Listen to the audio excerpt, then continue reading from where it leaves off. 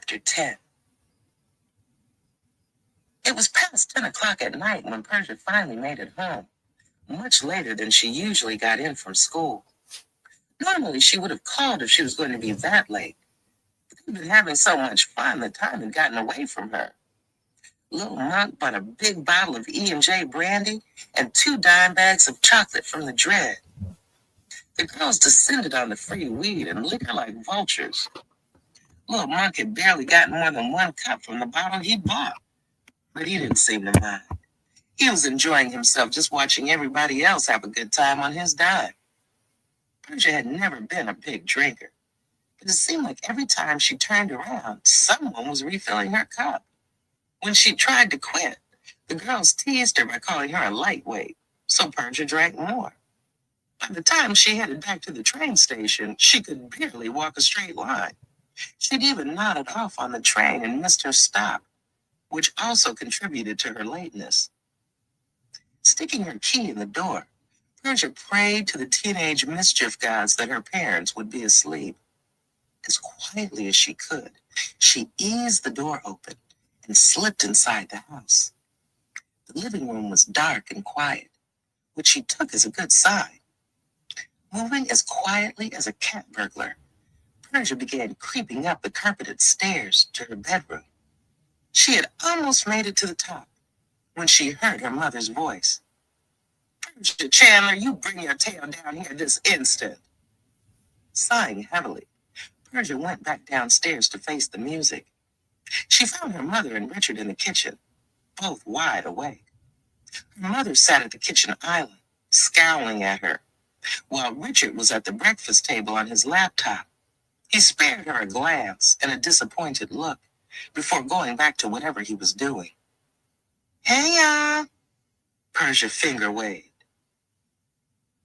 "You just bringing your ass in the house and that's all you've got to say?" Michelle asked. "Sorry, I guess. The time got away from me," Persia said in a measured tone. She was concentrating on keeping her words from slurring. "That's obvious, considering you got out of school hours ago. Where were you?" Michelle asked. "Just out with some friends," Persia said. "Which friends?" "I called Sarah's and Marty's houses and neither of them has seen you today," Michelle informed her. Persia was normally quick on her feet when it came to lying, but the liquor and weed had her brain moving slow, so she told the truth. "Karen and them?" Michelle shook her head. "Now, how did I know that?" she asked sarcastically. "Persia, I don't know why you're so fascinated with these street girls." "They're not street girls, they're my friends," Persia defended them. "Yes, your friends who are always up to no good," Michelle countered. "Now, where were you girls that kept you out until this hour on a school night?" Persia didn't answer. "Persia, if I have to repeat myself, we're going to have a problem," Michelle warned her. Okay, we were in Harlem," Persia admitted. Michelle was on her feet and standing in front of Persia so swiftly that it even surprised Richard. "What did I tell you about staying out of Harlem?" "Mom, I wasn't standing around on the corner. I was at Karen's house the whole time," Persia lied. "I don't give a damn whose house you were at. I told you to stay your hard-headed ass out of Harlem. Do you know what kind of shit goes on up there? It's dangerous." "You're acting as if I don't know how to handle myself. I know how to avoid trouble," Persia said. She had lived a very sheltered life, but her mother and father made sure that she had street smarts from an early age. "Persia, what you're not getting is that sometimes trouble comes to find you, and that's what I'm trying to avoid," Michelle explained. "I'm a big girl, Mom," Persia insisted. "A big girl who's walking around viewing the world through rose-colored glasses. The ghetto is full of predators whose favorite delicacies are naive young girls. I know that Karen and the others are your friends, but you're moving at 2 different speeds. Those girls are fast and loose, and I raised you better than that. The last thing you need is to get wrapped up in their foolishness and end up somebody's baby mama or the showpiece of a drug dealer. You mean like you were? Persia asked coldly. She wasn't sure what made her say it, but it was too late to take it back. Michelle took a step back. Excuse you. Mom, I don't know why everyone walks on eggshells around me like I don't know who my father was and where we come from, Persia said heatedly. It was like the more she talked, the angrier the liquor was making her. Okay, how about we all just calm down for a second? Richard interjected. He saw the direction the argument was going in, and it wasn't going to be pretty. No, I don't need to calm down. It's about time we had some truth in this house of lies, Persia continued. Michelle closed her eyes and took deep breaths to calm herself. Persia, I can tell you've been drinking because I can smell it on you. So I'm going to act like we didn't have this conversation. If I were you, I'd go to my room and sleep it off. The alcohol had her feeling bold, so Persia kept going. I'm drunk, Mom. I'm buzzed, so I can't blame it on the alcohol. You just want to shut me up because I struck a nerve. That's the problem with this family now. Everybody would rather sweep things under the rug instead of addressing them. I'm not some silly kid who still thinks Daddy worked construction. He was a drug dealer and a killer. Persia, you need to watch your mouth. You don't know the whole story, so you can't speak on it, Michelle said. She felt her anger rising. Persia folded her arms and looked her mother up and down defiantly.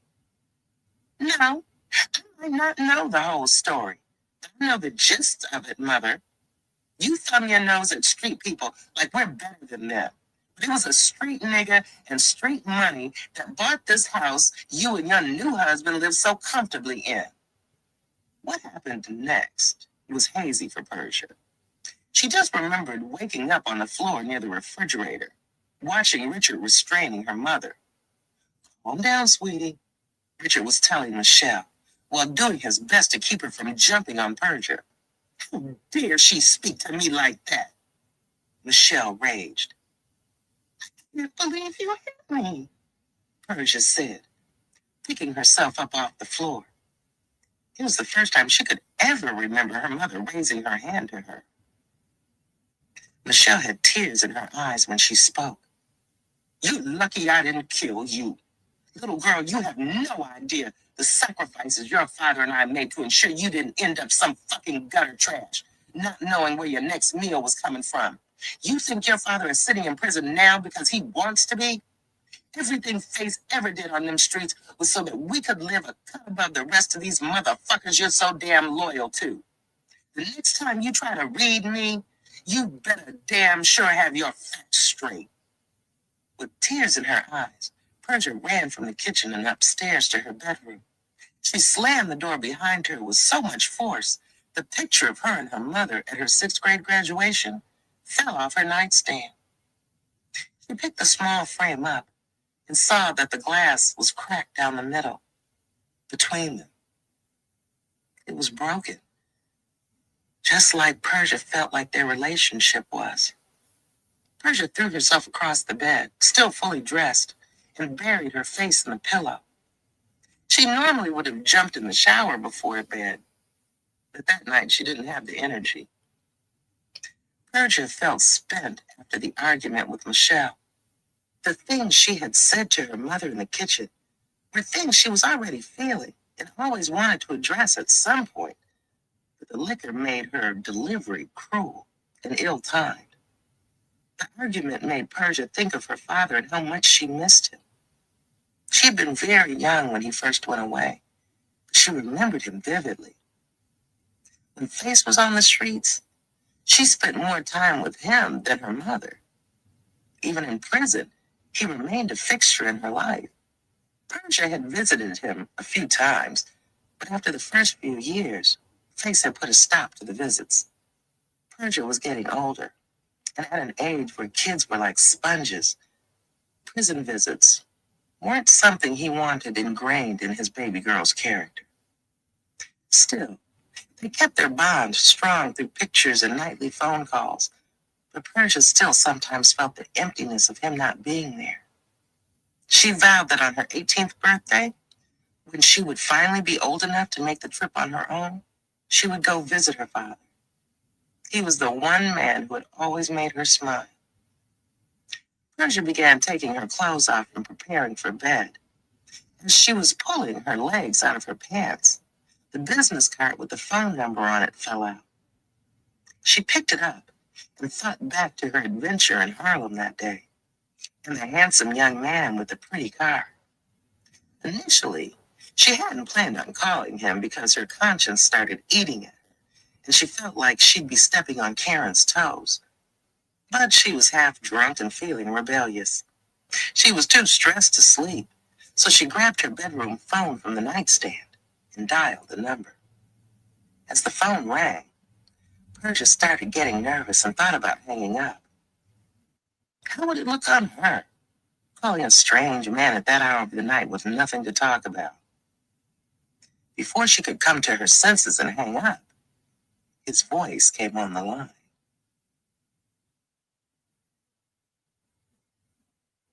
Chapter 11. After a few hours of smoking and drinking with Karen and her crew, Lil Monk barely had time to grab something to eat and change his clothes before his first night on the job started.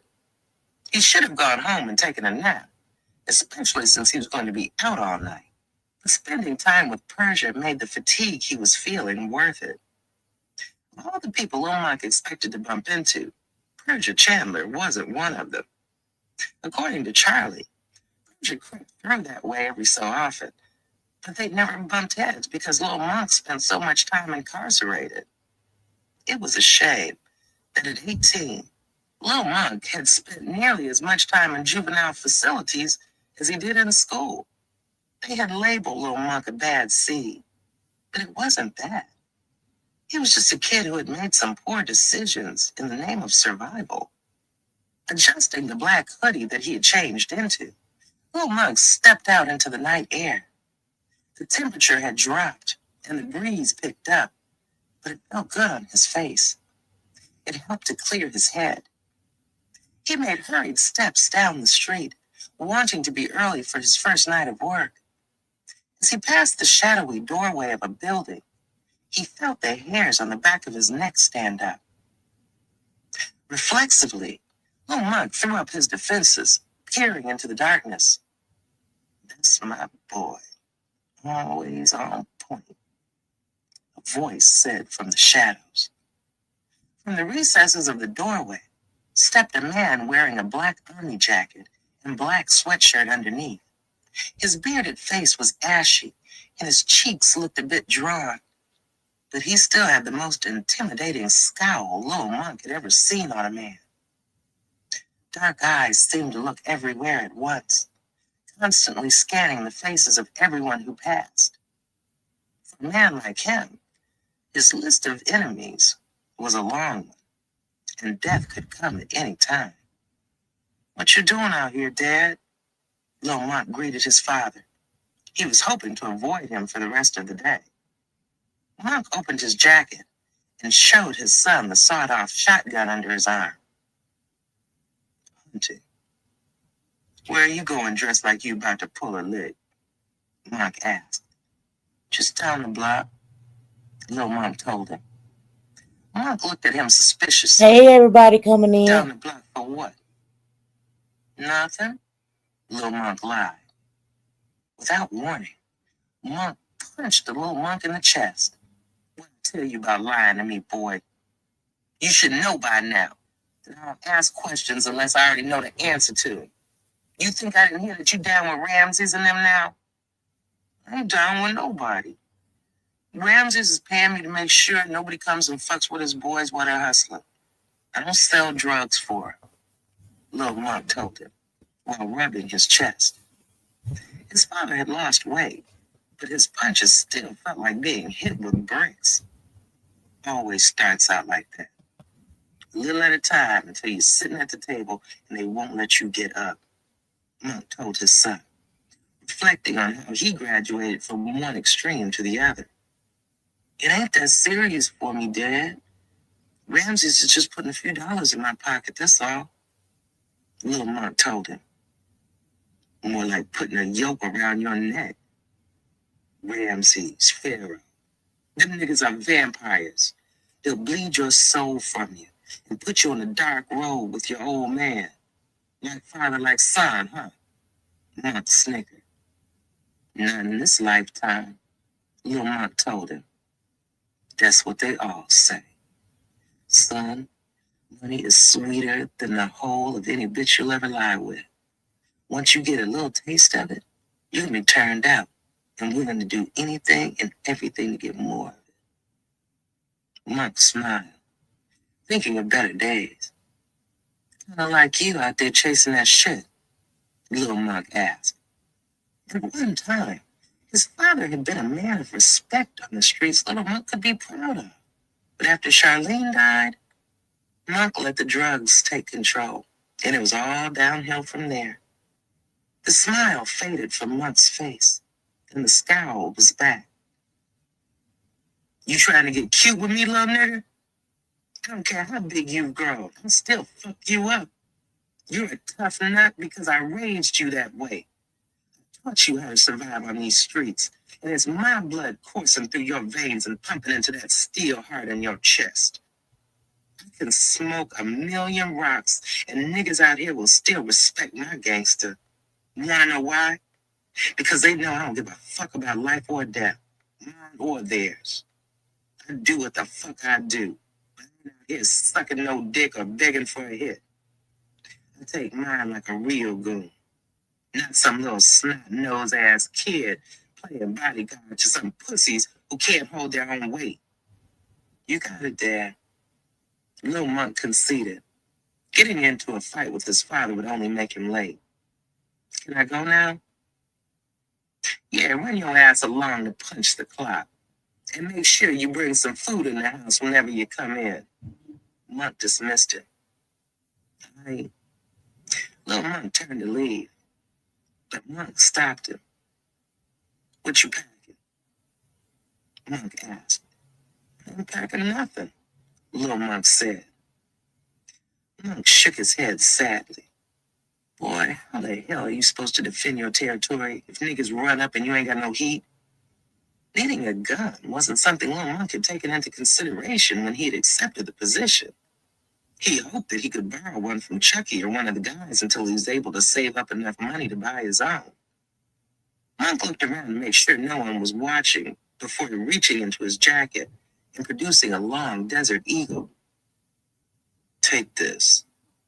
He handed the gun to Little Monk. The safety doesn't work, so you don't have to worry about taking it off if you gotta put a nigga's head to bed. Thanks, Dad, Little Monk said, tucking the gun in his pants and covering the handle with his hoodie. You really want to thank me? Then make this worker position you got a temporary one. I can't say I agree with what you're doing, but I can't condemn you for it either, because I ain't never showed you no better. All I can do is tell you that if you're gonna play all the way. Get your money, but never forget that the men in this family don't take other niggas' packages. We hand them out. We're born to be bosses, Monk told him, and left. Long after Monk had vanished around the corner, Little Monk could hear his words in his ears. We're born to be bosses. And with that thought etched into his mind, he went off to start his shift. Little Monk arrived 15 minutes early and found Chucky on the block already waiting for him. He was leaning against the car talking to some kid who Little Monk had never seen before. He was light-skinned, slim, and looked to be about the same age as Little Monk. His hair was dusty brown and twisted up into locks that hung to his shoulders. Chucky and the kid were engrossed in a deep conversation, but when they saw Little Monk, it abruptly stopped. You're late, Chucky said with an attitude. Nah, I'm actually here early. Ramsey said, whatever, man. Let me introduce you to the kid you'll be working with. Chucky waved the kid with the dreads over to join in the conversation. Lil Monk, this is Omega. He made the introductions. Omega will be running the show tonight. I'll be around if y'all run into something he can't handle. What happened to Benny? Lil Monk asked curiously. Your job is to watch Omega's back, not ask questions, Chucky said sharply. He was having a rough day and didn't feel like answering a bunch of questions. All he wanted to do was go somewhere, smoke, and figure out his next move. Don't worry about it, Chucky. Me and Lil Monk will be able to handle things just fine, Omega cut in.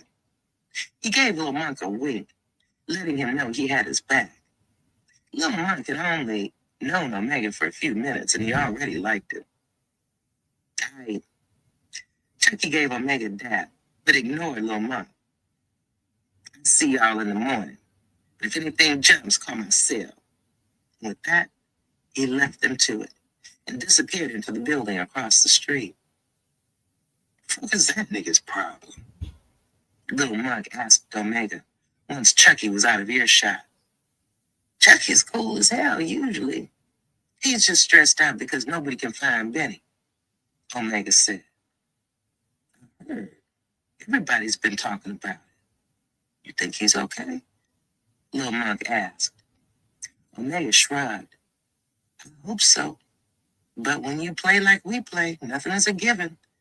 That goes double when you're down with Pharaoh. I keep hearing about this Pharaoh cat, but I've never seen him. You met him yet? Lil Monk asked. Nobody meets Pharaoh except Ramses and a select few from his inner circle. I don't even think Chucky's ever met him, and he's been hustling for Ramses for years. They say that he stays tucked away in a big house somewhere with all kinds of trained assassins guarding it and rarely leaves. Omega told Lil Monk what he'd heard. So these niggas just follow him blindly? How does he control the streets if he's never in them? Lil Monk asked. Through Ramses. He's Pharaoh's eyes, ears, and executioner, Omega said, like he was recounting a ghost story. I heard Ramses is gangster with it. Omega laughed. Gangster doesn't even begin to describe a nigga like Ramses. I've seen Ramses do shit to people that made me want to get off the streets and get a job. That's the most black-hearted nigga I ever met. And you better watch yourself when dealing with him. I will, Lil Monk told him. Smart man. Listen, I'll make sure that you know who's who and what's what before the night's over. For right now, let's make a quick circuit of the workers to make sure everybody has got what they need so we can get on this paper. Lil Monk accompanied Omega, hitting every corner of the square block they commanded, making sure the pictures had work and the money men turned in drug money they were holding on to. Omega wasn't even from the hood, but the people they encountered on the block showed him love. Lil Monk and Omega were probably about the same age, but hardly in the same weight class. Born to be bosses, Lil Monk said to himself, thinking back on what his father had told him. What'd you say? Omega asked. Nothing. Just thinking out loud. Chucky used his spare key to get into the apartment. He had a special set of keys that allowed him access to all the stash houses, but only he and the tenant, Yvette, had access to that one. Not even Ramses could enter uninvited. He found Yvette sitting on the couch in front of the television, holding a cigarette lazily between her fingers. The ash at the tip of it was long overdue to be flicked. But it held fast when she put the cancer stick between her lips and took another pull. The New York Jets jersey she wore did little to hide the fact that she didn't have any panties on beneath it. She turned her dreamy eyes toward Chucky and gave him a goofy smile. Looks like you're dancing on a cloud, baby, Chucky said. Until a while ago, I was caught up in a beautiful dream. But that dream is starting to fade. I ain't trying to wake up just yet, she told him. Yvette was what you would call a chippy. She dabbled in cocaine, but it hadn't officially taken over her life yet. The cocaine had made her look slightly older than her 31 years, but she still had a nice body and all her teeth.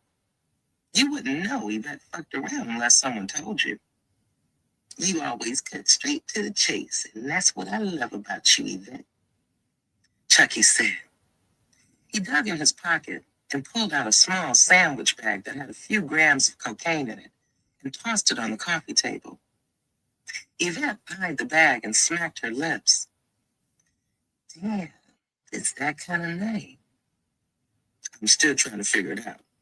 For right now, I'm just looking for a quiet place to get my thoughts in order, Chucky told her. Do you need me to leave? She asked. Nah, you good. Chucky sat in the recliner across from her. Worry lines were etched all across his face. Looks like you've got the weight of the world on your shoulders, Yvette said. Sometimes it feels like it, Chucky admitted. Chucky didn't need her to elaborate to know what she meant. He reached in his pocket and tossed 2 loose bags of cocaine on the table. Yvette scooped the bag of coke, a small wooden box from its hiding place under the table, and sat on the floor between Chucky's legs. From the box, she produced a cigar, weed, a mirror, and a stained razor.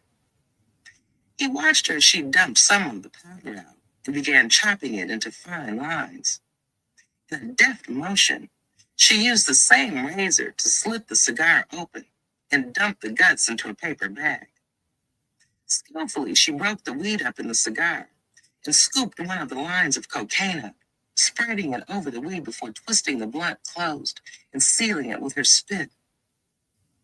What she had just created was known as a woo, or a woola, in the hood, weed laced with crack or cocaine. You could hear the crackle of burning cocaine when she lit the blunt and took a deep pull, which she held for several seconds before exhaling. Damn, this is some good shit, Yvette mumbled through clenched teeth. The numbness from the coke had spread through her mouth and was affecting her speech. You want a taste? She extended the laced blunt to Chucky. Not right now, Ma. Chucky declined. For as much as he could have used a blast, he was already on edge, and it would have only made him more paranoid. Chucky had 2 huge problems: his missing friend and the greedy cop. Technically, the problems were connected, since it was the pressure from Detective Wolf that had put the idea in Chucky's head to try to do the impossible in the name of $1. Chucky was making good money under Ramses, but he was also making side deals. He had a select clientele who could call him direct if they wanted weight, one of whom was a dude from Brooklyn named Wolf. It was never more than a few ounces at a time, but by the time he found out that Wolf was a cop, he had sold him enough cocaine over a period of time to amount to a lot of years in prison. Chucky already had 2 strikes, so he did what he had to do and rolled. He never told on anyone in his crew, but he'd given up a few random cats he'd met in his travels who the world wouldn't miss. Chucky had done his service, but Wolf wanted more.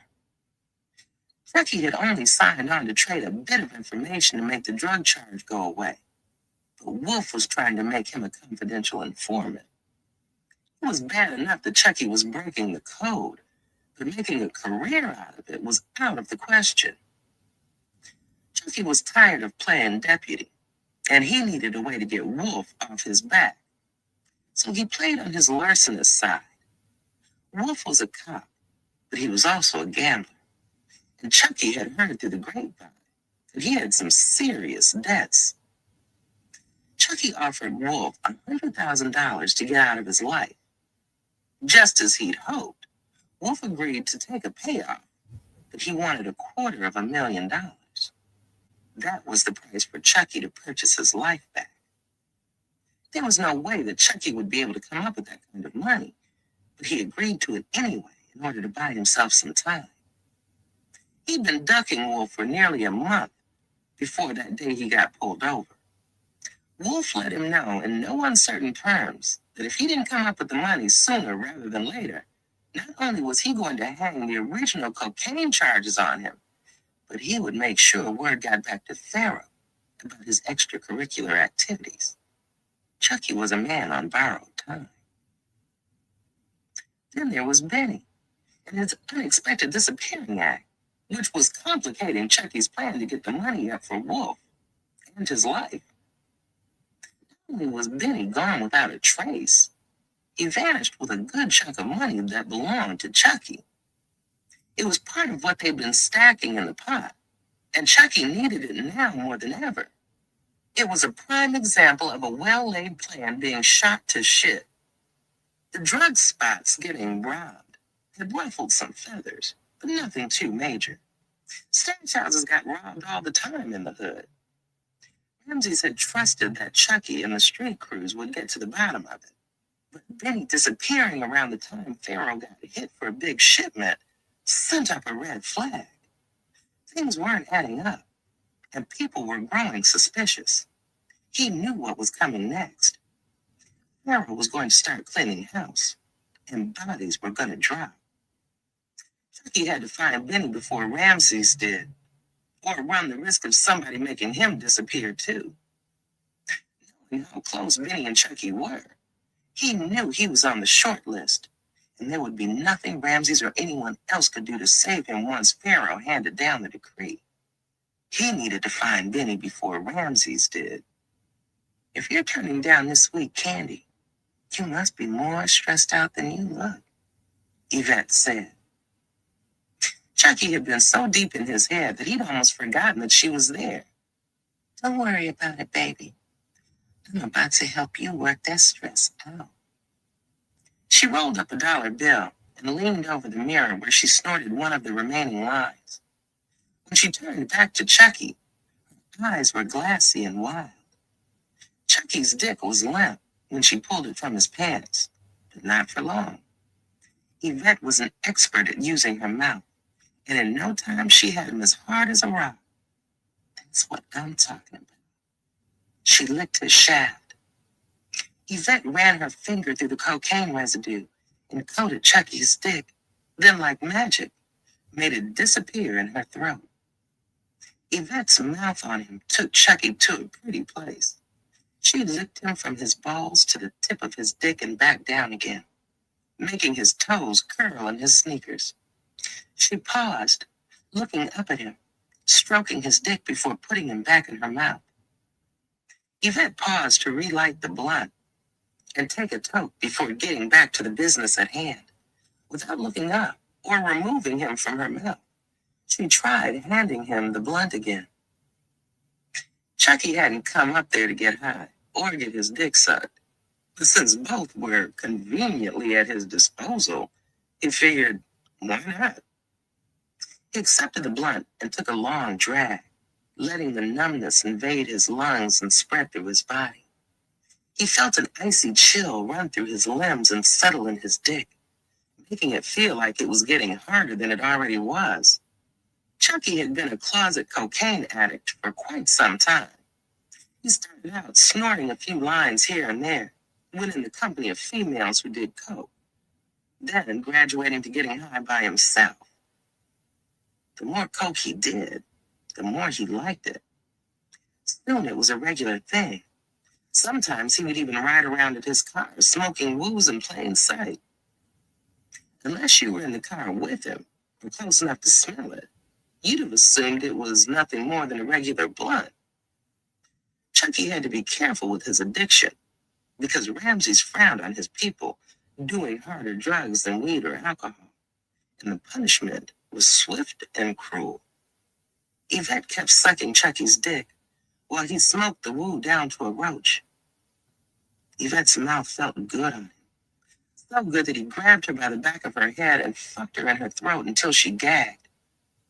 Instead of being upset with him for trying to choke her, she seemed to get more turned on.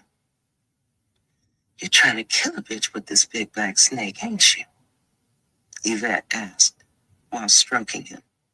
The woo had Chucky's jaw so tight that he couldn't even open his mouth to reply. But the way his eyes kept rolling back in his head said he was enjoying himself. I want you to get just as deep in this pussy as you were in my throat. She got off her knees and straddled his lap.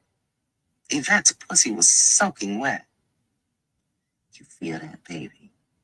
She whispered in his ear, sliding up and down on his dick slowly. She grabbed him by the back of the neck and switched gears, putting all her weight down so that he was touching her insides, and began swirling her hips. Chucky's face twisted, letting Yvette know he was reaching his climax. Without missing a beat, she hopped off his dick and got back on her knees. Let me get it, baby. She demanded, stroking him while rubbing her tongue around the head of his penis. Chucky exploded, painting Yvette's lips and face with his semen. Chucky sat there, dick still leaking and breathing heavily. He looked for the blunt, but there was nothing left, so he picked up the mirror and finished snorting the cocaine off it. When that was gone, he ran his fingers over the mirror before licking the residue from them. When he heard something buzzing, he almost jumped out of his skin. Cocaine always made him extremely paranoid. It took a few seconds before he realized the buzzing sound was coming from his pants, which were around his ankles. He fished the phone from his pocket and looked at the caller ID screen. He didn't recognize the number and started not to answer it, but he thought it might have been Benny. Hello? He hastily answered. To his dismay, it wasn't Benny on the other end, but he welcomed the call just the same. He'd known it was coming, but not this thing. This was an unexpected call. How you doing? I've been better. I hope I'm not interrupting anything, Persia asked on the other end of the line. Chucky looked down at Yvette, still kneeling, face dripping with cum and staring at him like a lost puppy. No, you weren't interrupting anything at all.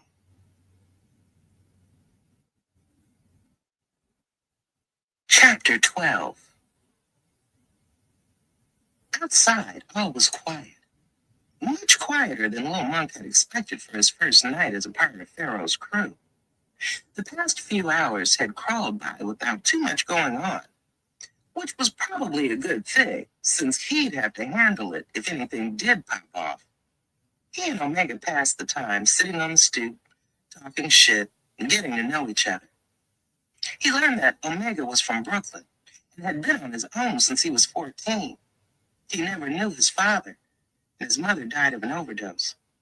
He had been living from pillar to post over the last couple of years, hustling in the Lafayette Gardens housing projects until he was recruited by Benny into Pharaoh's organization. So it was Benny who brought you in and not Chucky? Lil Monk asked after hearing his tale. Chucky's my dog, make no mistake about it, but it was Benny who taught me the ins and outs of the game, Omega confessed. So you must be just as worried about him as everybody else. Yeah, I'm worried about my big homie. I can't lose sleep over it. One thing Benny taught me about this game is that whenever you leave the house, there's only a 50% chance that you'll make it back. Nothing is promised when you're doing dirt. I hope they find him alive and in good health, but if they don't, I'm next in line for this strip, and I'll make sure I ball every night in his memory, Omega told him. Lil Monk wasn't sure what to make of the Brooklyn native at first, but the more they talked, the more he grew to like him. He was a little surprised how candidly Omega was speaking, but he understood why he was revealing so much so soon. If they were going to be working together, he was laying all his cards on the table early, so there was no misunderstanding between him and Lil Monk as to what kind of person he was and how he moved. Lil Monk respected his blunt honesty and decided that he and Omega would get along. The lobby door to the building that they were sitting in front of swung open, and Lil Monk was immediately on his feet, gun drawn. Hold on, youngsters, just me. Neighborhood threw his hands in the air. Man, what are you doing skulking around in the middle of the night? Little Monk asked, tucking his gun back in his pants. Nigga, I'm a crackhead. That's what we do. Neighborhood flashed his rotten smile. They got you two running the block all by your lonesome? Where's Benny and Chucky? Chucky's around and there's still no sign of Benny. I'm sure he'll pop up though, Omega said hopefully.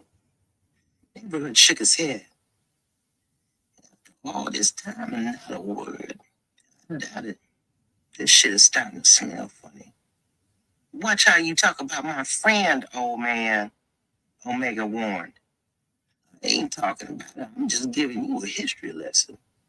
In my years of hustling, anytime a dude who was clocking the kind of bank that Benny was disappears without an explanation, they were either dead or the police had him tucked away somewhere, bleeding information out of him.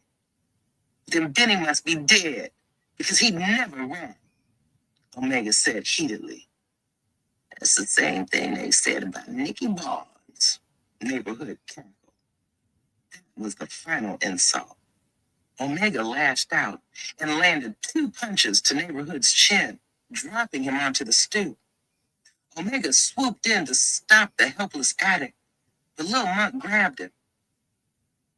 Chill out, man, Lil Monk told Omega. This fiend is out of pocket. Omega struggled. Lil Monk was bigger and stronger than he was. Noise down there before I call the police, a woman shouted from a window above them. Fuck you, bitch, Omega shouted back. Omega, you're making the block hot, and if the police come through here, Ramses is gonna kill both of us. Let's take a walk. Lil Monk pulled him away from the stoop and down the street. I don't like that nigga, Omega said as they were walking. Neighborhood is harmless, but sometimes he just doesn't know what to say out of his mouth, Lil Monk told him. Then maybe I should teach him. Omega started to turn back, but Lil Monk wouldn't let him. Leave that shit alone and let's check on Burger and them. They should be finished with the packages you gave them by now, Lil Monk said. He looked at the corner where Burger was supposed to be, but saw no sign of him. Where the fuck is he? Knowing that fat fuck, he's probably off getting something to eat. He's the only cat I ever met that seems like he's hungry 24/7. Still, wasn't smart of him to leave his corner unattended like that. What if Chucky had come out and peeped it? Would have looked bad on us. Lil Monk couldn't help but to rub salt in because he didn't like Burger. You're right. Let's go find this nigga before I end up having to smack the shit out of him. Omega and Lil Monk walked down the avenue toward the chicken shack where they figured Burger would be. They were passing a building when something in the lobby caught Lil Monk's attention. He peered through the glass and saw 3 men in the dark nook under the stairs. One man faced the wall, and the other 2 stood behind him with their backs to the door. It only took Lil Monk's brain a second to register what he was seeing. Without saying a word, he drew his gun and pressed his back to the side of the building. What the fuck are you doing? Omega asked suspiciously. Lil Monk jerked his head toward the lobby door, motioning for Omega to take a peek. Oh shit, they're trying to rob Burger. Omega caught on. He immediately slipped into combat mode, drawing a .380 Lil Monk didn't even know he was carrying. Not on my watch. I got a plan, Lil Monk whispered. Watch the door, he told him before disappearing into the building next door. Lil Monk bounded up the steps to the roof, and it was there that he crossed onto the next building where Burger was being robbed. He kept his gun at his side, out of sight in case he ran into a tenant, but still ready. It would have been a lie if Lil Monk had said he wasn't nervous. His palms were sweating so bad that he prayed that he wouldn't drop the heavy pistol. When he got to the second floor landing, he stopped and peered over the edge so that he could see down into the lobby. His hands on the wall, while a dude wearing a stocking cap over his face was patting him down. Another man wearing dark sunglasses, stood a few feet away, brandishing a gun and looking around nervously. Man, I gave you what I had. I had hardly sold nothing tonight, he heard Burger whine. The dude who'd been patting Burger down slapped him in the back of the head. Stop playing with me, fat boy, and sit it out before we air you out. Man, hurry up and grab whatever this nigga got before somebody comes through here. We've already been in the building for too long, the one holding the gun said. Neither of them saw Lil Monk. He had the drop, but was hesitant. He had fired guns before, but never at a person. Lil Monk was fearless and would go at it with anyone. He wasn't sure if he had it in him to kill a man. Dear Lord, someone said from behind Lil Monk. He was so focused on the robbers and his moral dilemma that he didn't see the woman come out of her apartment. She had blown Lil Monk's cover, and all eyes were now on him. The sounds of gunfire were deafening in the cramped lobby. The dude who'd been holding the gun started firing blindly. Lil Monk tackled the woman to the ground, just as a bullet struck her apartment door. The woman was screaming hysterically, and people were coming to their doors to see what was going on. Lil Monk felt his stomach lurch, but he had to hold it together for the sake of his own survival. He was not going to die in a tenement hallway. Moving off fear and adrenaline, Lil Monk scrambled to his feet and returned fire down the stairs. He didn't hit anyone, but it backed the robbers off. Burger tried to make a break for it during the chaos, but his sudden movement startled the man with the gun. A slug hit Burger high in the chest and backflipped him into the mailboxes along the wall. Seeing Burger's body laid out at an awkward angle reinforced the seriousness of the situation to Little Monk. He steadied the gun in both hands and fired high. The top of the gunman's head burst, splattering onto his partner. The man with the stocking cap over his face suddenly decided that the risks were no longer worth the rewards for the caper they had set out on, and bolted for the lobby exit. Lil Monk's legs felt like noodles when he descended the last few stairs to the lobby. Just beyond the last step lay his handiwork. He thought he would be repulsed by the sight of a man with a gaping hole in his skull. But he wasn't. He was simply numb. His eyes went to Burger, who was lying on the dirty lobby floor, lifeless eyes staring off into space. He didn't like Burger, but he didn't wish death on him. Seeing a boy who was his age and caught up in the same struggle that he was, dead before his prime, filled Lil Monk with anger. With a firm grip on his gun, he turned toward the fleeing man. The man with the stocking cap had almost made it to the lobby exit when the door swung open and Omega stepped in. His dreads hung loose around his face, and his green eyes cold and unmoving. With a sneer on his lips, he raised the .380 and pointed it at the man wearing the stocking cap. When you get to hell, tell him Omega sent you. He fired twice into the man's face. When Lil Monk approached Omega, he was watching him intently, waiting for a reaction. Lil Monk looked from the corpse at Omega's feet to the one he'd left at the other end of the hallway. When he met Omega's gaze, an unspoken understanding passed between them. They hadn't known each other long, but the acts committed in that hallway would be the tie that bound them. They would burn together or prosper together. They killed Burger. Lil Monk finally managed to say. Omega just nodded. These are probably the same dudes who robbed us before. He knelt beside the corpse of the man wearing the stocking cap and uncovered his face. When Omega saw who it was, it hit him like a brick. He sighed. You knew him? Little Monk asked. Yeah, I knew him. Omega stood. Let's get out of here before the police come. Little Monk made no arguments about that. Should we tell Chucky what happened? We will. But Ramses is going to want to hear this first.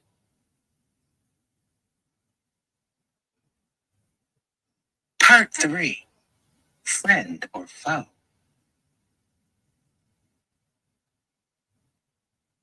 Chapter 13. Chucky was awakened by the sounds of banging on the front door. At first he was disoriented and couldn't remember where he was. But when he saw Yvette passed out on the couch across from him, everything came back. During his freak session with Yvette, Persia had called. Had he been in his right frame of mind, instead of coked up, he would have ignored the call. But the drugs put the devil in him. He had plans for Persia, so he might as well start laying the groundwork early. From the first time he'd seen her on the block, he'd been thinking about pushing up on her. But when he found out who her parents were, it changed his whole game plan. Her father had been in prison for years, but his name still rang in the streets and in Chucky's ears. The Persia he spoke on the phone with was different from the Persia he'd met on the block. She still had a slick mouth, but he also found that she was smart and articulate. Chucky listened without interrupting, as Persia rattled off about her life and her struggles. He found it hard to believe that her life could be as dismal as she made it sound, considering that she didn't live in the hood and came from a two-parent home. But she made it sound so tragic that it nearly tugged at the strings of his cold heart. After speaking for almost 3 hours, Chucky's phone beeped, letting him know the battery was going dead. He could have plugged it into the wall charger and continued the conversation, but he'd heard all that he needed to at the moment. Now it was time to process the information. Persia was the total package: brains, beauty, and pedigree. The best part about it was that she was still young enough for Chucky to shape her into whomever he wanted her to be, which was what he intended to do.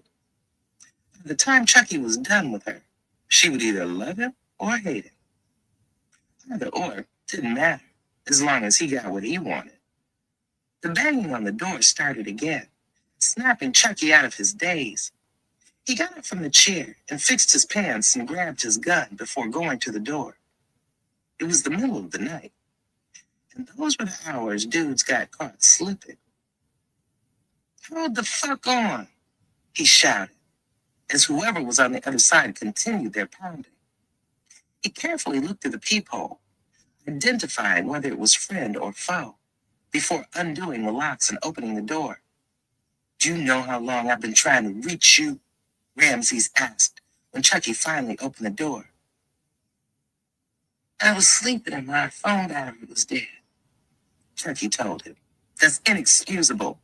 You're supposed to be accessible at all times in case someone needs to reach you. That's what being in charge means. Or have you forgotten you were supposed to be supervising them young boys last night?"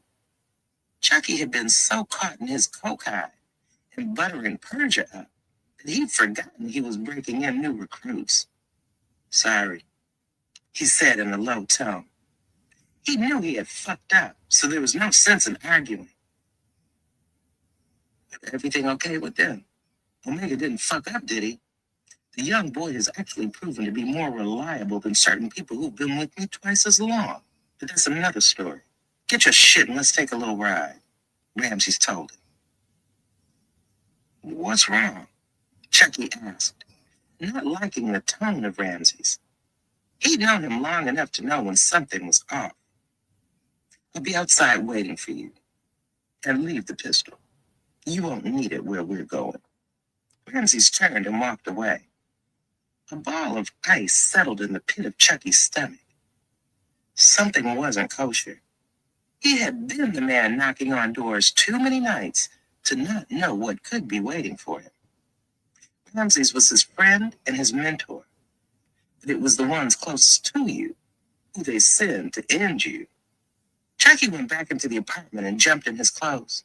He looked at his gun, wondering if he should defy Ramses, but figured it wouldn't do him much good anyway if they planned to kill him. Better to do as he was told, until he figured out where he stood, and hope he didn't regret the decision. On his way out the door, he looked over at Yvette, who was still knocked out on the couch, and wondered how the hell she was able to sleep through the banging. The temperature outside had dropped since Chucky had last been out. It wasn't quite morning yet, but in the distance, the sky began to lighten. Ramses was leaning against his Lincoln Navigator, flanked by two men Chucky recognized, but didn't see too often, Huck and Boo. They were older heads who'd been running with Ramses since the 80s. Whenever they came out, somebody disappeared. Boo, Chucky greeted them. What up, young blood? Huck gave him that. He was brown-skinned and wore his hair in a close-cropped afro. As usual, he was immaculately dressed in a suit jacket, white shirt, and black shoes polished to a high shine. In contrast, Boo wore jeans and a sweatshirt. Whereas Huck was a gentleman, Boo was a goon. All he knew was putting in work and didn't care to learn anything else. He looked at Chucky's extended hand but didn't take it. He simply nodded in greeting. Boo had never been fond of Chucky, though he never said why. Jump in, Chucky, Ramses said, climbing in on the passenger side of the Navigator, while Huck got behind the wheel. Chucky climbed into the back of the SUV, while Boo got in beside him. When the doors closed, Chucky heard the click of the automatic locks. He glanced over his shoulder to the rear row of the truck and saw Lil Monk and Omega. The both of them had worried expressions on their faces. When they pulled out into traffic, Chucky knew there was no turning back. Where we going, Ramses? Chucky asked. Ramses made eye contact with Chucky through the rear view to bear witness to the Pharaoh's justice. The whole ride was spent in silence. Not even the radio played. Ramses kept his head forward, whispering to someone on his cell phone. He wouldn't even look back at Chucky, which was a bad sign. Every so often, Chucky would glance over his shoulder at Lil Monk and Omega on the rear row, trying to get a sense of what had happened. Omega wouldn't meet his gaze, and Lil Monk looked confused and nervous. Chucky didn't like it. Their destination was a condemned house, somewhere in the White Plains section of the Bronx. The house stood 3 stories tall and looked like it would collapse on itself at the first strong wind that touched it.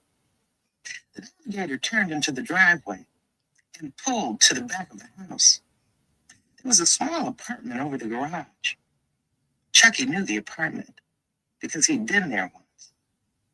It was the same place he had taken a life to prove his loyalty to Ramses. Those who entered that apartment generally didn't come out. Huck got out first, giving a quick look around before opening the passenger door for Ramses. Ramses got out and motioned for Chucky to join him. Chucky was hesitant, but the glare Boo was giving him encouraged him to do as he was told. Chucky walked with Ramses up the broken stairs to the apartment, while Boo, Huck, and the youngsters followed. He could feel his heart pounding in his chest and had to take short breaths to try to slow it. In his mind, he went over every inch of dirt he'd done in the past few months. It was impossible for them to know. He had been so careful. The Pharaoh had his ways of finding things out. Maybe Wolf didn't believe that he'd come up with the money and decided to give him up. It was too late to worry about it at that point. Ramses stopped at the top of the stairs and placed his hand on the apartment door, then paused and turned to Chucky. You know, y'all young boys been with me for a long time, Chucky. When each of you came to me, you had nothing, and I gave you something. All I asked in return was loyalty. I'm loyal to you, Ramses, Chucky assured him. Ramses raised an eyebrow. Are you? Of course I am. And if anybody ever says different, I'll personally blow their fucking heads off, Chucky declared. Ramses steadied his face, searching for signs of a lie.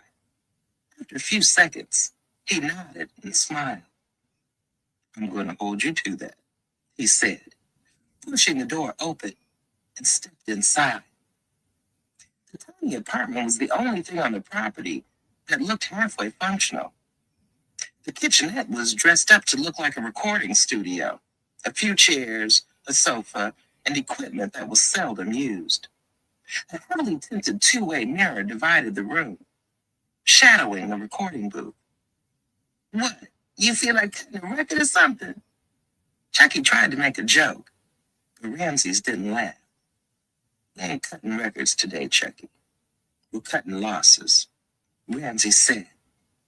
He turned a switch on the console, and a darkened glass came to life, illuminating the recording booth behind it. When Chucky looked inside the booth, his heart sank. The mystery of Benny's disappearance had finally been solved.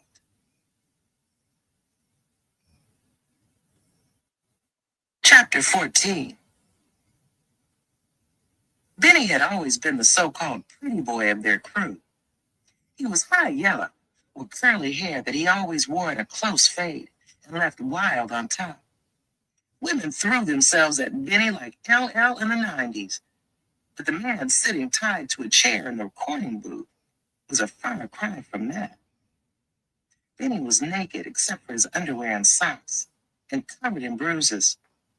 A blindfold covered Benny's eyes, which was probably for the best, so he couldn't see what they had done to him.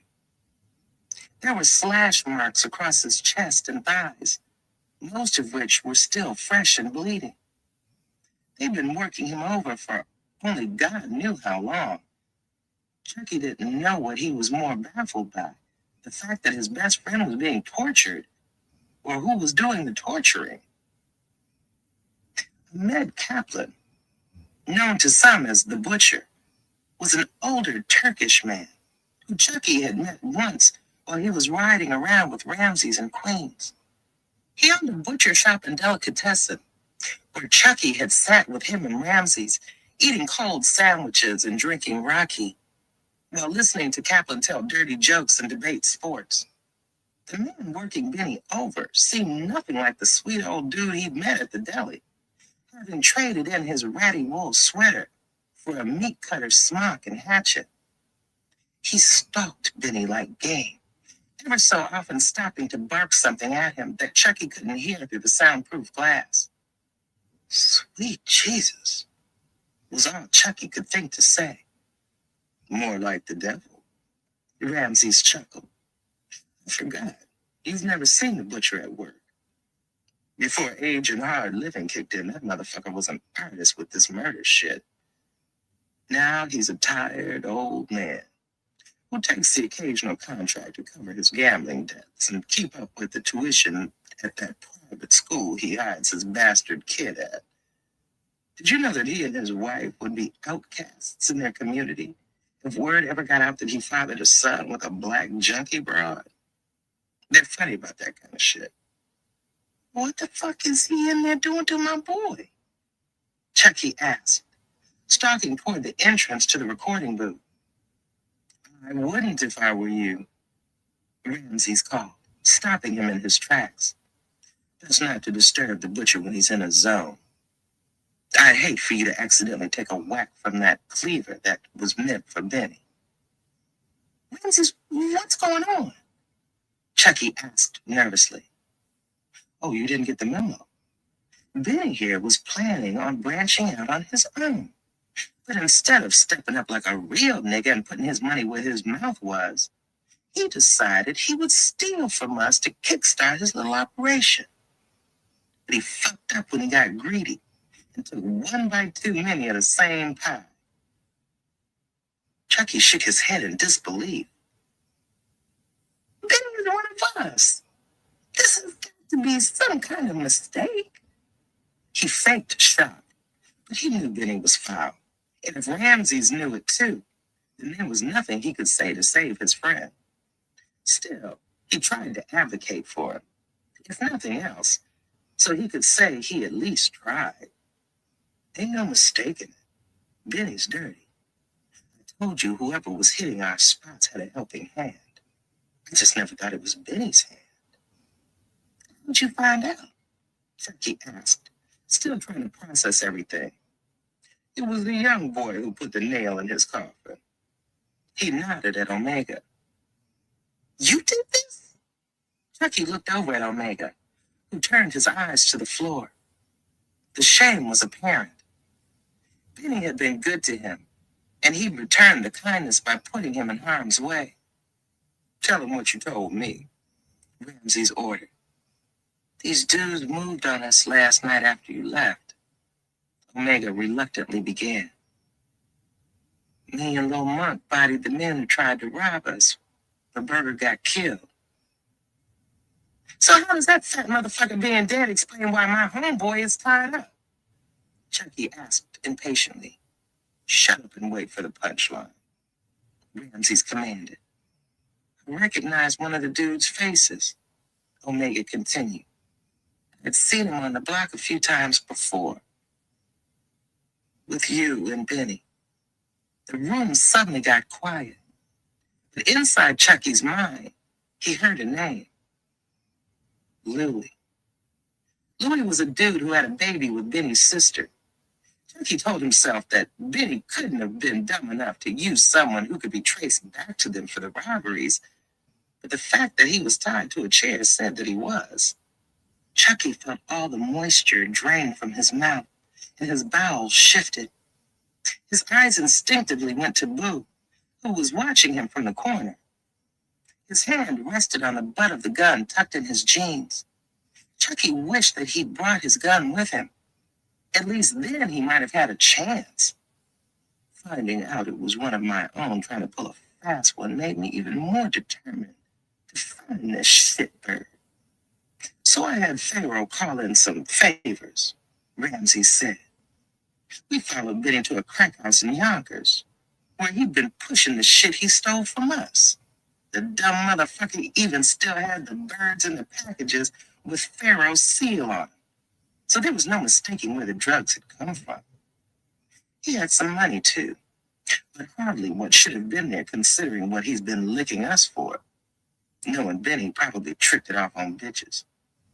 What Ramses didn't know was that the reason money was missing was because Chucky had it. He and Benny had a collective pot that they put the money in that they made from what they stole. Then there was the money Chucky had been robbing Benny of while they were busy robbing Pharaoh and Ramses. It was greasy on his part. But Chucky needed the money more than Benny, and he needed it a lot quicker. It took all of Chucky's resolve not to make a break for the door. What's the matter, Chucky? You look like somebody just kicked your dog, Ramses told him. Just shocked, that's all. Chucky tried to keep his voice steady. Oh, Ramses said in a less than sincere tone. So tell me, Chucky, if you were a man in my position, how would you handle this little situation? We all know the penalty for disloyalty, don't we, Chucky? Chucky nodded. What is it, Chucky? What's the price a man must pay for being disloyal to the Pharaoh? Chucky said just above a whisper. Exactly. Death to the offender and everyone involved. Chucky was surprised when Huck and Boo swooped in and grabbed him by the arms. What the fuck is this? Chucky struggled. Ramses drew his gun and pressed it against Chucky's forehead. Did you know about this nigga plotting across us? What? No. Ramses, why would I know anything about that? Chucky asked in a terrified tone. Because you two motherfuckers are thick as thieves. One can't so much as take a crap without the other one knowing about it. Chucky, I've been around you long enough to know when something ain't right. And you've been real off lately. Now, Benny's a good earner, but he ain't got no heart. And it took heart to try to pull this shit off. Somebody was in his ear and convinced him that he could get away with it. And I'm thinking that somebody is you. You planted the seed in Benny's mind and stepped back and watched him take all the risks trying to execute it. Chucky would have fainted had it not been for Huck and Boo holding him up. He had dodged one bullet, only to get hit by another. Ramses was so close to the truth that Chucky felt like he would vomit if he opened his mouth to speak. There was a light at the end of the tunnel. The fact that Ramses had even bothered to question him instead of flat out killing him was because he still wasn't totally sure about Chucky's involvement, and there was still time to worm his way out. He had to say something, anything, to save him from the same fate as Benny. I haven't been honest with you, Ramses, Chucky admitted. I told you this little nigga was scum. I say let's take both of these snakes in the back and put them to sleep, Boo said. Let me finish, Chucky told him. I will admit that I knew the packages were coming up short when Benny was left on the block by himself. I thought it might have been one of the workers getting slick and Benny just not catching on. But eventually I learned the truth. Benny's got a coke problem. At first I thought I could help him get cleaned up without you ever finding out. But he was further gone than I thought. By the time I realized just how fucked up in the game he was, Benny had already skated with what belonged to Pharaoh. It was a hastily slapped together lie, but it was all he had at the moment. And why didn't you come to me when you found out Benny was getting high? Ramses asked. We might have been able to put this to bed before it got out of hand. Everybody knows your rule about hard drugs, Ramses. You hate addicts. And if you found out someone you trusted was getting high, you'd have killed him. No matter how bad Benny might have been fucking up, he's still my friend. And I didn't want to see him dead. Or maybe you kept your mouth shut because you were in cahoots with him, Boo suggested. You, Chucky spat. I'm the most loyal nigga in this crew, including you. I'm there night in and night out, leaving it all on the court. While you just come off the bench when the coach decides to give you garbage minutes. Why don't you announce your retirement already and stay the fuck out my business? He was getting tired of Boo's shit. No matter the dire circumstances he was in, he wouldn't continue to let the older man disrespect him. The both of you shut the fuck up, Ramses barked. Boo has a point, Chucky. Oh, I know you ain't just trying to save your own ass. Ramses, I'm willing to do whatever to prove that I'm loyal to you. The minute Chucky said it, he wished that he hadn't. Ramses had baited the hook, and he bit it. Glad you feel that way. Ramses smirked. Give it to him, Huck. Huck drew a big gun from his holster and handed it to Chucky. What am I supposed to do with this? Chucky asked. Prove your loyalty, Ramses answered. You say you weren't down with Benny's plan. Prove it by carrying out the death sentence. Ramses, Benny's fucked up and he's gotta go. I understand that. But you can't expect me to do it. That's been my homeboy since free lunch. Boo eased up behind Chucky and put his gun to the back of his head. Nigga, you ain't in no position to be trying to have no moral dilemmas. You should have thought about the fallout when you was keeping Benny's secrets. Chucky looked to Ramses. It's like that? I'll put it to you like this. 20 miles outside of the city, there are 2 fresh graves dug in the woods. The number of bodies that goes in them is all up to you, Ramses told him. Chucky looked from his bound and gagged friend in the booth to the gun in his hand. A part of him wanted to go for it, but his moment of glory was likely to be a short one, being outgunned.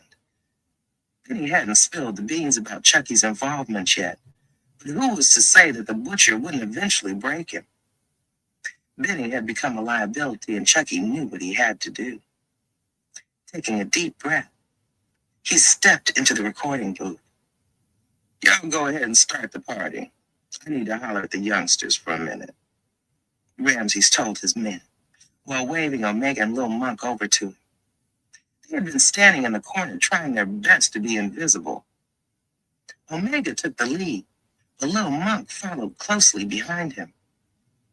Ramses glared at them for a few long moments before speaking.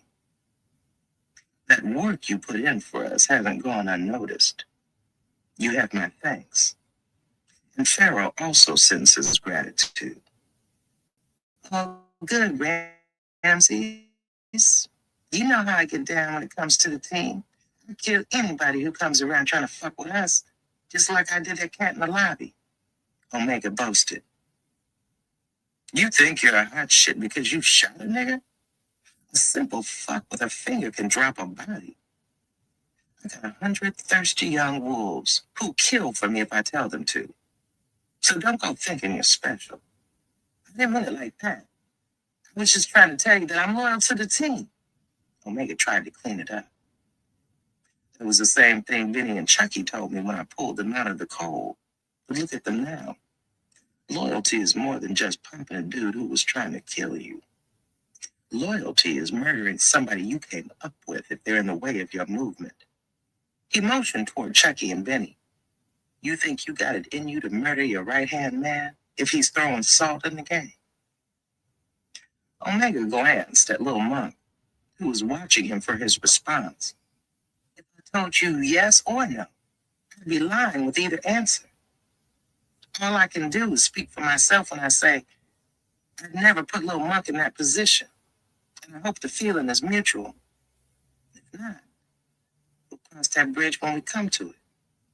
Ramses nodded, letting him know the answer had met his approval. Spoken like a young man who wants to succeed in this game. And what about you? Ramses asked Lil Monk. You've seen and done some things tonight that can carry some heavy consequences. There's blood on your hands over something that ain't really got nothing to do with you. I'd respect it if you decided to get out while you could. I might even find it in my heart to hit you with a few stacks for your troubles, provided we never speak of this again. Lil Monk weighed the proposition and thought back to the jewel his dad had dropped on him the night before. For as much as I could use the easy money, I'd rather the opportunity to make my own way. Ramses caught his meaning. Lil Monk wanted in. This ain't some high school gang, moving nickel bags of weed in high school hallways. You understand the stakes we play for at this level. This is the deep end of the pool. I guess I'll either swim or drown, Lil Monk replied. So be it. Ramses nodded in approval. You and Omega will be working together, since you two seem to have chemistry. Solid. Omega gave Lil Monk dap. He liked the kid and was happy to be working with him permanently. After the bodies you two left in the lobby, you're probably as hot as firecrackers in the streets, so no more corners. I've got some odd jobs that you can handle to keep yourselves busy and money in your pockets. I want you close to me so I can oversee your progress. This was a pleasant surprise. Becoming Ramses' apprentices was a badge of honor. It was how Chucky and Benny had come up so quick. Working closely with Ramses would definitely have its perks, but it would also have its drawbacks. He would have to be on call and at his disposal 24 hours per day. When Ramses called, they would come or suffer the consequences. So what are we going to be doing if we're not selling drugs? Lil Monk asked.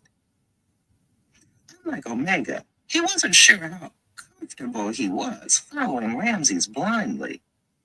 You'll do what I tell you to do when I tell you to do it, Ramses answered. I see potential in you two, and where I fucked up with Chucky and Benny, I'm going to make right with you. You play your cards right, and I'll make you two little niggas rich. You fuck up, and I'll make you two little niggas dead. Feel me? Omega and Lil Monk nodded simultaneously. Good. Then pull up a seat, because your first class in Ramses' School of Hard Knocks is officially in session. Ramses pointed to the two seats at the console that faced the recording booth. When the youngsters were seated, he leaned between them and said, "Today's lesson is loyalty." It seemed colder inside the booth than it was in the apartment. The butcher stood off to the side, wiping his blade with a dirty cloth. He gave Chucky a nod in the way of greeting, but didn't speak. Benny looked pitiful and helpless, tied to the chair, mumbling incoherently. The butcher had really done a number on him. For a moment, he was hesitant, but Boo's gun, poking him in the back, edged him forward. Chucky didn't have to look to the two-way mirror to know that Ramses was watching him, because he could feel the heat from his eyes burrowing into his soul. There was no doubt in his mind what would happen to him if he didn't go through with it. He had to do it. At least that's what he kept telling himself. When Huck snatched the blindfold off Benny's eyes, the overhead light stung them, like he was looking into a tiny sun. At first, all he could see were shapes moving around him. But after his eyes adjusted, his vision cleared. When he saw Chucky standing in front of him, he was like a beacon of hope. Chucky had pulled his ass out of the fire more than once, and if anybody could talk some sense into Ramses, it'd be him, especially considering he was partially to blame. "Chucky, I didn't tell him shit. I swear," was the first thing Benny said. Chucky glanced over his shoulder to see if Huck or Boo had heard what Benny said. If they had heard it, they showed no signs of it. "It's all good, Benny. I already told Ramses how I was covering for you and your drug problem. Everything is all out in the open now." "My drug problem? What the hell are you talking about?" Benny was confused. It was he who had been hiding Chucky's secret, not the other way around. "Chucky, I need you to stop fucking around and go talk to Ramses and get me a pass on this one, man. He listens to you. Don't let me go out like this," he pleaded. "You put us in a real bad place, Benny," Chucky said, his voice heavy with emotion. It was then that Benny noticed the gun in Chucky's hand for the first time. The realization of what was about to go down settled in. "Chucky, this is me, your crime partner. We were supposed to take over the world, remember that?" "Yeah, I remember." Chucky raised the gun. Tears danced in the corners of his eyes, and his hand shook. Benny couldn't believe it. His best friend in the whole world was about to take him from it. If he was going to die, then he would do so with dignity. He took a deep breath and stared down the barrel of the gun. To everyone's surprise, including his, Chucky spun and pointed the gun at Boo. Chucky had come into the recording booth with every intention of killing Benny so that his secret would die with him. But when the moment of truth came, he couldn't bring himself to do it. In his head, he saw images of him and Benny growing from snot-nosed kids to reckless adults, sharing in good times and bad ones. He thought of Benny's mother and how she used to make them fried bologna sandwiches, and realized he didn't have it in him to look her in the eyes and feed her a lie about what happened to her only son. With that in mind, Chucky turned on their captors. When Chucky played the scene in his head, he saw himself catching Ramses' men off guard, taking as many of them with him as he could before he went out in his final blaze of glory. Unfortunately, it didn't go down quite like that. Chucky pulled the trigger, expecting to see Boo's face explode when the bullet hit it. But instead, there was only the click of an empty gun. He'd been set up. Once Boo got over the initial shock of what had almost happened, he was enraged. He hit Chucky once in the stomach, then again in the side of the head, dropping him to the floor. Chucky tried to get to his feet, but a kick to the ribs sent him back down. Boo began stomping Chucky out, happy for the chance to finally kill the young man. when Ramsey stopped the beating. "Enough!"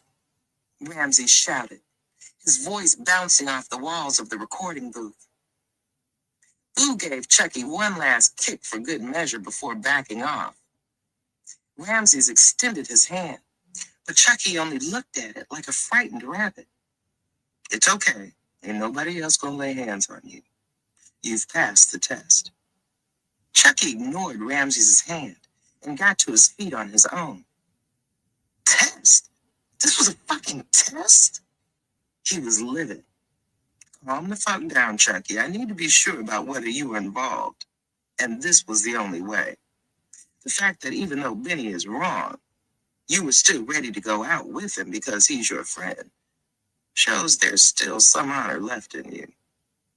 Had you killed him like I told you to, I'd have known you had something to hide, and you would have died next." Chucky felt lightheaded, but he wasn't sure if it was from the beating or the weight that had been lifted off his shoulders. He leaned his back against the wall and let out a deep sigh.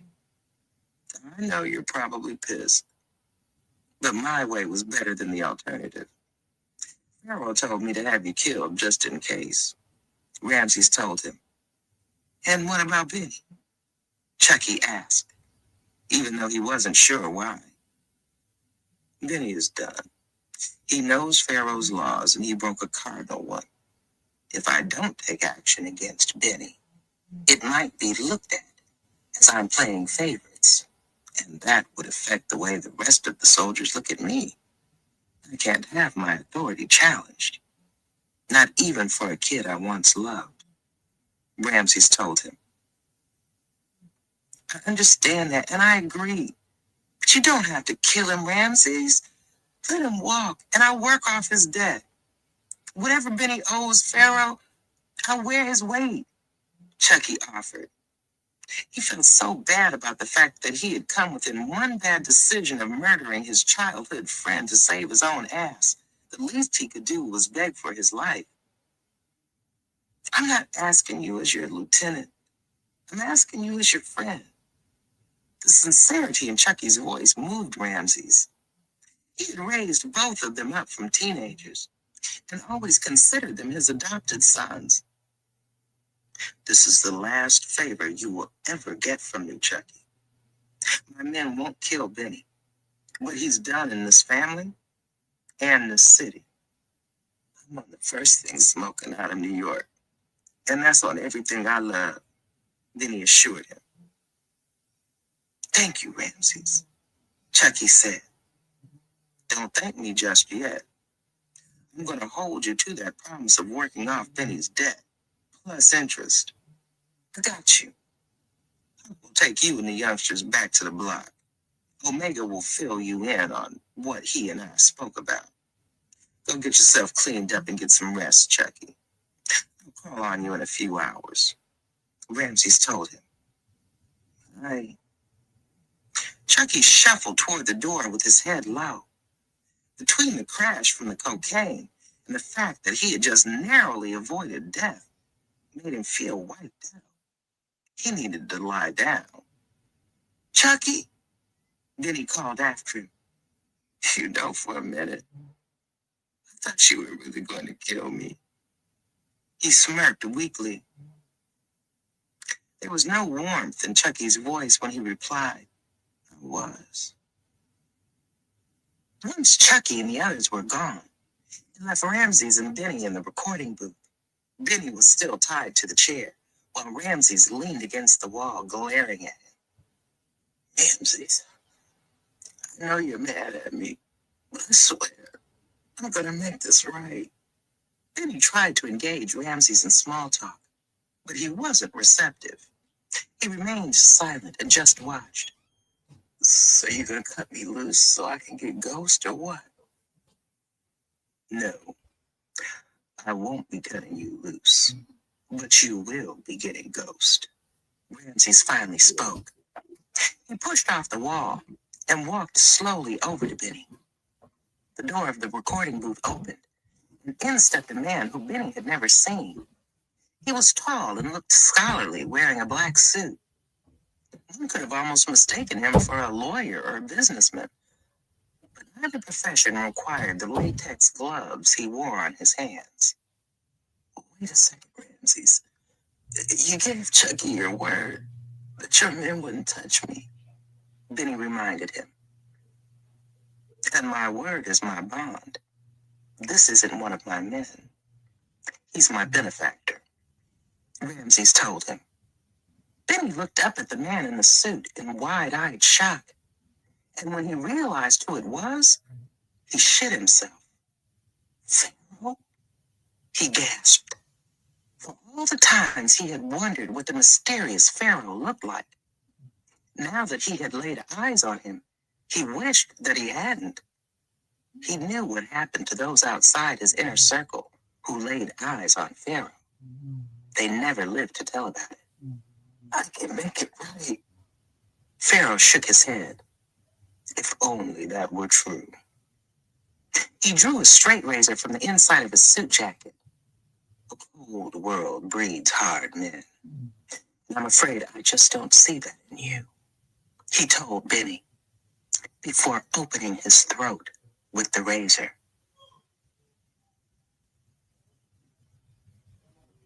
Chapter 15. Halfway into third period English, Persia found that she could barely keep her eyes open. The combination of the joint she'd smoked with Ty before school and burning the midnight oil until the wee hours had her feeling like a zombie. She had stayed on the phone talking to Chucky until almost 5 a.m. and had to be up for school by 6 a.m. She could almost feel the bags swelling under her eyes, but they were worth it. She had initially only planned on talking to him for a few minutes, if that. But she found Chucky to be an interesting character, to say the least. He was witty and flattering, hardly what she expected from a street dude. Chucky told her about his life growing up in the hood with no father and an on-again, off-again addict for a mother. He also told Persia how both of his brothers had been murdered when he was very young. From the pain in his voice, she could tell that it hurt him to talk about it. Chucky opening up like that to her made Persia want to do the same. So she opened up to him about a few things in her life, including her father and seeing a man murdered when she was 5 years old. It was the first time she had talked to anyone other than her therapist and her mother about it, and sharing it with Chucky made her feel like some of the weight she had been carrying was being lifted. She hadn't intended to tell him so much so soon, but Chucky was very easy to talk to. By the time they got done talking, Persia felt like she had known Chucky for years, and the birds were chirping outside her window. He promised to call her after school that day, and Persia couldn't help but find herself watching the clock in anticipation. Talking to Chucky helped Persia take her mind off the nasty argument she'd had with her mother. They had disagreements before, but not to that magnitude. When Persia came down for breakfast that morning, the tension was so thick in the kitchen that you could cut it with a knife. Richard sat in his usual spot, at the table on his laptop, sipping coffee and trying his best to remain invisible.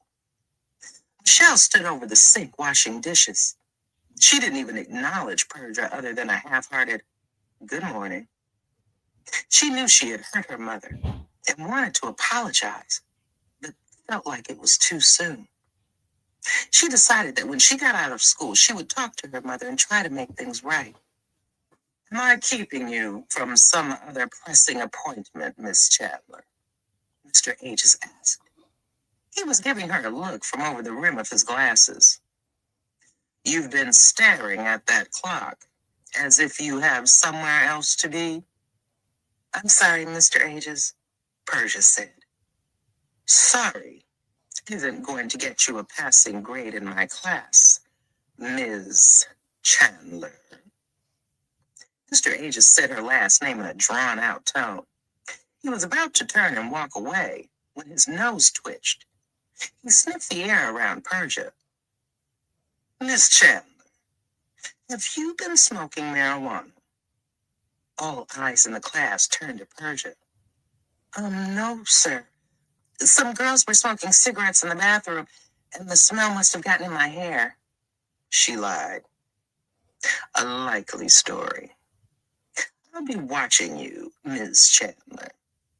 With your father being such a highly respected history professor at NYU, I don't think he'd take kindly to hearing that you've fallen in with the slackers. Mr. Aegis told her before turning on his heels and walking back to the front of the class. Stepfather, Persia mumbled. Time ticked by at a snail's pace, but finally the end of the period came. Persia was starving and couldn't wait to hook up with her girls and get something to eat from the cafeteria. She saw Karen, Mika, and Ty lingering outside the door of the classroom waiting for her, and she motioned to them that she'd be along in a second. Scooping her books hastily into her bag, she headed for the door and had almost made it before Mr. Aegis stopped her. A word, please, Miss Chandler. He was looking at her over his glasses again. Persia looked from her friends who were waving for her to hurry to the waiting teacher, wondering what he wanted with her. What's up? She approached his desk. That's what I'm trying to figure out, Miss Chandler, Mr. Aegis said, while shuffling some papers on his desk. I imagine making the transition from an institution like St. Mary's to public school has been quite an experience. How are you adjusting? Persia shrugged. Fine, I guess. It was a little different in the beginning, but I'm getting into the swing of how things work around here. So I've noticed, and it's part of the reason I asked to speak to you, Mr. Aegis said. Persia, I know how it can be when you're the new kid in school. Sometimes you find yourself doing things you wouldn't normally do because you want to fit in. I get it.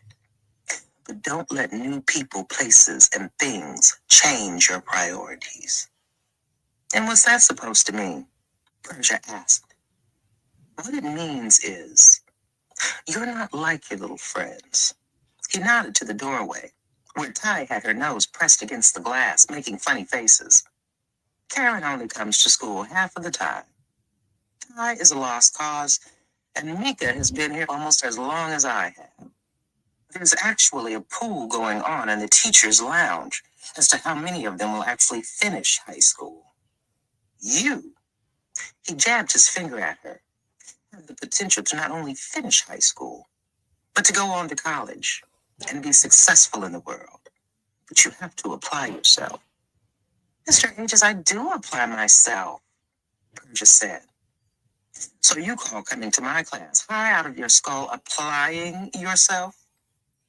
Mr. Aegis asked. Persia looked surprised. Don't give me that look, Persia. I used to smoke a little pot in my day, so I know the signs.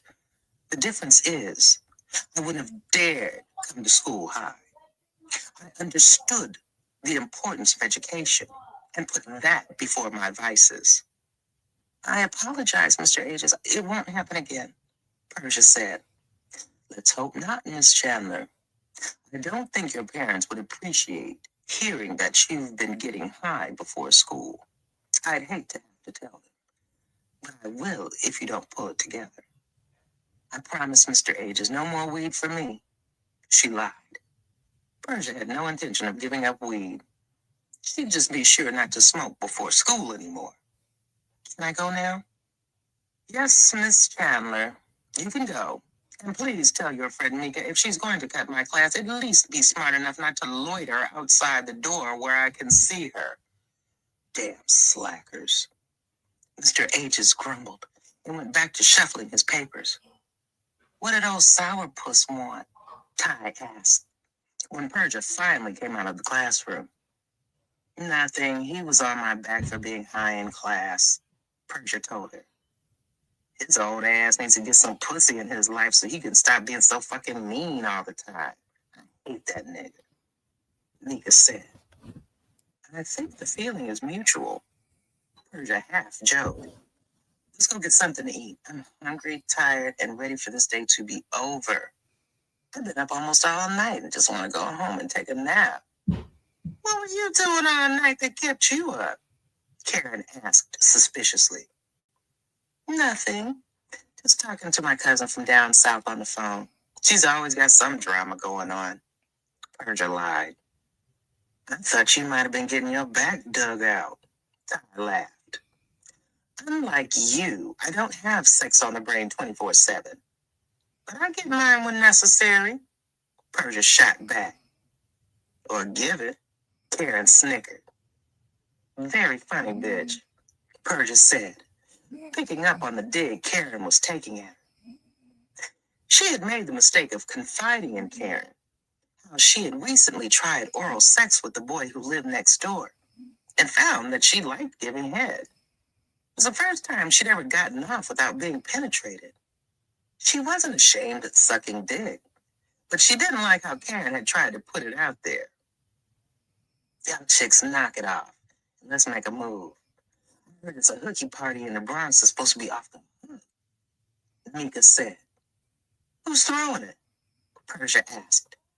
She really couldn't afford to miss 2 days of school in a row. But if the rewards justified the risks, she might entertain it.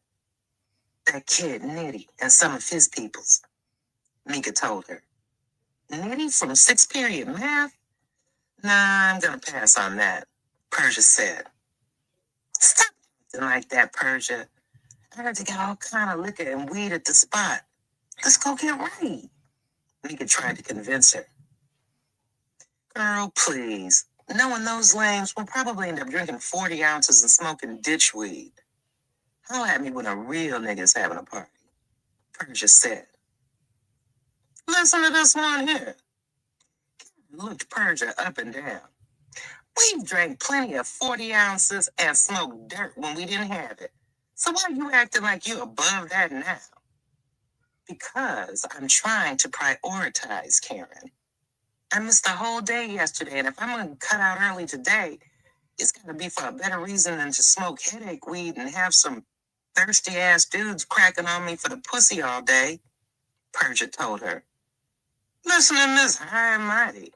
You get a little bit of attention from a dude who's handling, and now everybody else is beneath you? Karen accused. I'm not saying it like that, and you know it, Karen. All I'm saying is that I missed a day coming to hang out with you guys yesterday, and I don't want to miss another one unless it's worth it. Didn't nobody twist your arm and make you come uptown, Persia? Don't try to put that bullshit off on us, Karen said with an attitude. Karen, I never said you guys made me do anything, so I don't know where that's coming from. You need to slow down. Persia matched her tone. Persia, you know a party ain't a party unless our whole clique is there. Just think about it, Ty said. Don't beg her. If Princess P wants to stay her square ass in school, then let her. We don't need her to have a good time. We've been doing this since long before she started slumming with us, Karen said, rolling her eyes. Karen, you've been acting real shitty since yesterday. What the hell is your problem? Persia asked. Karen had been giving her major attitude since the day before, and Persia was getting tired of it. My problem is phony-ass broads who only fuck with us when they feel like it. Only loyal bitches run with this crew. Oh, so now I'm not loyal to the crew because I don't want to cut school to run the streets. You sound silly, Persia told her. Not as silly as you looked when your thirsty ass was all up on Chucky's dick yesterday, Karen spat. Now I get it.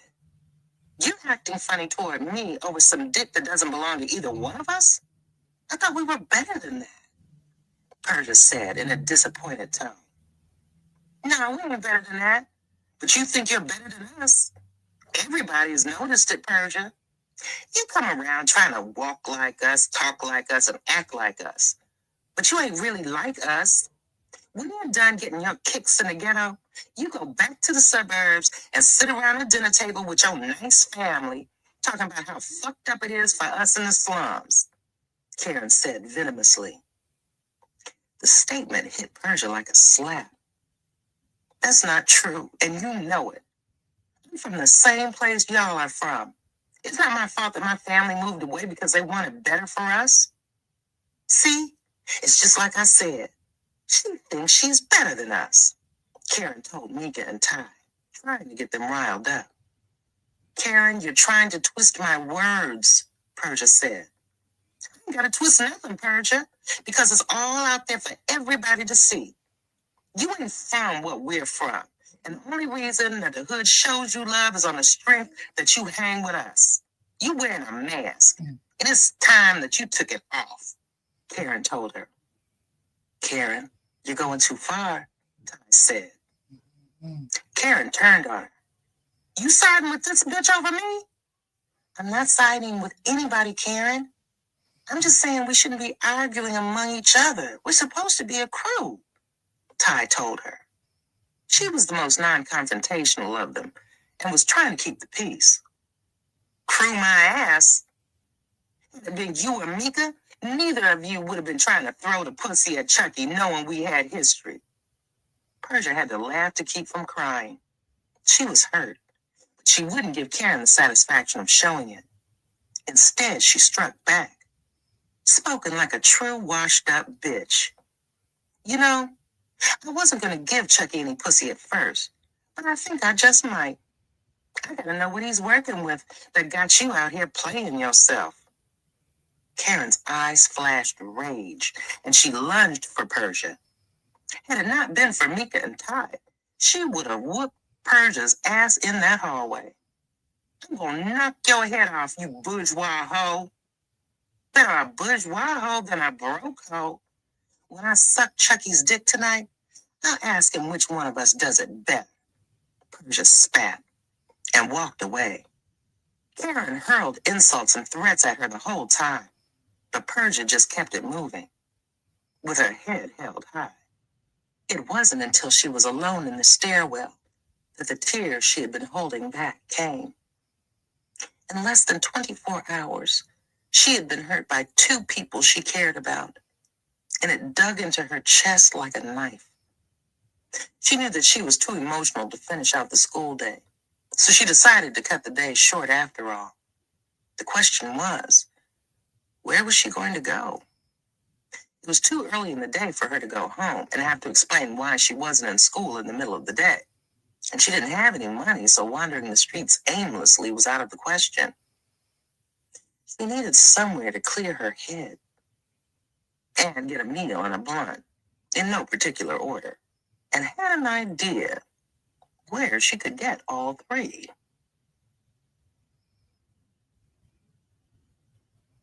Chapter 16. Now this is a pleasant surprise, Marty said, when she opened her front door and found Persia standing on the other side. She was a pretty white girl with strawberry-colored curls, a small waist, and curves like a black chick. Some speculated that she'd had work done, but Marty was all natural, courtesy of her mother, who was Argentinian, but could pass for white and didn't bother to correct people who assumed that she was. Marty and Persia had been friends and occasionally rivals since they were 5 years old, and Persia was new to the neighborhood. Even at that early of an age, the girls were always in competition. Who had the best Halloween costume? Who could build the biggest snowman? They were always trying to outdo each other. When they became preteens and discovered boys, the rivalry intensified. For as competitive as Persia and Marty were, they were also very close and knew each other's darkest secrets. Marty and her parents were the only people in the neighborhood who knew what Persia's father really did for a living. And they were there for Persia and Michelle when Face had gone to prison and they stumbled upon hard times. Marty knew things about Persia's life that not even Karen knew. And no matter how much they argued, she had never thrown any of it in her face. The same way Marty knew Persia's business, she was also aware of her secrets. The prim and proper white girl who lived in a big house had a wild side that you had to see to believe. Marty was what some might call rebellious, and what others might have called a problem child. She was into bad boys, hard drugs, and good times. In Marty's head, she was a rock star, So she moved like a sexually liberated young woman who lived for the day with no care for tomorrow and made no excuses about it. In Marty's defense, she wasn't totally responsible for the woman she was becoming. Her father owned a lucrative car service, which allowed them to live a cut above everyone else. But he spent more time with his mistresses than he did with his family and substituted money and gifts for love. Marty's mother was like an older, wilder version of Marty. She loved a good time so much that she spent most of her time chasing them. She was a socialite who kept vampire hours and suspect company. "What's good?" Persia asked, giving Marty an air kiss on each cheek. "Life, what else?" Marty spread her arms, motioning at her expansive house. Persia and her family lived in an impressive home on the next street, but Marty's place was like a mini mansion. "Come in." She stepped aside and allowed Persia in. "I must admit, I was surprised to hear from you, and even more surprised that you actually showed up." "I told you I was coming," Persia said. "Yes, but it wouldn't have been the first time you said you were coming and didn't show up. We haven't seen much of you since you started going to that new school with your other friends." "It isn't that. I've just been busy," Persia told her. "So I've heard." "And what's that supposed to mean?" Persia wanted to know. "I overheard my mom talking to that nosy old hag, Mrs. Peterman, who lives next door to you. She said she heard someone fighting at your house last night. I tried to call you for hours, but your bedroom line was busy," Marty told her. "I hate that nosy old bitch," Persia huffed. "Me and my mom got into it last night because I'd been sipping a little bit while I was out." She left out the part about her mother forbidding her to go to Harlem because she didn't want Marty to know about her travel restrictions. "Speaking of mothers, is yours home?" She changed the subject. "I was hesitant about calling at first because I didn't want to blow your cover if you were ditching school today." "Yeah, she's in her usual spot, face down and drunk across the bed. I don't think she'll mind that I didn't go to school today. Let's go in the bedroom. Sarah's back there." Marty led her up the spiral stairs to the second floor where her bedroom was. Sarah was sitting near the window, packing a tall glass bong with weed. Unlike Marty, Sarah was an average-looking blonde with little to no curves, but she had the best drug connections.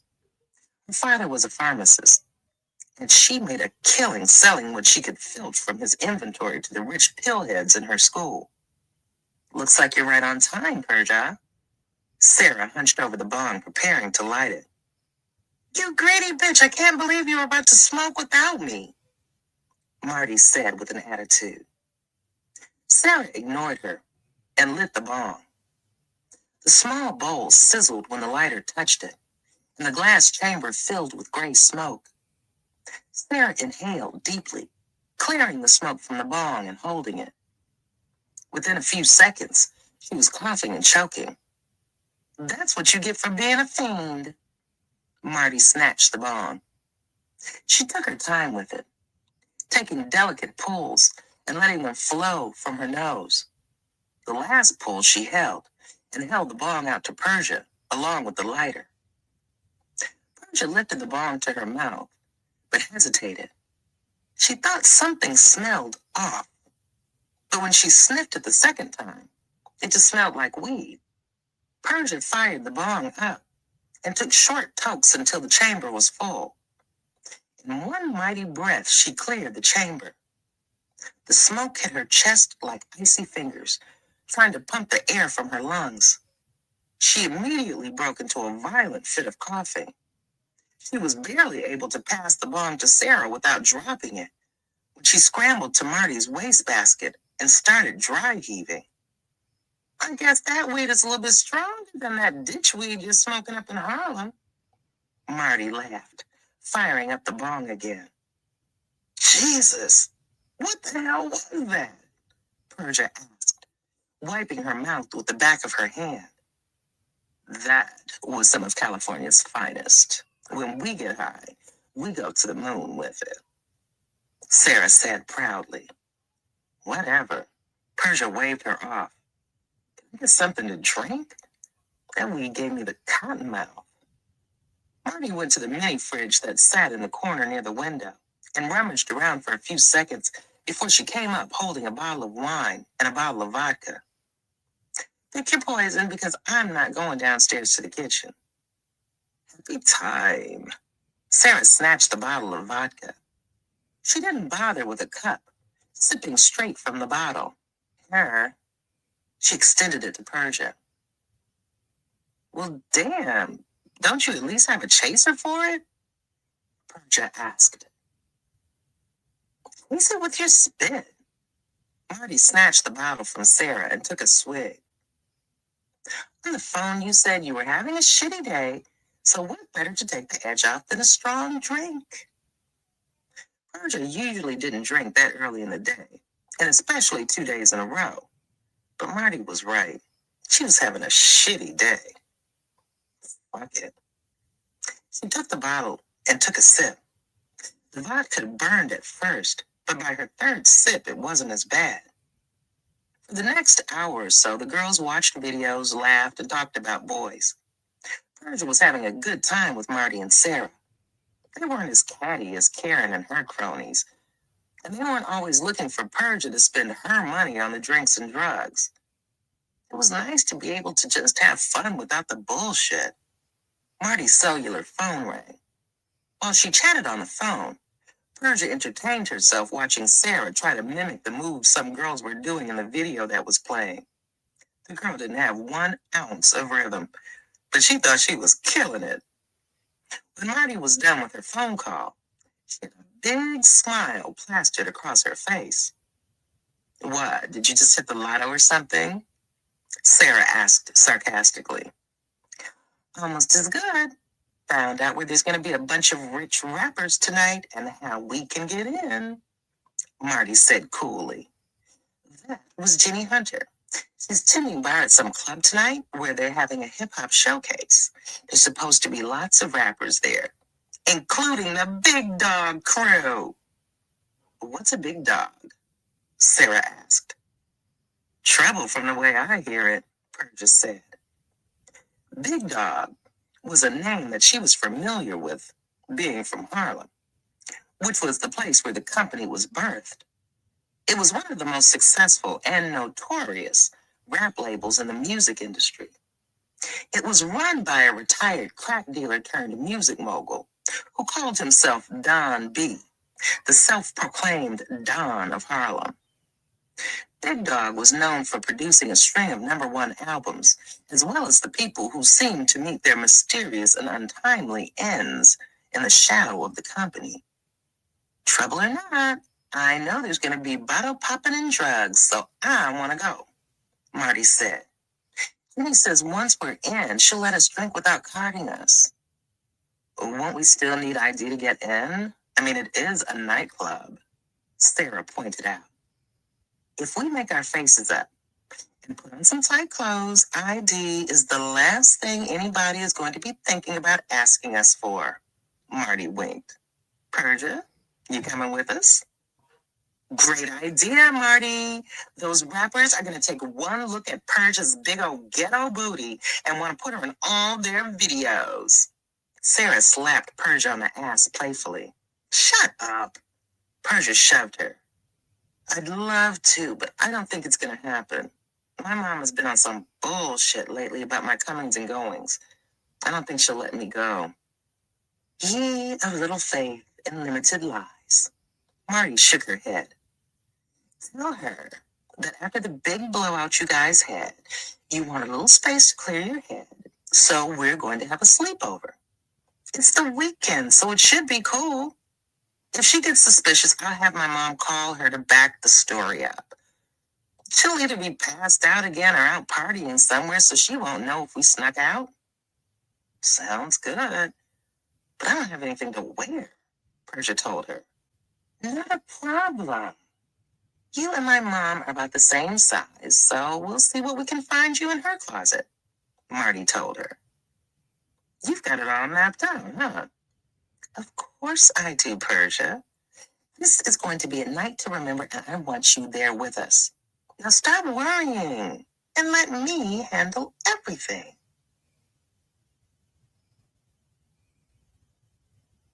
Chapter 17.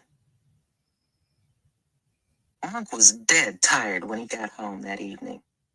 He had been out robbing, stealing, and getting higher than an airplane for the past few days, and he was ready to crash and sleep before getting up to do it all over again. His old friend Face would be ashamed to see what he had let his life become, and he wasn't too happy with himself either. When Face went away and Charlene was killed, everything changed. Face had been his heart, and Charlene his soul. With them gone, he slipped into a dark place. Monk was still getting money on the streets, but his heart was no longer in it. He had become a shell of the man he was, and life held no more joy for him. If it hadn't been for the fact that he was the only person in the world Lil Monk had left, he would have probably swallowed a bullet years ago. To cope, Monk substituted love with drugs. He spent his nights binging on cocaine and pills while partying with random women, leaving others to take care of his business. His so-called friends bled him slowly, and Monk was so coked up half the time that he didn't even notice it. By the time he realized what was going on, their operation was nearly in shambles, and over half his soldiers had either gone to work for someone else or struck out on their own. Monk had a lifestyle and a habit, so he had to find a way to keep money coming in. So he started robbing to make ends meet. He hooked up with Scooter and his sister Sissy and concocted a scam that would net him a nice haul with each leg. Sissy was always on the arm of one hustler or another, and she started setting her dates up to get robbed by Monk and Scooter. In the beginning, it was sweet. It kept the three of them in money, cocaine, and booze, but it didn't take long before their habits got in the way of their business. Sissy had set cut into some players from Atlanta who were in New York on business and set them up to be robbed by Monk and Scooter. The plan was for Monk to rob the dudes in their hotel room, and Scooter was to be waiting for him in front in the getaway car. Scooter was so coked up that he got the instructions wrong and was parked in front of a different hotel 2 blocks away. Monk ended up fleeing on foot, but the police caught him 5 blocks from the scene. The dudes from Atlanta were drug dealers, so they didn't report the robbery. But Monk had a gun on him at the time of his capture and was given 2 years for it. When he got out of prison, what little bit he'd been holding on to was gone, and the only things waiting for him were his son and his demons. When he opened the door to his apartment, the first thing he noticed was the smell. It didn't have its usual scent of faint musk and lingering nicotine. It smelled of bleach and pine.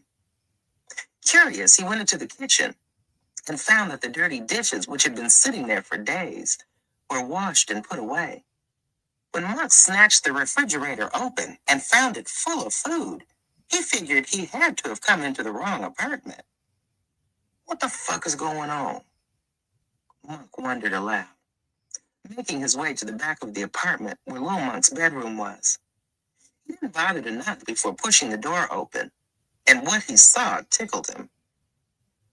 Lil Monk was sitting on his lumpy mattress, back against the wall and his eyes rolling back in his head. Between his legs was a girl with her big yellow ass pointed heavenward and her lips wrapped around Lil Monk's cock. Within spitting distance of them at the other end of the mattress, Omega had one leg out of his jeans and held a brown-skinned girl in what looked like a wrestling move while he thrust in and out of her. The 4 teenagers were so busy going at it that no one noticed Monk standing in the doorway. Make sure you leave a taste for your old man, Monk finally announced himself. What the fuck, Monk? Lil Monk pushed the girl off him and awkwardly stuffed his sausage into his jeans. I asked you not to just bust up in my room like that. He got off the mattress. I called your name, but I guess you were too preoccupied to hear me.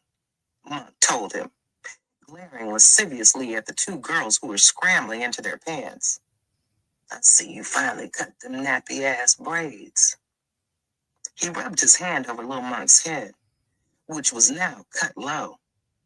Looks good. Thanks. Now, can you step out for a minute so my people can get straight? Lil Monk asked.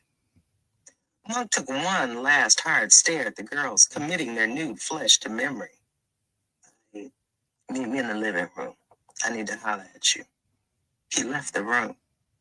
A few minutes later, Lil Monk led his group from the bedroom to the front door. The girls looked embarrassed and kept their eyes glued to the floor. Wait on me, O. I'll be out in a few, he told his partner. Do your thing. Omega gave him dap. We still going out tonight, right? The light-skinned girl who had been performing oral sex on Lil Monk asked. Yeah, Sophie, I told you we are. Just give me a little while to handle some business and me and Omega will come through your block and scoop y'all, Lil Monk told her. Okay. Sophie puckered her lips for a goodbye kiss. Lil Monk was hesitant. He could see his father watching him from the living room, and it made him uncomfortable. So he kissed her on the nose and said, See you in a few, Mom. It's like that? Sophie asked with an attitude. Sophie, just let me take care of this and I'll get with you. He ushered her away. When he closed the door, he could still hear Omega laughing at him from the hallway. In the living room, Monk lounged on the couch, drinking one of the beers he'd found in the refrigerator and smoking the blunt clip Omega had left in the ashtray. That Marcy Jean's daughter from around 147th. Yeah, Lil Monk answered. I remember her mama from back in the days. That bitch could suck loose change from a parking meter. And from the slob job I seen Sophie putting on you earlier, I can tell the apple doesn't fall too far from the tree. Monk laughed. Can you watch your mouth? Lil Monk sounded offended. That your girl? Monk asked. Nah, me and Sophie are just cool. Lil Monk lied. The truth was, Lil Monk and Sophie had lost their virginity to each other a few years earlier. They'd never been in a relationship to speak of, but they could come to each other to fulfill certain needs. Lil Monk always respected Sophie because she was still willing to hang out with him even when he didn't have a pot to piss in. They had spent more than a few broke days together, which was why he made it his business to invite her out when he came up on a few dollars. Does she suck the dicks of every nigga she's been cool with? That's the case. Maybe it's a good thing it's not your girl, Monk said. What the fuck is your problem? Lil Monk asked, tired of his father's taunting. It was always like this when they were in the house together, which was why Lil Monk was always in the streets. You got no problem. I'm still the same old Monk. Looks like you're the one who's changed. He looked over at Lil Monk's new sneakers and haircut. New gear, food in the pan, and you cleaned up. You must have had one hell of a good night. We paid Sophie and Tasha to clean up, and I caught the sneakers on sale on 125th. Ramses put a few extra dollars in my pocket at the end of my shift so I could get a haircut and something to wear. Lil Monk told him. What does Ramses care about your appearance? You ain't gotta be at the height of fashion to stand on no corners and sell crack for another nigga. Monk taunted his son. I don't stand on corners anymore. Ramses gave me a new position. Lil Monk brushed past him and went into the kitchen. His father followed. Monk leaned against the counter, arms folded, watching Lil Monk rummage around in the refrigerator. Less than 24 hours and you've already gotten a promotion? That's a mighty quick climb, even by the best standards. What did you have to do for this promotion? Nothing. Just held Omega down when shit got a little crazy. That's all. Lil Monk twisted the top off the beer and took a sip. Just held shit down when it got crazy, huh? Monk asked. There was something not quite right with Lil Monk, but he couldn't place his finger on it. Lil Monk shrugged his broad shoulders. Ramsey says he's taken a liking to me, so he wants to take me under his wing. More like under his thumb. People like Ramses don't show kindness to nobody unless they plan on using them, Monk said in disgust. Just because you've always had an agenda when you got close to people doesn't mean everybody else thinks like that, Lil Monk told him. Monk laughed. So what? You think you gonna be Ramsey's little play son, like Chucky and them? He tell you how he's gonna make you rich if you stay loyal? Lil Monk didn't reply, but his facial expression spoke for him. Boy, you greener than I thought. If you believe that shit, then maybe you should put down a gun and pick up a pen so you can fill out some job applications. The game ain't for you, son. I think you just pissed because Ramses is trying to drop game on me instead of bullshit like you always do, Lil Monk said. Ramses ain't teaching you the game. He's running it on you. He keeps dumb little niggas like you around to do shit he wouldn't do himself. You pop off without question and never think twice about the consequences. Murder is a dirty, dirty business, Lil Monk.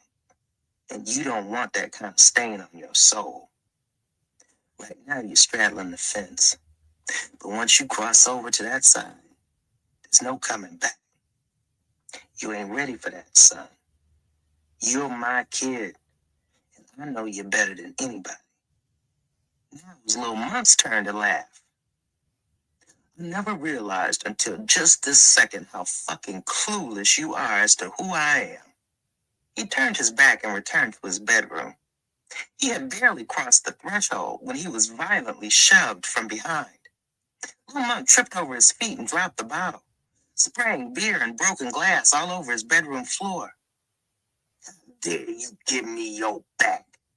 Monk stormed into the room.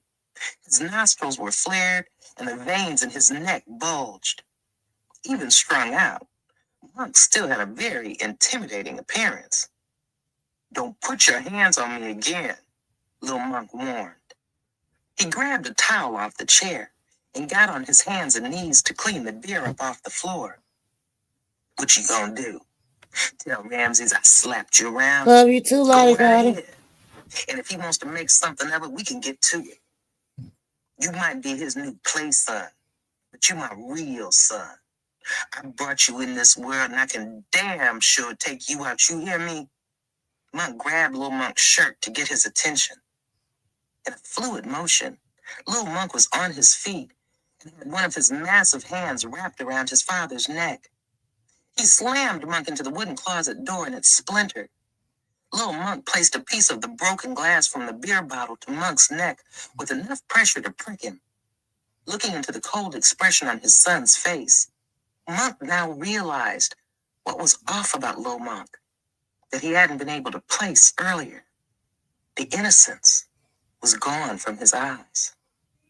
It's too late, ain't it? Monk asked, sounding hurt. It was the closest to compassion his son had seen in him in years. You plan to add my life to your list, too? Lil Monk blinked, as if he were waking from a dream. Slowly, he released his father and took 2 cautionary steps back. You ever put your hands on me again, and the next time, I'm gonna go through with it. Ramsey made you kill for him tonight, didn't he? Monk shook his head sadly. I had a feeling the blood of them boys they found in the lobby was on your hands when you vanished off suddenly. But I didn't want to believe it. I wanted to believe. I needed to believe that I didn't pass my sickness on to my baby boy. You don't know what you're talking about. Lil Monk grabbed his jacket and a plastic shopping bag before heading for the door. Monk didn't try to stop him, but he did follow him. You know what's waiting for you behind that door you're about to open? Monk asked. Not really, but it's gotta be better than what's waiting for me here. Lil Monk spat and left the apartment.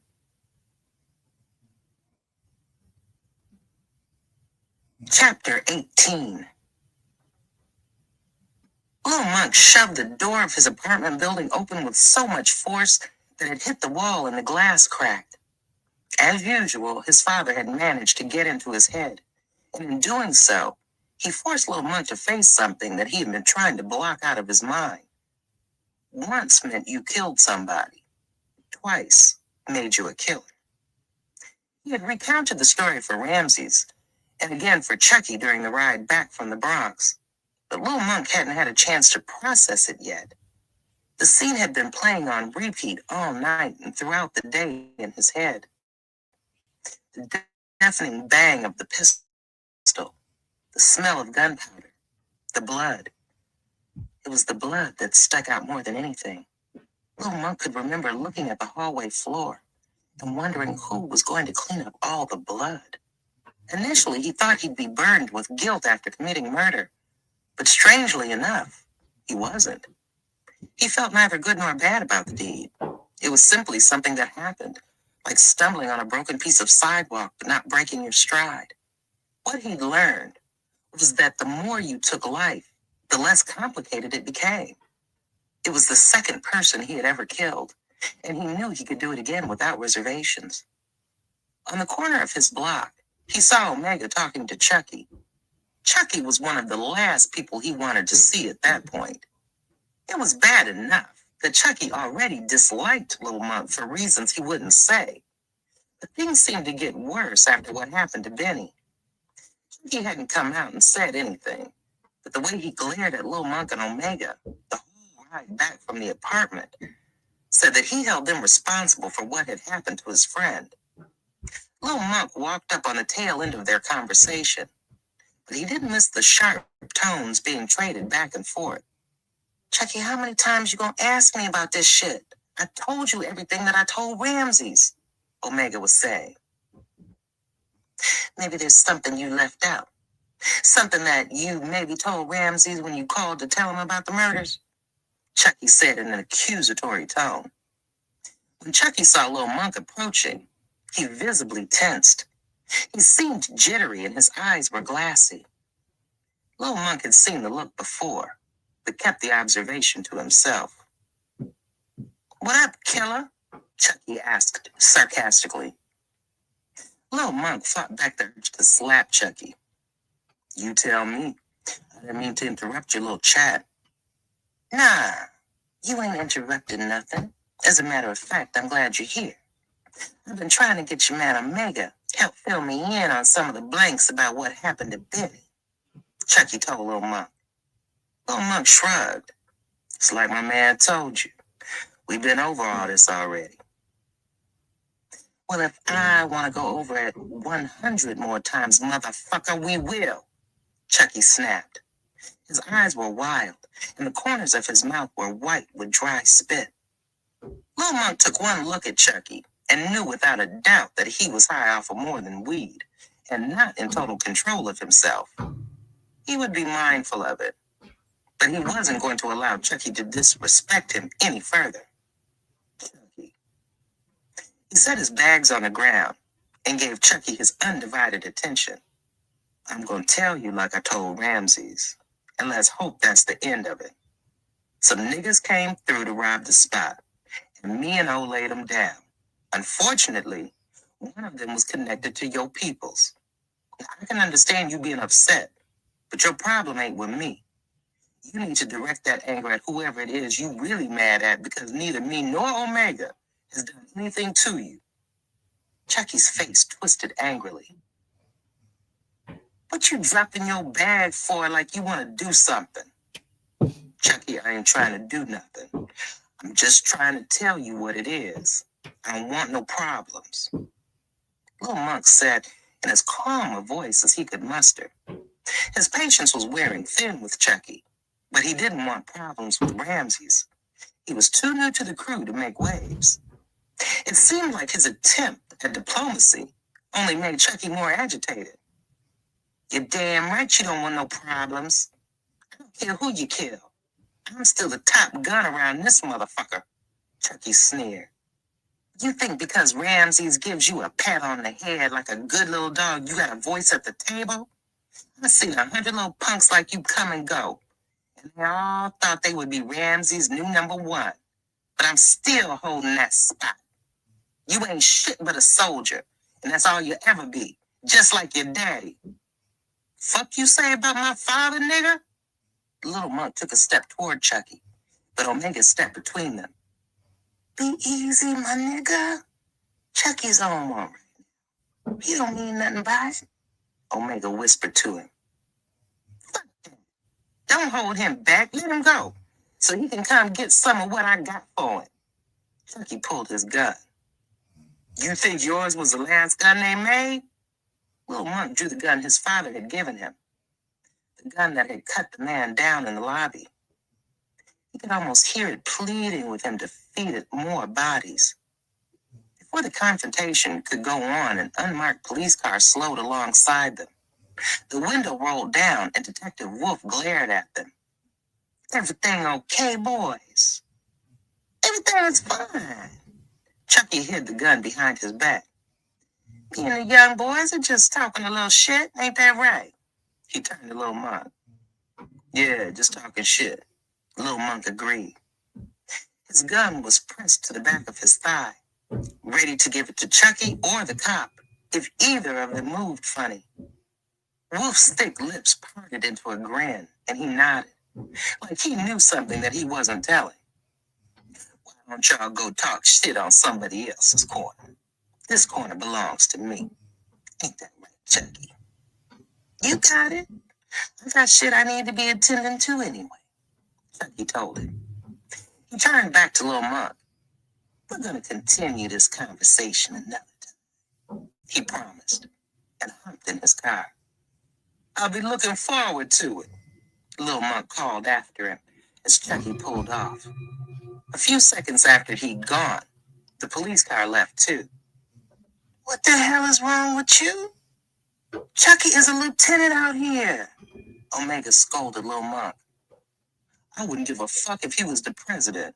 If Chucky ever pulls a gun on me again, I'm gonna kill that dude and take it up with Ramsey's after, Little Monk said seriously. What the fuck is his problem anyhow? He's probably going through the motions over what happened with Benny. That's some made-for-TV shit that went down. True story. Little Monk agreed. What would make a nigga who's already in a good position fuck himself up like that? Greed, Omega said flatly. It's greedy niggas who are fucking the game up. A nigga like me, I ain't hard to please. Pay me what I'm worth according to what I bring to the table, and I'm good. It's when niggas start feeling like they're entitled to more.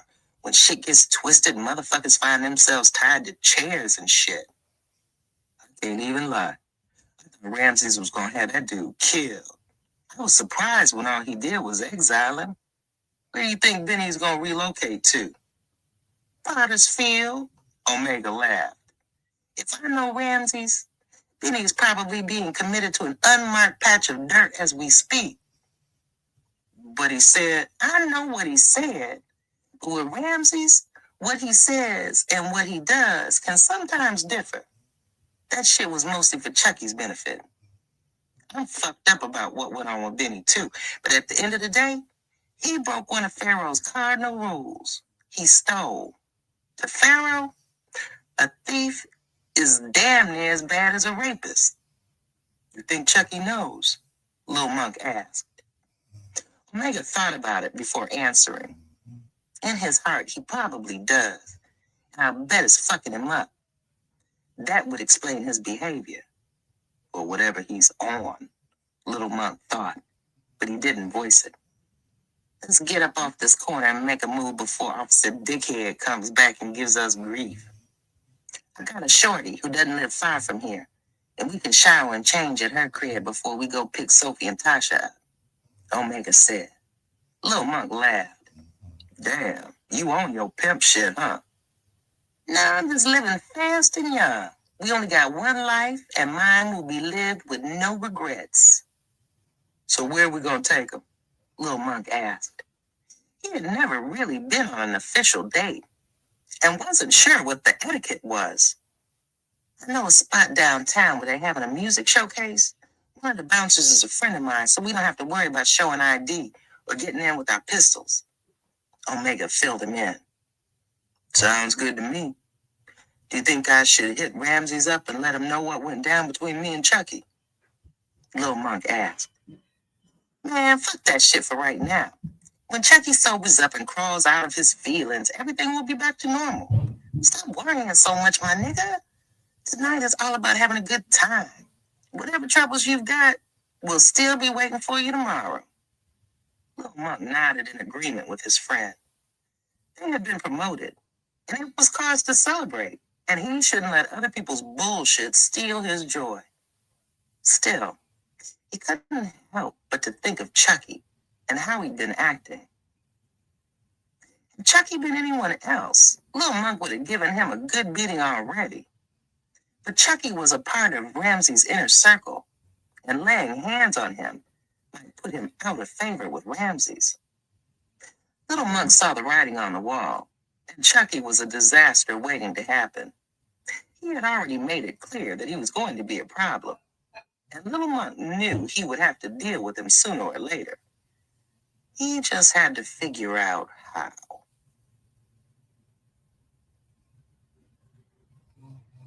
Chapter 19. Chucky zigzagged in and out of Manhattan traffic, with his music blasting and his face screwed up. From the time he had come back on the streets that day, he had been in a foul mood and taking his anger out on anyone he came in contact with. That morning, he had come closer to death than he could ever recall, and it was his own fault. Ramses had been good to him, and in return, Chucky was looking to rip him off and use his best friend as a pawn. For as savvy as Benny was with numbers, he wasn't built to be a leader, which was why he and Chucky ran the strip together. When Chucky got the idea to strike out on his own, it was only natural that he went to his friend Benny with it. Benny was hesitant at first, but Chucky was eventually able to convince him, just like he always did. The plan was foolproof. Hit a few of Pharaoh's spots for a little at a time and build the foundation of their empire off what they'd stolen, and pay Chucky's debt off at the same time. But Benny got greedy. Chucky warned him against doubling back and hitting the same spot twice, but he had scored so big with the first lick that he just had to go back for another taste, and that was his undoing. Turning his back on Benny at the apartment was the hardest thing he ever had to do. The saddest part of it all was that Benny really believed Ramses would let him live, and Chucky had allowed him to believe it. Ramses talked big about just banishing Benny from New York, but Chucky knew better. Benny had embarrassed them, so he had to die. It was a cold piece of business, but no matter how you sliced it, someone was going to get killed in that apartment. For as relieved as Chucky was to have lived through it, his heart still mourned for Benny. Chucky hated Ramses for what he'd done. He understood his position as their leader and knew that examples had to be set to keep up appearances. But he seemed to take joy in torturing Benny and fucking with Chucky's head. Chucky kept thinking back to the smirking faces of Ramses, Huck, and Boo, and couldn't decide which one of them he hated more. Benny was wrong, but he was still Chucky's friend, and somebody would answer for his death. Ramses was untouchable, so that took him off the dinner menu. But the same rules didn't apply to Boo and Huck. In due time, they would see him again, and Chucky's would be the last face they saw before they left the world. He was going to kill them for Benny. Benny's death and feeling responsible for it weighed on Chucky. He locked himself away in Yvette's apartment all day, drinking Jack Daniels and snorting blow. Chucky was going so hard that even Yvette warned him to slow down. But that got her a slap in the mouth and cut out of the rest of the cocaine. Chucky snorted until his nose dripped blood, and when it was all gone, he hit the streets in search of more. When he bumped into Omega on the corner, He was speedballing, and his paranoia levels were on 10. Seeing him brought back thoughts of Benny and Omega's role in his fate. Omega had been Chucky's and Benny's little protege, and he was supposed to come to Chucky first when he discovered the identity of the robber. Yet he went to Ramsey's. This made Chucky look at Omega like he had an agenda. Could he possibly have been trying to knock Chucky out of the box like he and Benny had tried to do to Pharaoh? Then there was his new best friend, Lil Monk. Had it not been for Detective Wolf's untimely arrival, Chucky would have likely shot him dead on that street corner for talking to him like he wanted to do something. To him, Lil Monk was a bottom feeder, a lifetime soldier, and Ramses was making a mistake by putting so much stock in him so early. If Chucky had things his way, he would have killed Little Monk after the lobby shooting and let the secret die with him. But Ramses wouldn't allow it. Ramses claimed it was because Little Monk had shown loyalty and was down to bust his gut. But Chucky had known Ramses long enough to be able to see through his bullshit. In Little Monk, Ramses saw the chance to shape the perfect soldier. Loyal, fearless, and down to do whatever. Little Monk was like an unflawed version of his father, and that's probably what Chucky hated about him most. Every time he saw Little Monk, he was reminded of Monk and the part he played in fucking his life up. Chucky spun through Harlem, wondering where he could get his next fix from. Normally, he would have just rolled through one of the stash houses and pinched off what he needed from the supply. But after what had happened, Ramses was sure to see to it that every last gram was accounted for. He couldn't even send Yvette to cop for him after the way he treated her before he left. Chucky needed to get high in a major way. So he did something he promised himself he'd never do. Cop off the street. It was a short ride from the heart of Harlem to Washington Heights. In the Heights, it snowed all year round. You couldn't go half a block without someone trying to give you a deal on some grams, and it only took a few seconds before Chucky was approached. Chucky made sure he didn't know the face of the young dude before beginning the negotiations. As it turned out, they were out of soft and only had hard. If Chucky wanted soft, he'd have to wait around for a few minutes. Chucky was uptight, but he was also desperate for a certain kind of high. Freebasing wasn't his thing, but he'd done it on several occasions and could make do with it in a pinch. The money and product had barely exchanged hands before Chucky was peeling off. The last thing he needed was someone to see him uptown buying coke on the street like a common crackhead and getting the ghetto news networking against him. Replaying the events of the day made Chucky agitated all over again. He needed to get high and take the edge off. He parked under a tree on a dark street where he knew he wouldn't be disturbed for a while. He quickly twisted a blunt of weed laced with the crack rocks and fired it up. The drugs crackled and popped louder than a bowl of cereal when the flames hit it. There was a distinct difference between smoking coke and smoking crack, with crack being the harsher of the two. The smoke burned his eyes and nose in the close confines of the car, but Chucky refused to let the windows down, wanting to get as high as possible as quickly as possible. The hit was so powerful that Chucky heard bells and whistles in his head, or so he thought. It was just his cell phone ringing. Chucky started to ignore the call and continue enjoying his blast until he saw the name that was flashing across the screen. Tone never called unless it was about money. "What's good?" he answered. "You," Tone replied. "Dig, I know it's kind of short notice, but I need a delivery. My boys are performing at this spot downtown. We need a little frosting to go with our cake, you heard?" Chucky knew that by frosting, Tone meant coke. "I got you, my G. Just give me the particulars and I'll bring it through," Chucky assured him. Tone gave Chucky the address to the spot and told him how much coke he wanted to buy. Chucky took down the information and ended the call. smiling like the cat who had swallowed the canary. This was just the call he needed. Chucky and Tone went way back, to the days when Tone was still hustling in the streets before he went legit. Tone was now the manager of a high-profile rapper and was making more money than he knew what to do with. But he had kept his street ties. Though Tone didn't do coke, at least not that Chucky knew of. He liked to keep some on hand for the groupies and members of his entourage who indulged. Whenever Tone and the rappers he managed were in town and looking to score, it always meant that Chucky could expect a big payday. Chucky first hit one of the stash houses and grabbed an ounce of cocaine.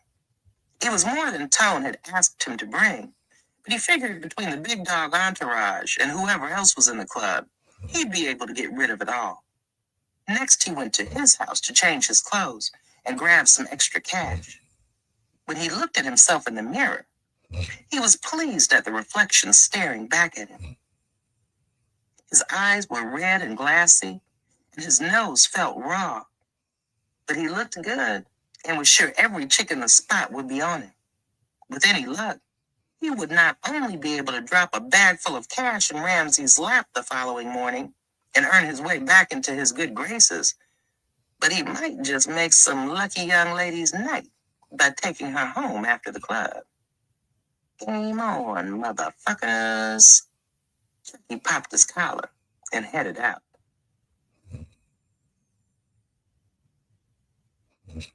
Chapter 20. Just as Marty said it would, the plan went off without a hitch. When Persia called her house, she looked up and Richard answered.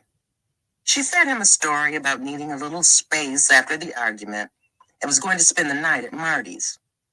Richard gave her the okay to spend the weekend at Marty's and promised to smooth it over with her mother, provided that Persia agreed to go to church with them on Sunday morning and afterward discuss what had happened so they could come to some type of resolution.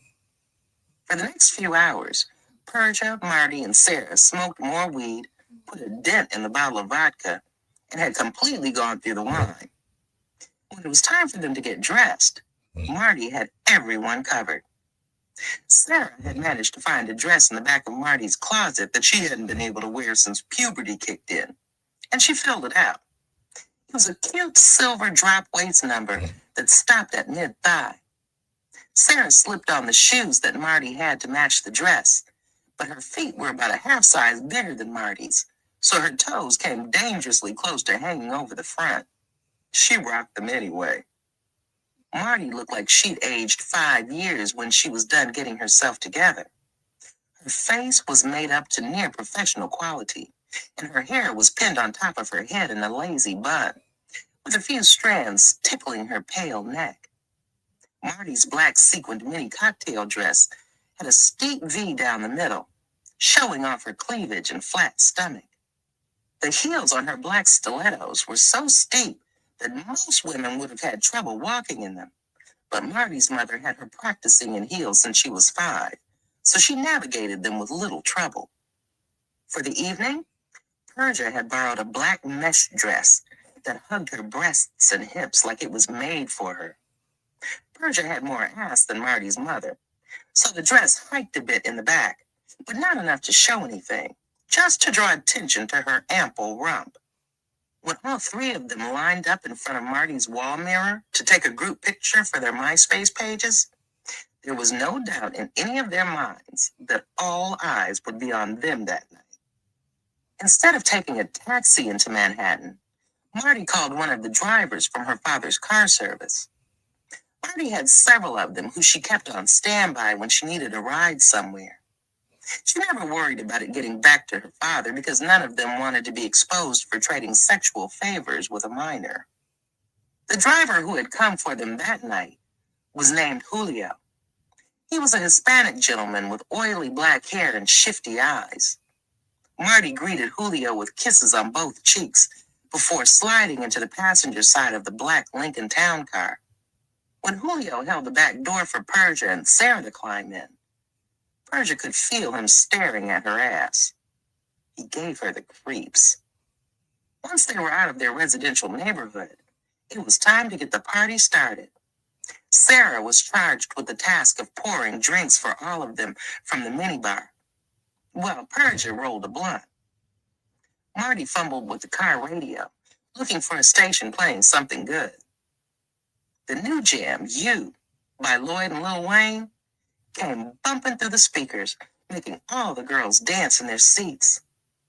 Marty leaned and whispered in Julio's ear, "Are you holding?"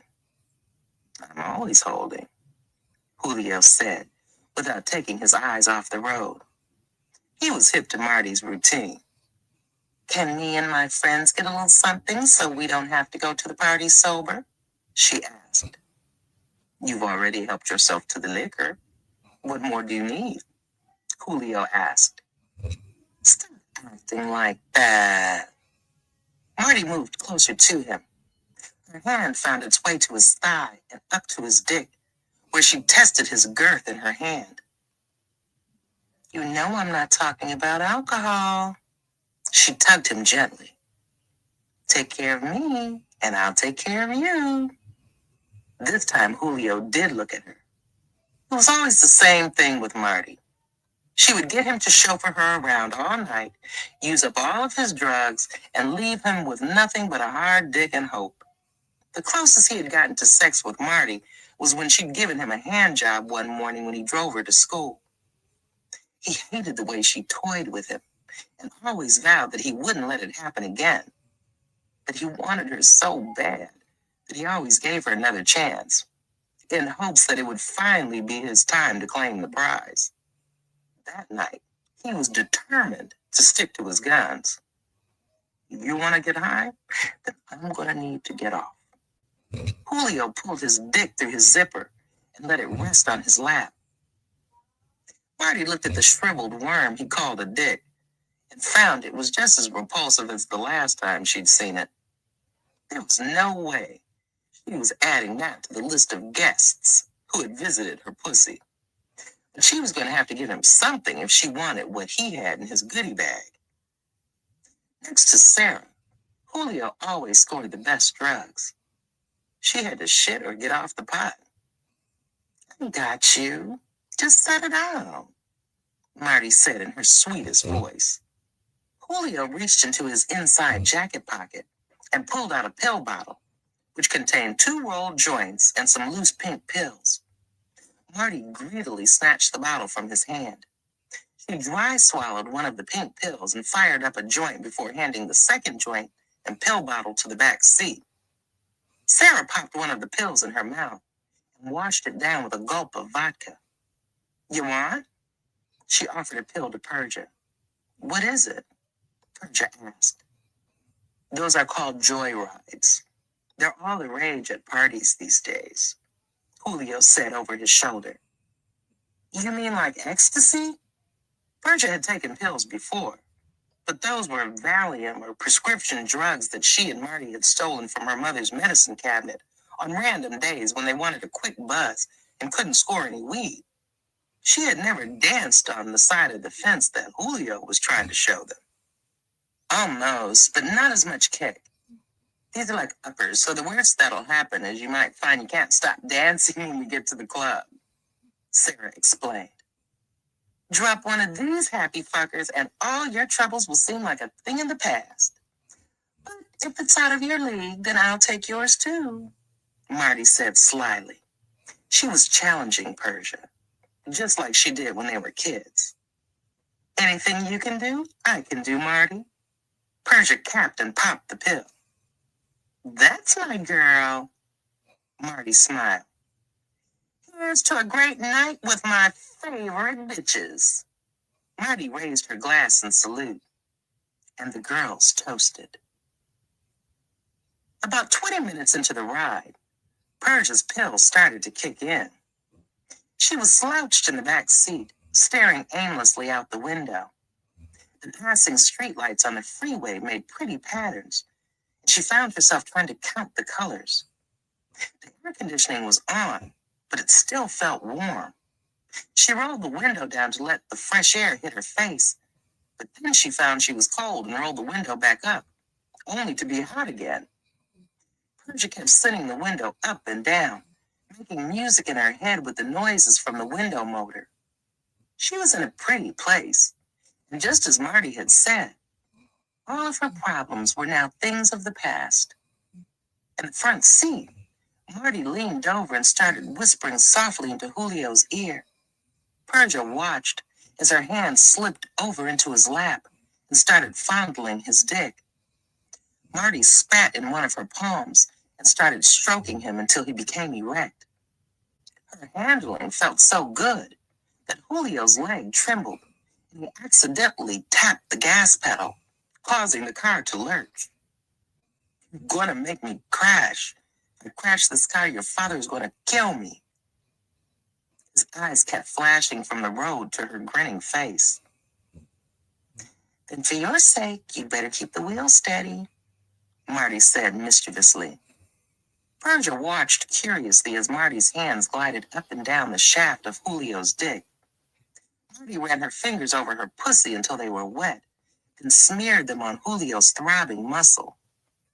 Persia could see the veins in Julio's neck bulge when Marty locked her thumb and index fingers of one hand at the base of his shaft and then stroked him feverishly with the other one, causing Julio to whimper in pleasure.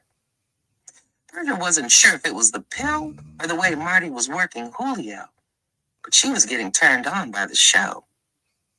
Without even realizing she was doing it, she dropped her hand between her legs and started toying with the lining of her damp panties.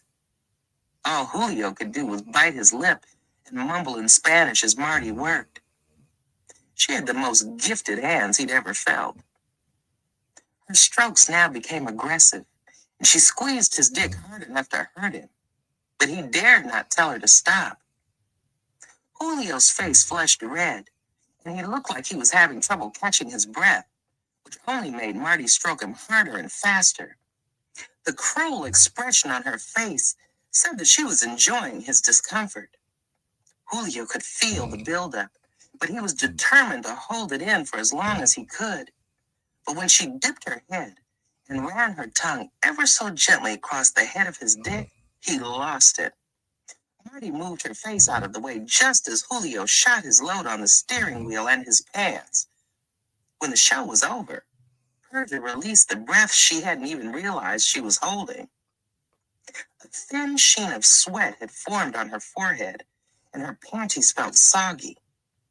She looked up at the rearview mirror and saw Marty's eyes staring back at her.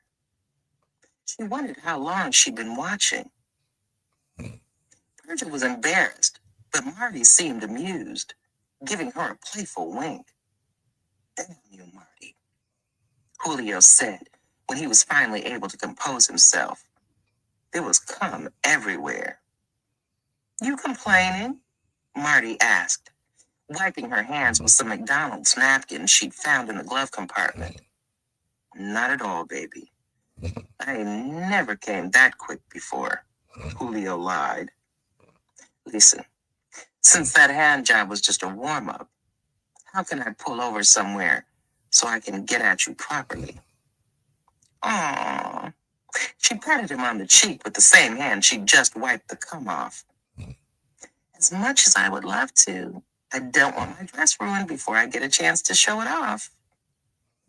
Before Julio could press the conversation, Marty busied herself engaging her friends in small talk. A few minutes later, they were in Manhattan and turning onto the block of the club. Traffic was bumper to bumper, and it took them almost 5 minutes to make it halfway down the block. The sidewalk outside the club was teeming with people. A line went from the entrance to the next corner and seemed to keep getting longer. The street looked like a car show, with foreign and domestic cars fitted with rims, tents, and loud sound systems lining the block. Dudes talking loud and wearing gaudy jewelry trolled the sidewalk, spitting game at women who were dressed in little to no clothes. The whole scene was one juggling monkey short of a circus. "This is insane," Persia said, looking out the rear window. "There are always huge turnouts at big dog events. I heard once they had to call in the riot squad because things got so out of control. Sarah said, I wonder how long we're going to have to wait on that line. Persia thought out loud. Marty gave Persia a look. Sweetie, for as long as you've known me, have I ever waited online for anything? You've been hanging around the washed up and impoverished for too long. Let me remind you how the young and privileged do it. Let us out right in front, Julio, she ordered. When Marty and her girls stepped onto the curb, they turned more than a few heads. Dudes tried to spit game at them and females rolled their eyes. Marty soaked it all up. Hate and praises alike. She loved to be seen. With her head held high and her walk confident, she strode up to the front of the line, where a burly man wearing a tight black jacket stood holding a clipboard and checking IDs. Marty flashed him her winning smile, expecting the rope to part like the Red Sea for her and her friends. But it didn't quite play out like that. Lodge starts back there, ladies, the bouncer told him. We're on the list. I'm Martina Slaughter. Marty introduced herself. The bouncer scanned the clipboard. Sorry, I don't see your name, which means you'll have to get online. My name has to be on there. I'm a guest of Shorty's. He's with the group, Marty said, blinking innocently. She had no idea who Shorty was, but she figured there was somebody in the big dog entourage by that name. Every rapper knew someone named Shorty, or so she hoped. The bouncer frowned. Who the fuck is Shorty? He's with the group? How do you work here and not know who's performing? Marty snapped. Look, I don't know who Shorty is, and I don't know you. If your name isn't on the list, your ass is on the line. He turned his back to her. Maybe we should just go home. Julio couldn't have gotten too far. Call him and have him pick us up, Sarah suggested. Fuck going home. We're going to have a good time like we set out to do, Marty said. If you think I'm going to let that minimum wage goon ruin our night, you've got another thing coming. We're getting in that club. We just have to be creative about it. Marty fired up a cigarette so it would look like they were standing outside for a reason other than not being able to get in, while her devious mind worked on a way to get them past the bouncer. A red BMW pulled up to the front of the club, and the valet stepped off the curb to greet it. Persia thought the car looked familiar, but couldn't remember where she'd seen it before, until the driver stepped out. With a devilish smile on her face, she turned to her girls and said, Ladies, it looks like our luck might have just changed. Is this fate or a coincidence? Chucky asked when he saw Persia approaching him. She looked good enough to eat in her form-fitting dress and heels. I waited for you to call, but you never did, Persia lied. She hadn't even been home to know if Chucky had called her after school like he promised. My fault, Mom. I've had my hands full all day with work, Chucky told her. You could have had your hands full with me, Persia said playfully. Chucky was a little thrown off by her directness, which made him take a hard look at her. He hadn't peeped it at first. The dilated pupils, the fact that she was having trouble standing still. Persia was high off of something, but what, he couldn't be sure. It didn't matter. The fact that she was willing to experiment with more than weed was a feather he would stick in his cap and use at a later time. Looks like somebody is feeling themselves, Chucky said jokingly. And why shouldn't I be? I'm young, fine, single, and ready to mingle. Persia did a little dance. From the way you're rocking that dress, you might not be single for long. Chucky licked his lips. I don't know about all that, Chucky. I've yet to meet a man who could tame my wild heart, Persia told him. That's because you haven't met the right one yet. So you're saying you're the right one? Persia asked. I ain't saying I'm the right one, but I'm not the wrong one either, Chucky said. He had a good mind to blow off his meeting and take Persia somewhere where he could fuck her high-ass brains out. But he had to be cool about it. He didn't want to overplay his hand too early and ruin the game. Why don't you come inside with me and let me buy you a drink? I would love to, but I've got my girls with me. Persia motioned toward Marty and Sarah, who were standing off to the side watching the exchange. Chucky looked at the two white girls with his eyes lingering on Marty.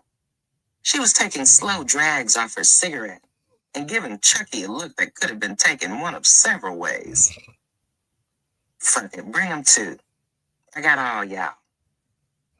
With his arm draped around Persia and her friends in tow, Chucky marched up to the front of the line where the same bouncer who had turned Marty away was still at his post. Chucky gave him his name, which the bouncer found on the VIP section of the list. Realizing that Chucky was a guest of the group performing, the bouncer hurriedly opened the velvet rope to let Chucky and his guests in. One by one, he stamped each of their hands with a special emblem reserved for important guests. When he went to stamp Marty's hand, he had a flash of recognition. Marty took her time, finishing the last few drags of her cigarette before tossing the butt at his feet. I trust she'll get around to taking care of that. It's so hard to find good help these days. She flipped her hair and walked into the club laughing. Chapter 21. The stop by Omega Shorty's crib took a bit longer than expected.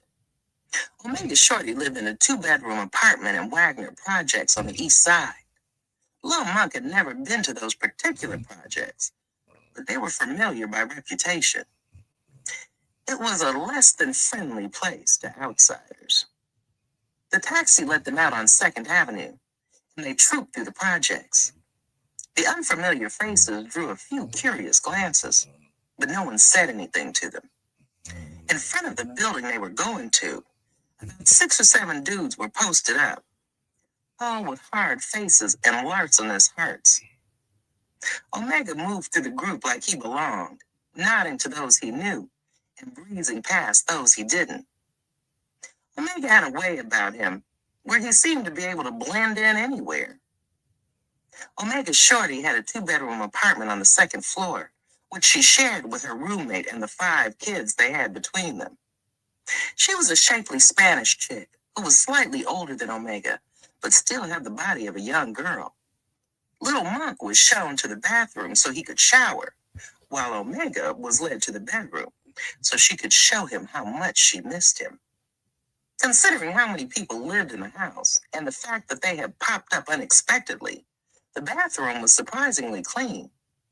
Little Monk showered and dried himself with a t-shirt he'd just taken off, since neither Omega nor his chick had bothered to provide him with a towel before they went off to handle their business.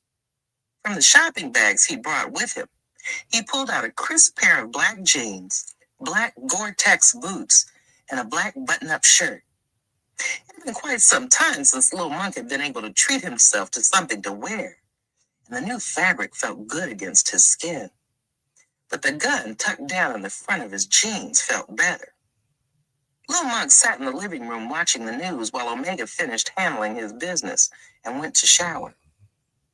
There was a story being reported about 3 bodies found in the lobby of a Harlem apartment building, which made Little Monk sit bolt upright and pay attention.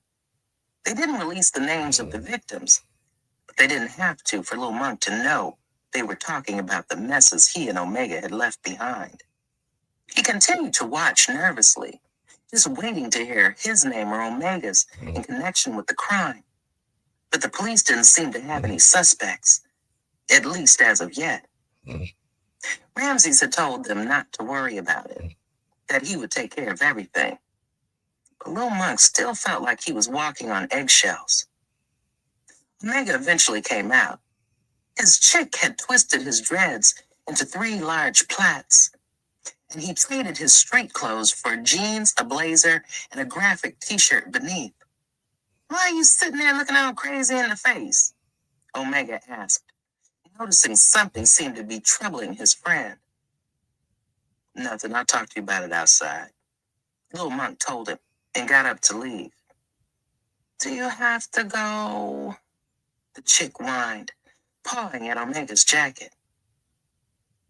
I told you I gotta bust some moves, but I'll be back to finish knocking the bottom out of that later on tonight, Omega said coolly. Omega, that's the same bullshit excuse you give me all the time when you promise to come back and never do.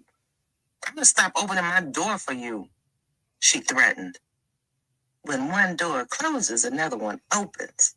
You keep that in the back of your mind while you're talking slick, Omega capped. Let's roll, my nigga. He led Little Monk from the apartment. The chick called after him, telling him that she was just joking, but Omega never turned around to respond. That shit was on the news.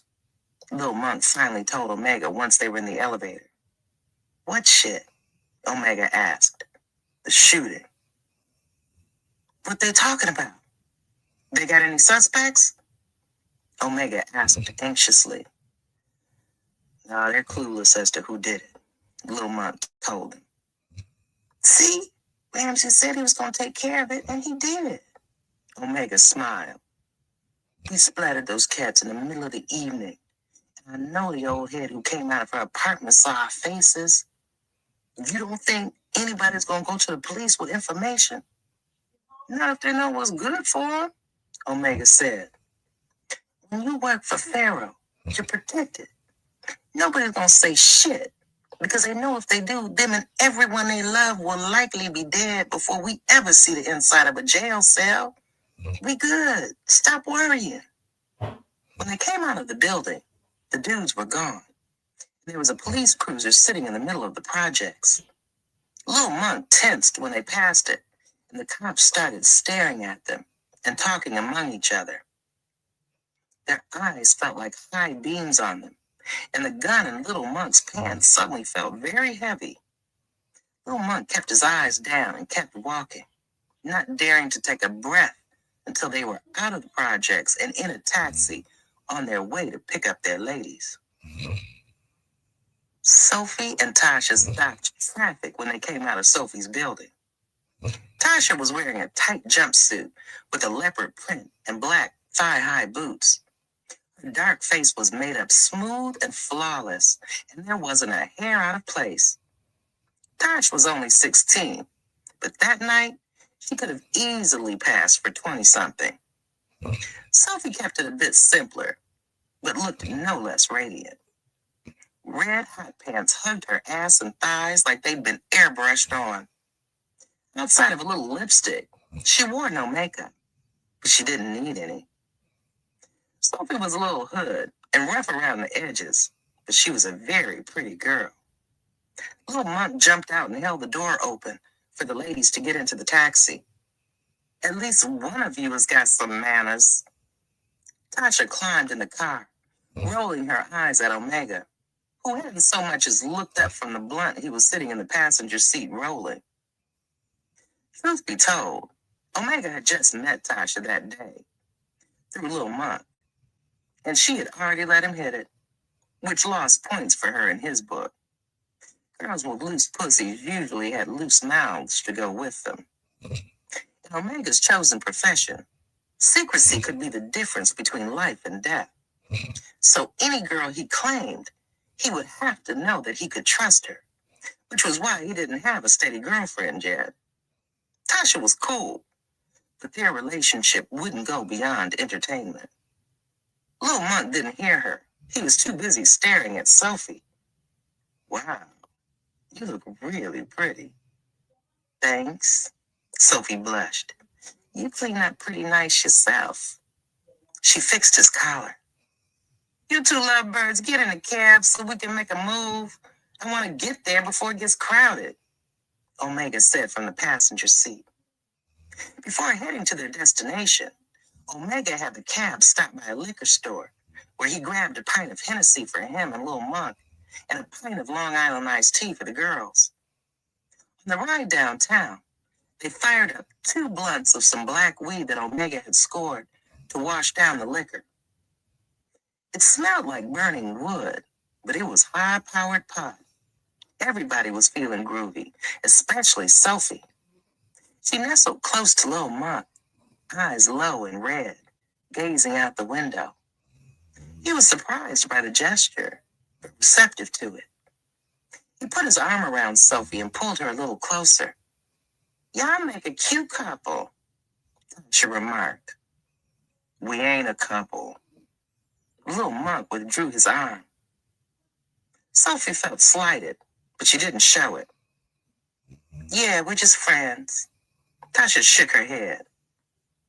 "You two have been playing this game for as long as I've known you. Y'all are always together.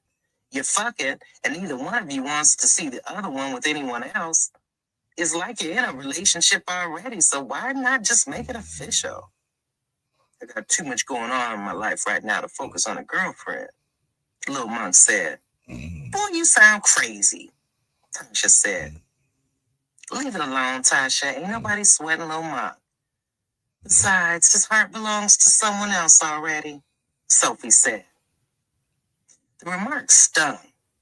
Sophie was one of the only people Lil Monk had ever confided in about his feelings for Persia. She knew it was a sensitive subject and had said it to hurt him, the way his rejection had hurt her. For the rest of the ride, Lil Monk didn't say much, and neither did Sophie. The earlier conversation had raised a wall of tension between them, and for the first time, things were awkward. This was another reason why Lil Monk had never pursued a relationship with her. Sophie thought that Lil Monk being in love with Persia was the reason that he refused to officially date her, but that was only partially correct. Next to Charlie, Sophie was his best friend, and commitment would change that. He would rather not have Sophie as a lover than to lose her as a friend. The cab let them out up the block from the club, and they walked the rest of the way. Lil Monk was surprised to see how many people were lined up outside. In addition to the club security, there was also a noticeable police presence. He thought about stashing the guns, but Omega assured him that they wouldn't have a problem getting them in. At the door, Omega greeted the bouncer with a smile and handshake, during which he passed the bouncer something Lil Monk couldn't see. The bouncer looked at whatever was in his hand, nodded, and opened the rope for them. When Omega and his group were directed around the metal detectors, instead of having to go through like everyone else, Lil Monk understood what the exchange was about. The inside of the club was crowded and dark, except for the few lights at private tables and the spotlights focused on the stage where a rap group was performing. Lil Monk recognized the group Bad Blood from their videos, but couldn't say he was a fan of their music. "It's packed in here," Sophie said, startling Lil Monk. It was the first time she said more than 2 words to him since their conversation in the taxi. "Yeah," Lil Monk replied. It was all he could think to say. "Yo, let's hit the bar and get some drinks," Omega called over to him, pointing at the bar on the other side of the room. "With all these people in here, it's going to take forever for us to reach it," Tasha said. They couldn't move more than a few feet without bumping into someone. "I got this." Lil Monk began bulldozing a path for them through the crowd to the bar. "What you drinking?" he asked her, hoping she asked for a house brand liquor instead of something exotic.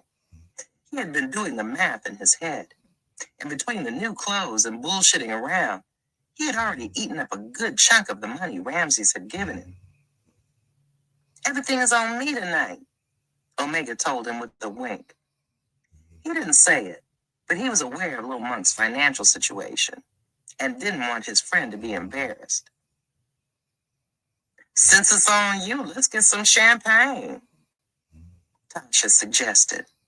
Omega shot her a look. "How about we start off with a few shots and move from there?" He turned his back to her and ordered the drinks. Your shovel is showing, gold digger, Sophie whispered in Tasha's ear. Child, please, these goodies don't come for free, Tasha said with a roll of her eyes. The bartender came back with 4 shots of tequila and 4 Coronas and set them on the bar. Omega divided the drinks among them. I'd like to propose a toast. He raised his glass. Hey now. Tasha snatched her drink up.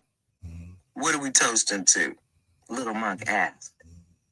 The world, because soon it's gonna belong to us. Omega downed his shot.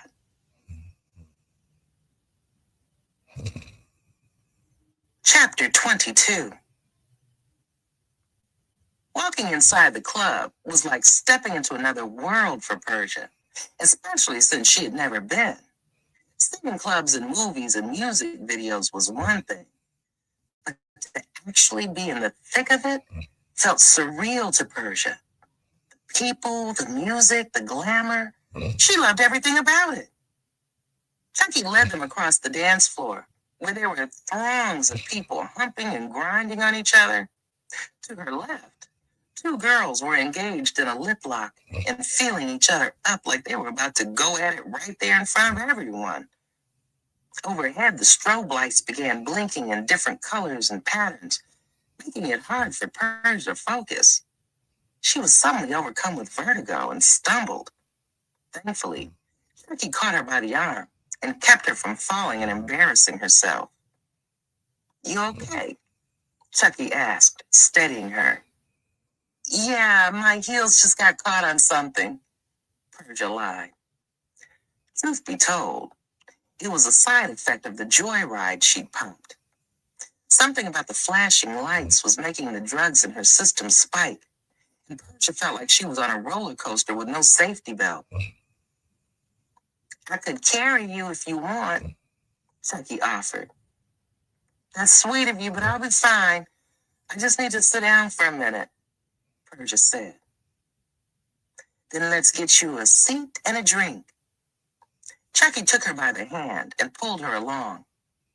In the back of the club, there was a section that was separated from the main area by a thick gold rope. There was a sprinkling of tables and booths, some occupied and some not, and each had a bottle of champagne on it. Waitresses scurried back and forth to cater to the needs of those privileged enough to occupy that side of the rope, while groupies with no shame performed strange acts for men with long paper and larcenous hearts. This was their destination. Give me a second, Chucky told Persia, and approached the rope to speak with the bouncer guarding it. They exchanged a few words before a man wearing a sweatsuit and a long gold chain interceded. The man in the sweatsuit motioned to the bouncer that Chucky was good, and he was allowed to step inside the gold rope, where he was greeted with a handshake and a hug. That dude looks familiar, Marty said, trying to place his face. She didn't have to wonder who he was for long, because a few seconds later, they were all whisked inside the roped-off area by security. Ladies, this is a friend of mine, Tone, Chucky introduced them. I know I'd seen your face somewhere before. You signed a Big Dog, right? It finally hit Marty where she had seen him before. He was in a few of the rap videos she had seen. Yeah, I'm down with Big Dog, but not signed to them. I don't rap. I count money, Tone boasted. But enough about me. You guys are guests of Chucky, which means you're guests of the doghouse. He motioned around the VIP area. Let's get you pretty ladies situated so we can begin the festivities. Tone showed them to a private table, which had an excellent view of the stage. The group, Bad Blood, had just finished their set and were lounging at the table, drinking and smoking weed. They had some girls with them, but the females were quickly forgotten when the fellas saw Persia and Marty. Damn, I think I just caught a mean case of jungle fever, one of the men in the group said, eyeballing Marty like she was the Last Supper. Call your thirsty ass back, Payne. You ain't entitled to every piece of flesh that comes through here, someone told him. Why not? We're dogs and share everything, don't we? Payne asked jokingly. Excuse this ignorant motherfucker. His mother dropped him on his head when he was a kid. He hasn't been right since. Tone told Marty. You cuffing already, Tone? Another of the group joked. He was called Lex. He was Payne's partner in crime, but not quite as abrasive. You know cuffing ain't in my vocabulary, Lex, so knock it off. I'm just trying to make sure you thirsty ass niggas don't frighten our guest off before we've had a chance to get properly acquainted. Don't worry, Tone. We won't be too rough on him, Payne said sarcastically. Sometimes I like it a little rough, Sarah spoke up. She already knew that Persia was going to hook up with Chucky, and Tone had eyes for Marty. But she was sizing up the quiet dude in the corner with the big chain on. Weighed against what was left over, Payne was the next best option, so she figured she might as well put her bid in early. I think I like you, white girl. Why don't you come have a seat by me and get some of this liquor? Payne patted the seat next to him. Fearlessly, Sarah went over and took the spot he patted, making it a point to bump the girl over, who had been sitting closest to him. She held her cup out while Payne filled it with straight vodka. He offered her a chaser, but she declined.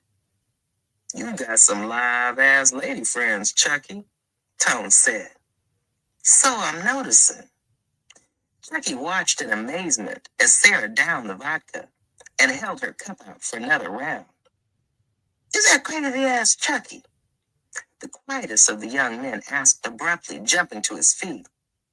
He hadn't said much since they'd come over. The diamond-encrusted Rottweiler medallion hanging from his chain clanged against his chest when he moved. The girls who'd been hanging on him quickly scattered, thinking there was going to be an altercation. But instead, he and Chucky embraced each other. Damn, I ain't seen you in a minute. That's because you're too busy being famous to come back and visit us niggas in the slums, True, Chucky said with a smile. True was the biggest act signed to Big Dog. He was quickly making the ascension from underground rapper to celebrity, and the country was rocking to his music. But for as much a star as True was becoming, to Chucky, he was still the same badass kid who used to sell crack on 8th Avenue. I ain't never too big to visit the hood that birthed me, but I'm wise enough to make my visits as infrequent as possible and only when necessary. It's an unfortunate thing when niggas get so bitter from you trying to reach the stars that they get to scheming on how to put you in the dirt, True said solemnly. But enough about that bullshit. What brings you out tonight? I know you ain't no fan of crowds, and this place is a zoo. Chucky shrugged. Just came to handle some business with Tone and grab a drink. True was smart enough to read between the lines. The only business Chucky dealt with was the business of cocaine. True shook his head. Same old Chucky. We can't all be blessed enough to go platinum, Chucky shot back. Their conversation was interrupted when a young man joined their group. He was tall, standing about 6 feet 4 inches, with rich chocolate skin and innocent eyes. He went around the group giving everyone dap, but when he turned and saw Persia, he paused. When their eyes met, it was as if everything else faded away and she was the only woman in the room. He tried to say something, but couldn't find the words. It was as if she had stolen his breath, and all he could do was stare. See something you like, homeboy? Chucky asked, snapping him out of it. Sorry, I didn't know she was with you, the boy said apologetically. Well, now you do. And you might want to keep your eyes to yourself. Some people might take that gawking as disrespectful, Chucky warned. Tone placed his hand on Chucky's shoulder. Relax. He didn't mean anything by it.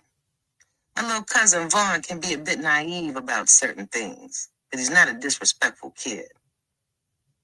Wait, this is the same little dude who used to be in the park practicing throwing footballs through the tire swings? Chucky said in surprise. Yeah, that was me, Vaughn said shyly. Man, I haven't seen you since you were like 10 years old. The last time Chucky had seen Vaughn, he was a real thin little kid with a big head, but he had grown into an Adonis of a man. Vaughn's been in Virginia for the past 10 years or so, Tone began. He got himself into some trouble up here, so his mama sent him down there to live with our aunt and go to school. That's what's up. You still playing ball? Chucky asked. Tone laughed. Chucky, I can tell you're not into sports.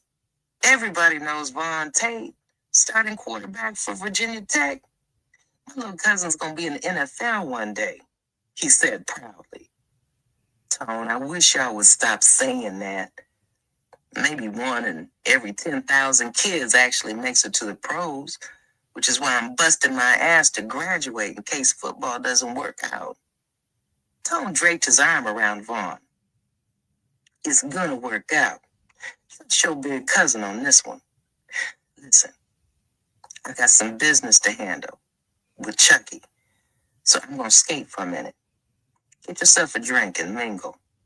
I'll be back in a few. Okay, Tone. Vaughn nodded. I trust you ladies will be okay in the company of these wolves? Tone asked Persia and her friends. Every dog can be tamed. Marty slipped onto the seat next to True. She ran her finger along his gold chain. You boys gonna do what you have to do. True was just about to tell me all about how many albums he sold. She picked up his cup and sipped from it. Damn, you don't beat around the bush, do you? True asked with a smirk. Not really, she said honestly. Leaving the girls in the care of the rappers, Chucky and Tone disappeared to the bathroom to talk money. The guys from Bad Blood weren't that bad once the girls got to know them. They freely shared their liquor with the girls, and every time they turned around, it seemed like someone had lit another blunt. Though the rappers treated Vaughn like he was one of them, it was obvious that he didn't belong. They were loud and obnoxious, whereas he was quiet and polite. Vaughn didn't hit the weed, but he partook in the alcohol. Every so often, Persia would catch him looking at her, but whenever she turned in his direction, he looked away. She had to admit that Vaughn was a good-looking guy, but he wasn't her type. Persia liked bad boys, and Vaughn seemed a little too pure for her taste. Persia was a little tense at first, but she eventually loosened up. True ordered a bottle of chilled tequila and poured rounds for everyone in black shot glasses with the Big Dog logo on them. Persia had heard horror stories about the effects of mixing liquor, but she was going to do it anyway. If they were pouring, she was drinking, and if blunts were being rolled, she was smoking. Only God knew when she'd have another night like this before 21, and she wanted to make it memorable. Being out at the club, surrounded by pretty people and money, made her feel like a different person. There was nobody to harass her about her grades, and she and her mom weren't beefing. All that existed at that moment was a good time. Don't drink that, Vaughn told her when Persia reached for the shot glass. Why not? I'm trying to get my drink on like everyone else, Persia told him, holding the glass mid-shot. Vaughn shook his head. Everything that glitters isn't gold, shorty. Vaughn, stop talking the girl's ear off and let her do her shot, Payne barked. Yeah, Vaughn, stop being such a wet blanket, Sarah half slurred. As a matter of fact, I don't see a drink in your hand. She thrust her shot glass at him, splashing liquor on Vaughn's pants. I'm cool on that devil's brew. I'll stick with what I know. Vaughn held up the bottle of beer he was sipping. Shorty, you drinking or not? Because you're holding up the toast, Lex asked, eyeing Persia like a hungry predator. Feeling like everyone in the club was watching, Persia threw the shot back. The tequila stung, but only for a second, before sending a calming numbness through her chest. She ran her tongue along the roof of her mouth, and it felt gritty, as if the glass hadn't been properly washed. She wiped her tongue with a napkin and resumed her drinking.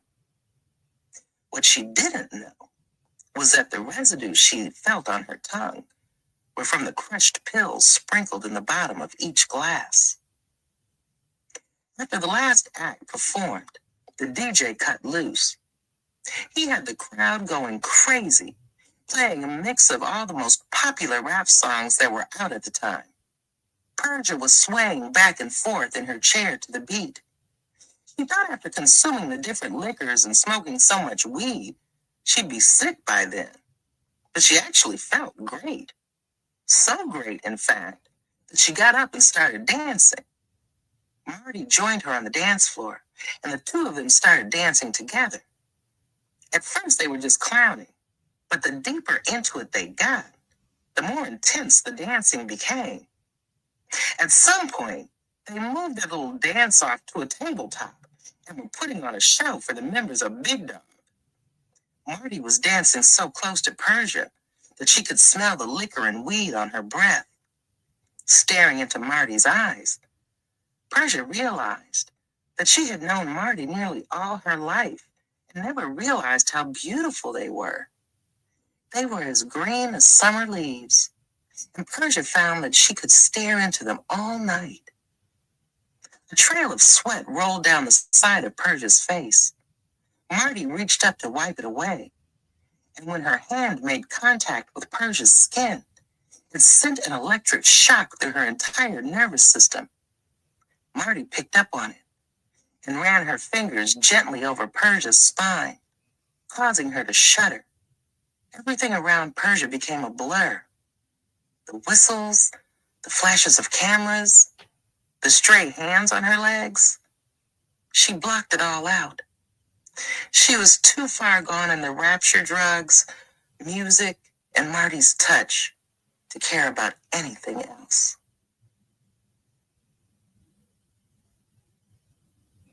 Chapter 23. After having a few drinks, Tasha convinced Omega to get out on the dance floor with her. To all their surprise, Omega was a pretty good dancer. Sophie tried to get Lil Monk to join in, but he declined. He had never been very coordinated and refused to go out there just to make a fool of himself. You know, fun. Sophie tossed a napkin at Lil Monk. I'm plenty of fun. I just ain't no dancing ass nigga. As big as I am, I'd look like a damn fool out there pop locking. Lil Monk imitated one of the moves he'd seen Omega do on the dance floor, which made Sophie laugh. See, I told you I'm fun. Yeah, I guess.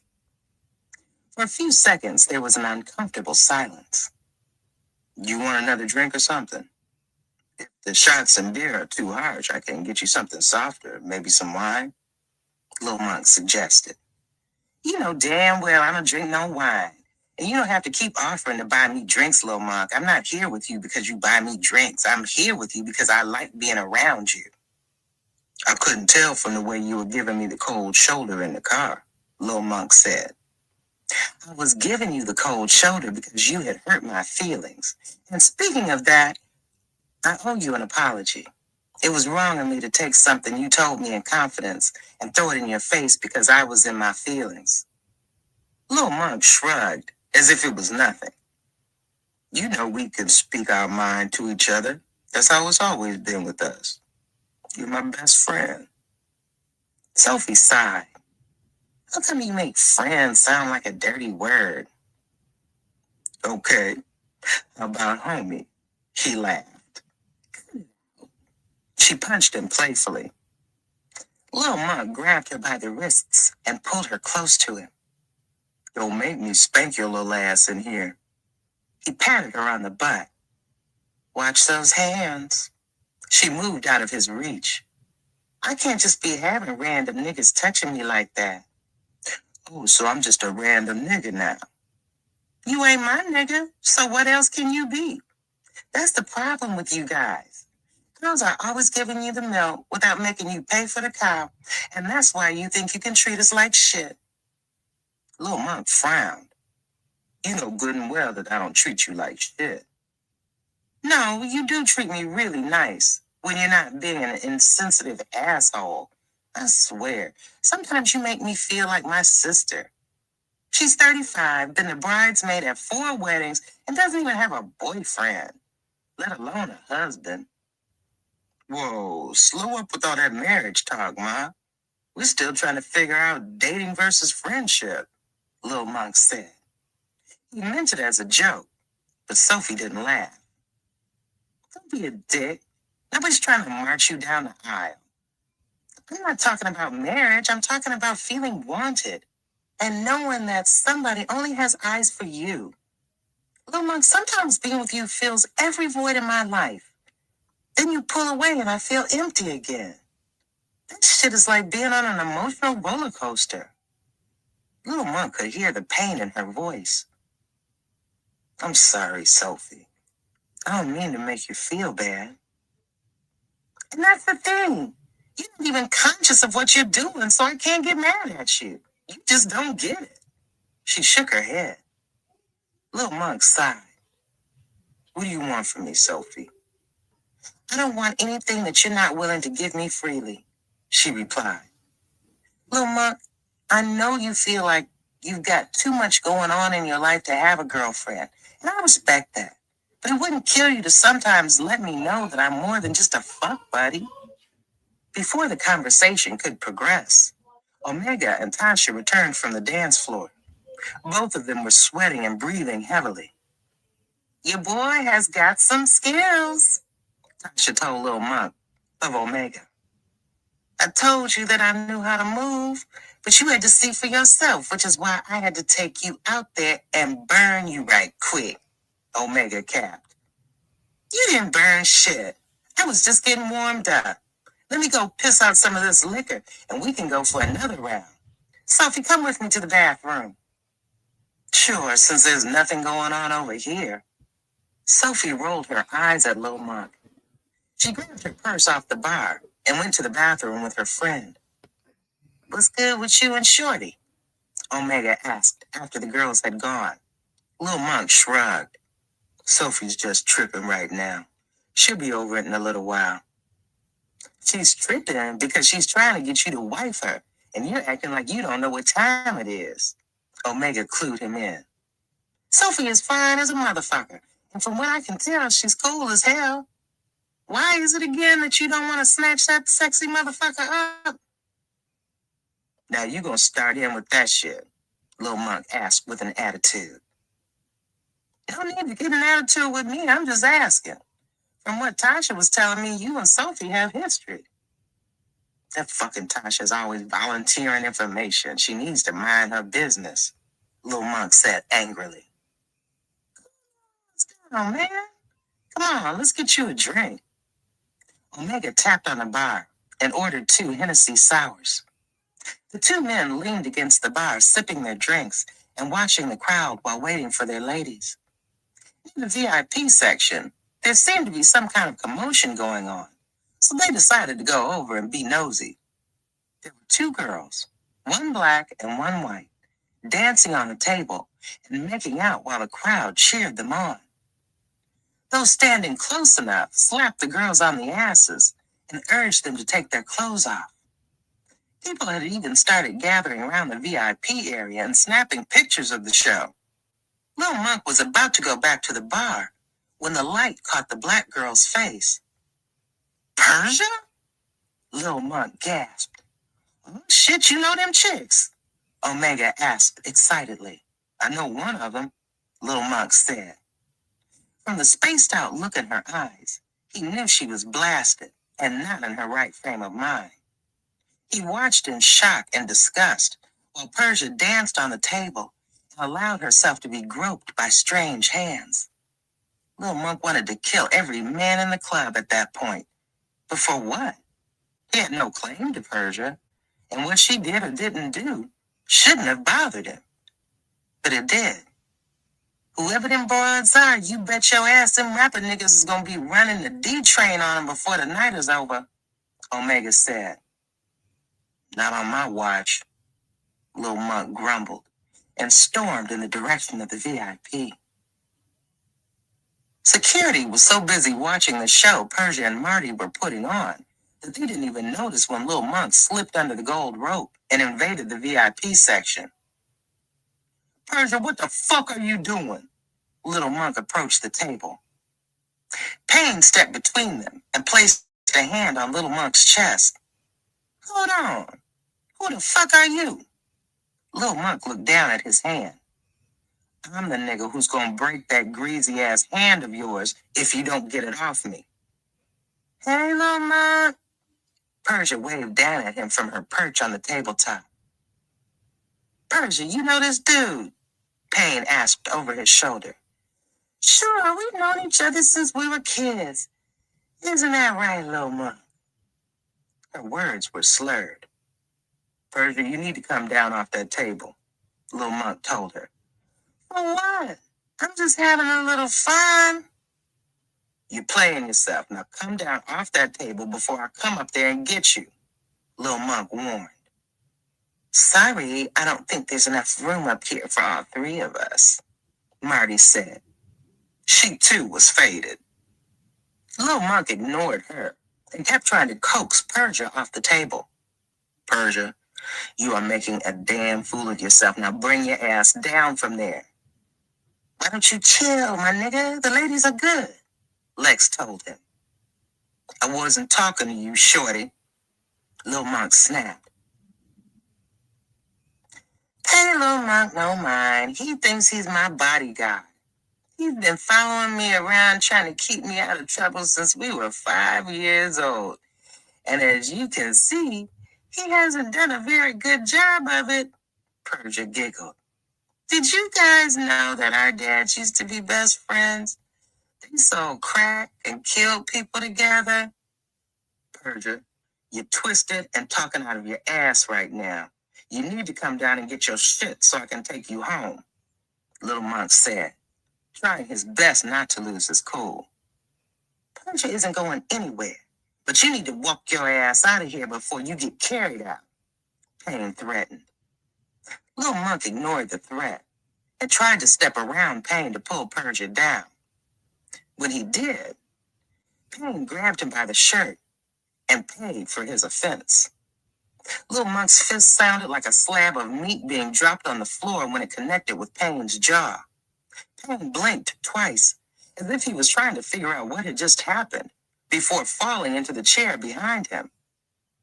Lex tried to creep up behind Lil Monk when Omega popped up seemingly from out of thin air and broke a beer bottle over his head.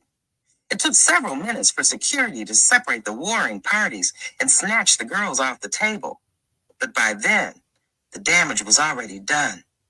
The DJ had stopped spinning the music and the house lights came on. What the hell is going on here? Tone asked, pushing his way through the crowd. Chucky was close behind him. Sorry, Tone. These two troublemakers slipped past us, one of the bouncers said apologetically.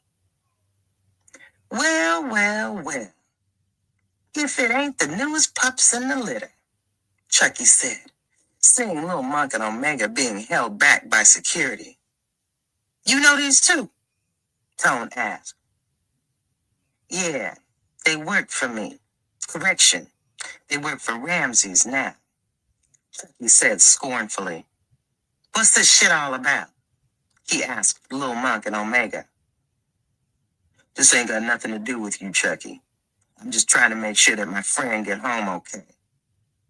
And these cats tried to form on me, Lil Monk explained. Which friend would that be? You mean this friend? Chucky pulled Persia from the group. Her eyes were glassy, and she looked like she was having trouble standing up. Now, what would make you think anything riding with me needs anything from your slum ass. Little Monk blinked in confusion. Persia, you came here with this nigga? Yeah, my boo Chucky is showing us a good time. Persia draped her arms around Chucky's neck. That's right. Persia is in good hands. Chucky ran his hand up her skirt and palmed Persia's ass for emphasis. So why don't you take your ass back to the block where you belong before I take my belt off and discipline you for being a disobedient dog? The remark got a laugh from everyone standing close enough to hear it. Little Monk's eyes narrowed to slits, and his jaw clenched. You standing there grilling me like you want to do something. Chucky moved his jacket so that Little Monk could see the gun tucked in his pants. Ain't no police here to save you now. You got some frog in you? Nigga, jump. Little Monk reached for his gun, but Omega stopped him by throwing him in a bear hug. Not here and not like this, he whispered in his friend's ear. If he had let Little Monk draw on Chucky, right or wrong, he knew both of them would be dead when word got back to Ramses, if Chucky didn't kill them first. Reluctantly, Little Monk allowed Omega to pull him away. That's the last time you gonna front on me, Chucky, Little Monk promised as he backed away. That's right, run along, little boys. Hurry on back to the block and see if Ramses has got something for you to do. I'm sure there's an old lady somewhere who needs her purse snatched. Chucky taunted them. When Little Monk turned around, the first face he saw was Sophie's. I saw what happened. Are you okay? I don't want to talk about it. Let's just go. Little Monk took her by the hand and pulled her along toward the door. Little Monk didn't say much during the cab ride back to Harlem. To say that he was mad would have been an understatement. He was feeling murderous. Between Persia acting a fool and Chucky violating him in a club full of people, he was ready to hurt something. Chucky had come at him sideways for the last time as far as Little Monk was concerned. He was living on borrowed time. He would play nice for now, but as soon as the opportunity presented itself, he was going to either kill Chucky or put him in the hospital for a very long time. The trick was doing it without finding himself suffering a similar fate at the hands of Ramses. Chucky was a piece of shit who deserved everything Little Monk was scheming on giving him, but he was still Ramses' right hand. He knew that if he truly wanted to be rid of Chucky, he would have to prove himself more valuable than his nemesis in Pharaoh's army. When the taxi pulled up in front of Sophie's building, Tasha said her goodbyes and gave Omega a kiss on the cheek before getting out. Sophie, on the other hand, got out without saying a word. You gonna sit there looking stupid, or are you going to make sure she's okay? Omega asked. Little Monk mumbled something under his breath before getting out and going after her. Hold on, Sophie, he called, jogging up the stairs to catch up with her before she made it inside the lobby. I'll wait for you by the elevator, Tasha told her, giving Little Monk and Sophie their privacy. You okay? Little Monk asked her. Considering that I just watched the dude I was on a date with nearly get into a gunfight over another bitch, I'd say I'm just fine, Sophie said sarcastically.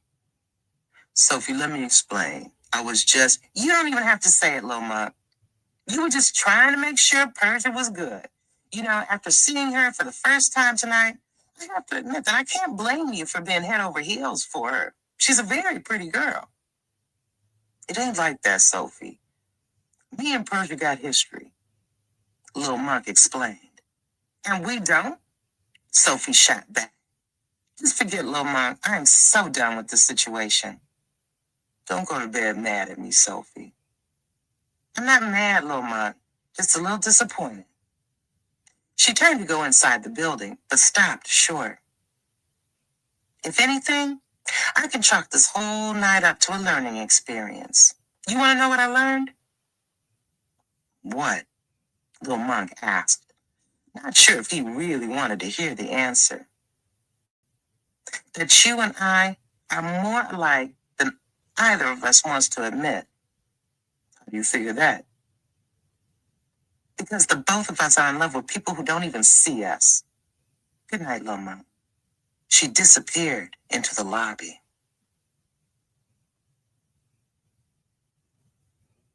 Chapter 24. After the brawl in the VIP, it was a wrap for the club. Police shut it down and kicked everyone out. Tone invited everyone back to the after party they were throwing in their hotel suite, but Persia was in no condition to do any more partying. She was done with a capital D. Marty and Sarah wanted to keep the party going, but they didn't want to abandon their homegirl. So Chucky promised to take her somewhere to sleep it off and pick them up when they were ready to leave the after party.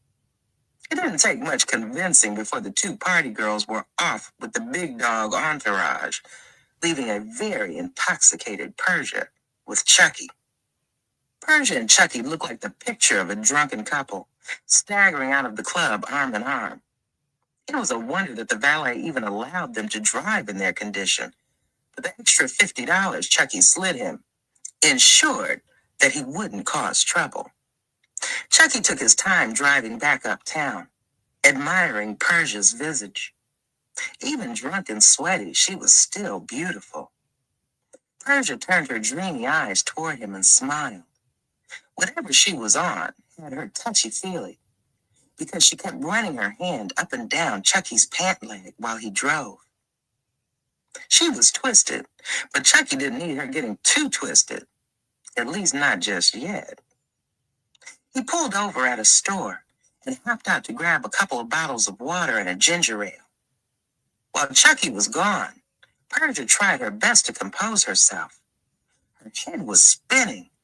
There was still a part of her that wanted to keep cutting loose. She wasn't sure what was in those black shot glasses, but she knew it wasn't all booze. She finally managed to get herself into an upright position and cracked the window. Her mouth watered up like she was going to vomit again, but it was a false alarm. In the ashtray, she spotted a half-smoked weed clip. That would be just the thing she needed to settle her stomach. Persia didn't have a light, but she spotted a book of matches on the floor of the car. Striking two at a time, she lit the weed clip and took a deep pull. Something about the weed tasted off. There was a second flavor intermingled with it, but it didn't stop Persia from filling her lungs with the smoke. When it settled, her whole body went as rigid as a statue. She couldn't be sure, but Persia thought she heard cannons going off in her ears. Persia could barely part her lips enough to cough out the foul smoke. For a minute, she thought she was having an out-of-body experience. And it was the greatest thing she'd ever felt. When Chucky got back to the car, he found Persia sitting up, staring off into space with the smoldering weed clip in her hand. "The fuck are you doing?" Persia looked at him, and her eyes looked almost vacant. "I found it in the ashtray. I didn't think you'd mind." Chucky looked at Persia closely. From the whole set of her jaw, he could tell that her bells were ringing. "You okay?" "I think so." Persia touched her fingers to the seat she was sitting in and found that it was damp. "But I might have just had my first real orgasm," she said without an ounce of shame. "You got any more of that?" When they arrived at Chucky's apartment, Persia was a little surprised. It was a cute one-bedroom that was sparsely decorated and immaculately clean to be a bachelor pad. "Make yourself at home and I'll get us something to drink." Chucky directed her to the couch while he tossed his jacket over one of the armchairs. He disappeared into the kitchen and came back a few seconds later holding two glasses, one of which he handed to Persia. Persia sniffed the glass and frowned. "This is orange juice. Don't you have any liquor?" "Trust me, You need that more than you need liquor right now, Chucky said, as if he was genuinely concerned with her well-being. What he knew that Portia didn't was that the citric acid in the orange juice would boost the effects of the pill she'd taken. Chucky watched Persia as she downed the orange juice. When he saw the flicker in her eyes, he knew she was rolling again. Better? Mm-hmm. She nodded with a goofy smile. You know, for as much as I was looking forward to this moment, now that it's here, I don't know how I feel about it, Chucky said. What do you mean? Persia asked. Persia, you're a good kid. From the minute I saw you, I knew you weren't like Karen and them. You're special. And a special girl should have a special guy, not some street nigga like me, Chucky said, as if he was ashamed of his chosen profession. For as much as I hate to admit it, your friend Little Monk might have been right. You don't belong around men like me. Little Monk no mind. He's just overprotective of me, Persia said, thinking of how over the years he had always been the one coming to her rescue, whether it was when she scraped her knee when she fell off her bike, or to give a good beating to the school bully in kindergarten for messing with her. I'm grown and I can take care of myself. Chucky laughed. Persia, you're mature for your age, but in reality, you're still a kid. Me, I'm in a whole different league. Only a certain kind of chick is fit to deal with a man like me. And I don't know if that's you. Persia set the empty orange juice glass on the table and looked Chucky in the eyes. Everybody thinks I'm this prissy-ass girl from Long Island City. But what they forget is that I was born in Harlem Hospital and raised right on 143rd and 7th Avenue. My father used to run those corners. So I'm no stranger to the criminal element. I knew that you had to be mine, and I had to be yours from the first time I saw you. You think you lured me over here? But I wanted to come. I wanted to be with you. That's sweet of you, Persia. But any chick with me has to be ready to accept the good, the bad, and the ugly. You sure you're ready for this? Chucky asked. I've never been more sure about anything, Persia said emotionally. She didn't know why she felt the need to bare her soul with Chucky, but it felt better to get it out. It was like a weight being lifted off her soul. Persia thought she was having a moment, but it was actually the drugs playing hell with her nervous system. That was all Chucky needed to hear. He walked over to his jacket and dug in his pockets until he gathered all the things he needed. He pulled out what he had left from the crack he bought in Washington Heights, some weed and a cigar, which he laid on the table. Is that crack? Persia asked in shock. Crack is for fiends. This is base. There's a difference, he lied. I'm down for pretty much whatever, but I don't know about smoking that, Persia said skeptically. That's not what you said when you were sucking us down in the car and asking for more. You let me smoke freebase? Persia asked in shock. I didn't let you do anything, baby. You invited yourself to that meal, remember? Listen, if all this is too intense for you, then maybe I should just take you home. I knew this was a mistake. He stood. Don't kick me out, Chucky. I want to stay. I'm just not sure about this. What if I get hooked? She thought of the broken addicts on the streets of Harlem and wondered if this was how their slow falls to hell started. Only weak bitches get hit off token a little bit. Are you a weak bitch? Because if you are, then you got no business with me. I'm a boss. So any broad on my arm has got to be a boss bitch. I can be a boss bitch, Chucky. I know I can. I'm just scared, she admitted. Chucky stared at her for a few minutes, as if he was weighing it. For as long as you're with me, You never have to fear anything. He sat back down. Let me tell you the story of pleasure, pain, and joy, he said, separating everything. Pleasure and pain were a god and goddess. He started breaking the green buds up on a magazine. Pleasure, he motioned toward the weed, was an easygoing guy. All he cared about was sunshine, music, and laughter. He wanted to make the world happy. But pain, he pointed to the small broken rocks. She didn't care about happiness. She wanted to be worshipped. For years they clashed, with each gaining ground over the other here or there, but neither really winning the war. One day this old dude comes up with an idea. He produced a cigar. Chucky swiftly cut the cigar down the middle with his fingernail and emptied the contents into the wastebasket. He proposed a marriage between the god and goddess to bring about balance to an insane world. He intermingled the crushed crack and weed in the hollow cigar.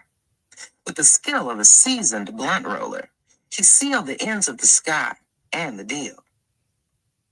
And from that union, he lit the blunt and took several deep drags and inhaled the stink smoke. Was born joy. He extended it to her. Persia accepted the blunt with the delicacy of a 1,000-year-old Egyptian scroll. Had you told her that morning that she'd be sitting on her crush's couch, zoned out on pills and about to smoke laced weed, Persia would have called you a liar. Yet there she was. She could hear her mother's voice in her head warning her about the ills of drugs and fast-talking men. But it was like white noise at that point. She looked at Chucky sitting there, watching her, looking handsome as ever, and thought of how much she wanted to be his. Just once ain't gonna kill me, she whispered to herself before taking a hit. Persia was in a magical place. The laced weed made her feel like she was dancing on clouds to the music of chirping birds. Through dreamy eyes, she watched Chucky standing over her. He looked like the god Pleasure, standing there glowing radiantly. It was at that moment she decided that Chucky was the most beautiful man she had ever laid eyes on, and she would do any and everything to be with him. Take your clothes off, Chucky ordered, and Persia happily did as she was told. He had to take a few minutes to admire her nude form. Persia's body was perfect. Persia watched from the bed as Chucky slowly came out of his clothes. He was a handsome physical specimen, with a broad chest, flat stomach, and toned arms. The real treat was when he slipped off his boxers. Chucky was hung like a porn star. She pleaded for him to enter her, but Chucky wouldn't be rushed. He had waited too long for this moment. Chucky grabbed her legs and forced them back until her knees touched her shoulders. He looked down at her neatly shaved, fat pussy and found it already moist and inviting. Without warning, he clamped his mouth over her love box and began pleasuring her. Persia's back arched at the feel of Chucky's mouth on her. It was an unexpected but welcome surprise. The last boy who attempted to go down on her was a complete ogre about it, all lips and teeth. But Chucky had style. He let his tongue slowly inspect every inch of Persia's womanhood, paying special attention to her clitoris. When Chucky pinched the flap of skin between her lips and began to suck gently, Persia could feel herself coming over and over. When he was done tasting her, Chucky flipped her over on her stomach. Persia reached her hand between her legs and started playing with herself in anticipation. Even though Persia was soaking wet, Chucky had trouble entering her. She was tight, which told him she hadn't been with many men. He worked himself inside her a little at a time until he was able to fit the whole thing. Then he paused, savoring her warm walls. Persia loved the way Chucky felt inside her. His stroke was aggressive, but he wasn't a brute about it, at least not in the beginning. Chucky gradually sped up his pumping, digging inside her a little harder with each stroke. Holding her waist with one hand, he used the other to grab a fistful of her hair and went from stroking to pounding. "Damn, take it easy, baby," Persia said over her shoulder. If Chucky heard her, he showed no signs of it. She tried to scoot away, but he wrapped his arm around her waist and pulled her back. "Stick is good, ain't it?" Chucky breathed in her ear while thrusting in and out of her. Persia found herself somewhere between pleasure and pain as Chucky rode her like a jockey at the Kentucky Derby. When he felt himself about to bust, he pulled out of Persia and pulled her by her hair so that she was kneeling in front of him. "Wait a minute, my hair," she struggled. "Just take it. Just take it." Chucky panted, stroking himself feverishly. With a groan, he exploded, painting Persia's face with his seed. When he was empty, he released her hair and allowed her to fall back onto the bed. Damn, that was good. He flopped down next to her. "You didn't have to get it all in my hair," Persia complained, trying to wipe the semen out of her hair with the t-shirt she'd found on Chucky's floor. "My bad. I was caught in the moment," he said, still breathing heavily. "Come here." He pulled her down next to him and tucked her in the crook of his arm so that her face was resting on his chest. "You really impressed me today," he said, tracing his finger along her side. "I'm glad, Chucky. All I wanted to do was show you that I could make you happy," Persia told him. "And you did a good job of that. I think I can fuck with you, Persia. I mean, really fuck with you. But I'm still not sure. How do I know you're down for me and not just after my money like the rest of these bitches?" Persia jerked her head up and looked at him. "Chucky, I'm not after you for your money. I've got my own money. I told you that my father used to run those corners, and when he went away, he didn't leave us broke." This got Chucky's attention. When Face went away to prison and Monk ran the business into the ground, there were more than a few rumors floating. The most popular was that besides the house they lived in, Face hadn't left Michelle with any money. But now Persia was telling him different. Face had always been a very smart man, and from the kind of money he was clocking in the streets, it was very possible that Persia and her mother could have been sitting on a small fortune. It would be the answer to his prayers. "Tell me more about your father." Chucky and Persia lay in bed talking until well into the night, before both of them dropped off to sleep. Sometime around first light, Persia had a nightmare, which startled her awake. Careful not to wake Chucky, she slid out of the bed and went to use the bathroom. On her way back, her eyes landed on the crack and weed that had been left out on the table from the night before. Persia sat on the table and plucked one of the little rocks between her fingers. She couldn't believe that the seemingly harmless pebble in her hand had been credited with destroying so many lives. Granted, when she smoked, it had been one of the most intense highs she'd ever felt, but hardly the big bad monster that she had expected it to be. Maybe Chucky was right, and only weak-minded people got hooked. She was strong. Without even realizing she was doing it, Persia had picked up a cigar and began cracking it open. She wasn't the best blunt roller, but she did a fair job of twisting it. She could feel the lumps along the blunt from the rocks inside as she held the lighter to it. Persia sat on the couch, smoking the laced weed and listening for the sounds of cannons and birds chirping. When Persia woke up, It was dark outside.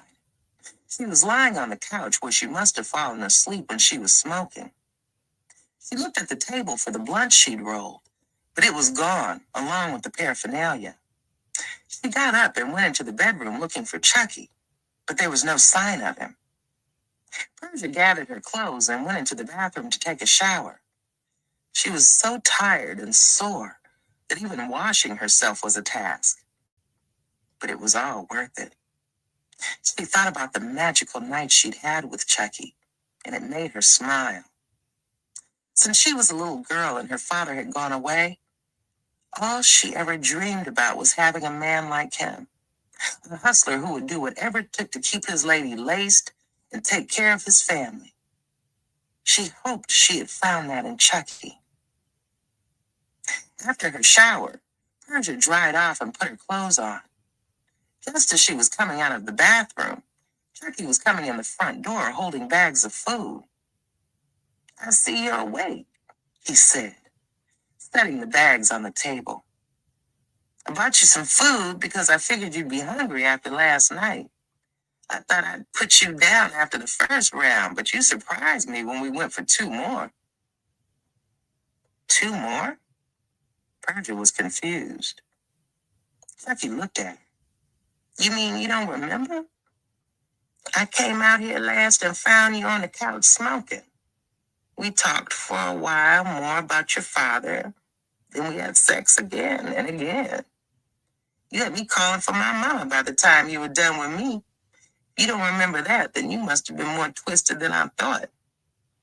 "I guess I was," Persia said, trying to put the pieces of the night back together in her mind. There were only vague flashes of her dirty deeds. "What time is it?" "About 6 or 6:30, Chucky told her, pulling a styrofoam container full of chicken from one of the bags and setting it to the side. "The sun'll be up soon, and maybe we should head over to the hotel to see if Marty and Sarah are ready to go." Chucky looked at her to see if she was joking or serious. "Persia, it isn't 6 in the morning, it's 6 in the evening. You've slept the whole day away." "Holy shit," Persia said nervously. She had been missing for hours, and Marty was probably worried sick. She just hoped that her mother hadn't been trying to reach her, or else she was going to be in some serious trouble. "I gotta call Marty. Can I use your phone?" "Sure." He handed her his cell phone. Persia dialed the number to Marty's bedroom and listened while the phone just rang and rang. She was about to hang up when somebody picked up on the other end. "Marty?" "No, this is Sarah." "Persia, where the hell have you been? We've been worried sick," Sarah told her. "I'm sorry, I got caught up here with Chucky and lost track of time. I've been sleeping all day long. Has my mom been looking for me?" "Yes, her and everyone else in the neighborhood. We tried to feed her excuses all day long, but when she popped up at the house and you weren't here, shit hit the fan. We had no choice but to tell her that we didn't know where you were." "Jesus, why would you do a stupid thing like that?" Persia asked with an attitude. She knew when she finally got home, her mother was going to kill her, then ground her until she graduated college. "What were we supposed to do? You disappeared with some strange dude for an entire day. For all we knew, he could have done something to you." "Well, I'm fine, but I had a wild ass night. Call Marty to the phone so I can give both of you the dirty details at once," Persia said proudly. Sarah got quiet. "Sarah, what's wrong?" Persia asked. "Marty doesn't feel like talking right this second," Sarah said in a depressed tone. "What do you mean? Sarah, what's wrong with Marty?" Persia asked frantically. "Persia, I can't really talk about it right now, but something happened. Call me at my house when you get home and I'll fill you in." "All right, I'll be there in a little while." She ended the call. "Chucky, I need to go." "Okay, cool. Just have something to eat first." "I don't have time. I've got to get back to Long Island City." Is everything okay? He asked. It's some bullshit. My mother is tweaking because I stayed out all night and something happened to Marty. I need to go see what's going on. Can you drop me off at the nearest train station? Nah, my lady don't take no trains. I'll drive you there myself, Chucky told her. Persia felt good hearing him call her his lady. So I'm your lady now? Chucky stood and hugged her. Girl, from the way you put it on me last night, I'd kill another nigga for coming anywhere near your pussy. You belong to me now, understand? Persia just smiled and nodded. She and Chucky embraced. Her eyes landed to splotches of red on his tan Timberlands. Is that blood on your boot? Nah, I must have stepped on a ketchup packet or something when I was in the chicken shack. He lied. But forget about my boots. Let's get you home so that your parents don't worry.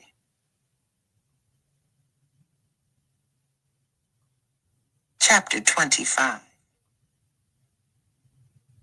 It was colder than Persia had expected when she came outside, and the skimpy cocktail dress she had on wasn't helping. She cursed herself for not having the good sense to bring a jacket with her when they left Marty's house. That was almost 24 hours prior, and she didn't know she'd end up needing it. You want to wait here while I go get the car? Chucky asked, seeing that she was cold. No, I'm okay. I just hope you're not parked too far. I'm just around the corner. He took her by the hand and led her down the street. As they were passing the bodega on the corner, 3 girls were coming out. When Chucky saw who it was, he sped up, hoping he could make it across the street without being spotted. But he had no such luck. Persia, Ty called, running over to give her friend a hug. Hey, Ty. Persia hugged her back. A few feet behind Ty, she saw Mika and Karen. It was her first time seeing her friends since she and Karen had the argument. Hey, y'all. She spoke to Karen and Mika. What's good, Princess P? You're rocking the shit out of that dress. Mika complimented her. Thanks, girl, Persia said graciously. Hey, Karen. She greeted her, trying to be the bigger person. A little early in the day for a cocktail dress, was Karen's reply. I know, but I've got on the same clothes from last night, and I haven't been home to change yet, Persia told her, hugging Chucky's arm. Karen couldn't hide the hurt on her face. It's like that? She asked Chucky. Be easy, Karen, Chucky said coolly. He didn't feel like dealing with one of Karen's scenes, especially not while he was with Persia. Karen, leave that shit alone, Mika told her. Fuck that, Mika. This nigga and his bitch are playing themselves, Karen said heatedly. Karen, take a walk and I'll holler at you later, Chucky told her. Oh, you sending me on walks? I ain't good enough to ride no more. Karen was working herself up. Karen, let's just go smoke, Ty said. She smelled the storm coming. You got some balls on you, Chucky. Karen got in his face. You got me out in the streets covering your dirt, and this sedity bitch laying up in your bed like she's the queen of Harlem? Chucky took a calming breath. Karen, I ain't gonna tell you again. Nigga, you can't tell me shit. Karen cut him off. You think you the shit because you strutting around with a fake rich girl on your arm? But she ain't built like me. Let's see if Persia's still riding with you when you're asking her to dig your holes and keep your secrets. Chucky's eyes flashed anger. He took 2 steps toward Karen, intent on knocking her head off, but Mika stepped between them. Her hand was hanging down at her side, and in it was a box cutter. Chucky, you and Karen can argue all you like, but you know I ain't gonna let you put your hands on her, Mika said. It was more of a fact than a threat. Chucky thought about testing Mika, but he knew better than anyone she would give as good as she got. Let's just go. Persia tugged at his arm. He gave the girls one last hard look before letting Persia pull him away. Fuck all you crazy bitches. Let's go, baby. He hugged Persia to him, and they walked off. Fuck you too, you closet junkie, Karen called after him. You got him for now, Persia. Let's see how long you can keep him. Ask him where he was earlier when you were getting your beauty sleep. Don't even sweat that shit, Karen. Chucky's a slimeball ass nigga, and Persia will see for herself sooner or later, said Mika. I'm just tired about how he tried to play me. I was always down for him and whatever he needed me to do. And I don't have a pot to piss in to show for it. She was emotional. Quiet as kept, Karen had been playing this game with Chucky since she was 13 years old, and he was a cute new dude on the corner. She was a naive young girl, and he always said the right things. Karen loved Chucky, and she thought he loved her. But as she got older, she began to see Chucky for what he really was, a silver-tongued dog. Still, she found that no matter how hard she tried, she couldn't stay away from him. Niggas come a dime a dozen, Mika was saying. Fuck that nigga. Karma's gonna fix him for the games he plays with young girls' hearts. I couldn't agree with you more, Karen told her, and started walking down the block. Where are you going? I thought we were gonna smoke, Ty called after her. Y'all go ahead and get high without me, Karen called back. I'm going to see if my mom has got Karma's phone number. For the whole ride to Queens, Chucky was tense. He chain-smoked Newports and gritted his teeth while navigating New York City traffic. Someone kept calling his cell phone, but every time, Chucky ignored the call. Who was that? Karen? Persia asked sarcastically. No. And why are you trying to be funny? Chucky asked with an attitude. I'm not trying to be funny. I'm trying to be informed. What was all that about with you and Karen? Wasn't about nothing. Chucky dismissed it. It looked like it was about something. Chucky, is there something going on between you and Karen that I need to know about? You know she's a friend of mine. Persia, don't give me that, because your friendship with Karen didn't matter when you came home with me after the club last night, Chucky said. Don't try to make this about me. I'm talking about you. Chucky, it's obvious to a duck that there's some kind of connection between you and Karen. I know what the streets are saying, but I want to hear it from your mouth. Persia, what you want me to tell you? That me and Karen fucked a few times? That's all it was. She was a bitch I could call on when I wanted some pussy. You satisfied? He snapped. Are y'all still fucking? Persia asked. No, Chucky said, a little too quickly for her taste. Then what was all that stuff she was saying about asking where you were when I was sleeping? Persia, you know for yourself that Karen will say anything to cut a motherfucker. I did see her when I went out to get the food, and we did sit in my car for a second and smoke a blunt. But that was about it, Chucky said, telling half the story. Persia gave him a disbelieving look. Yeah, right. What? You trying to call me a liar? Check this out, Persia. I ain't been explaining myself to no chicks, and I ain't gonna start now. Chucky capped.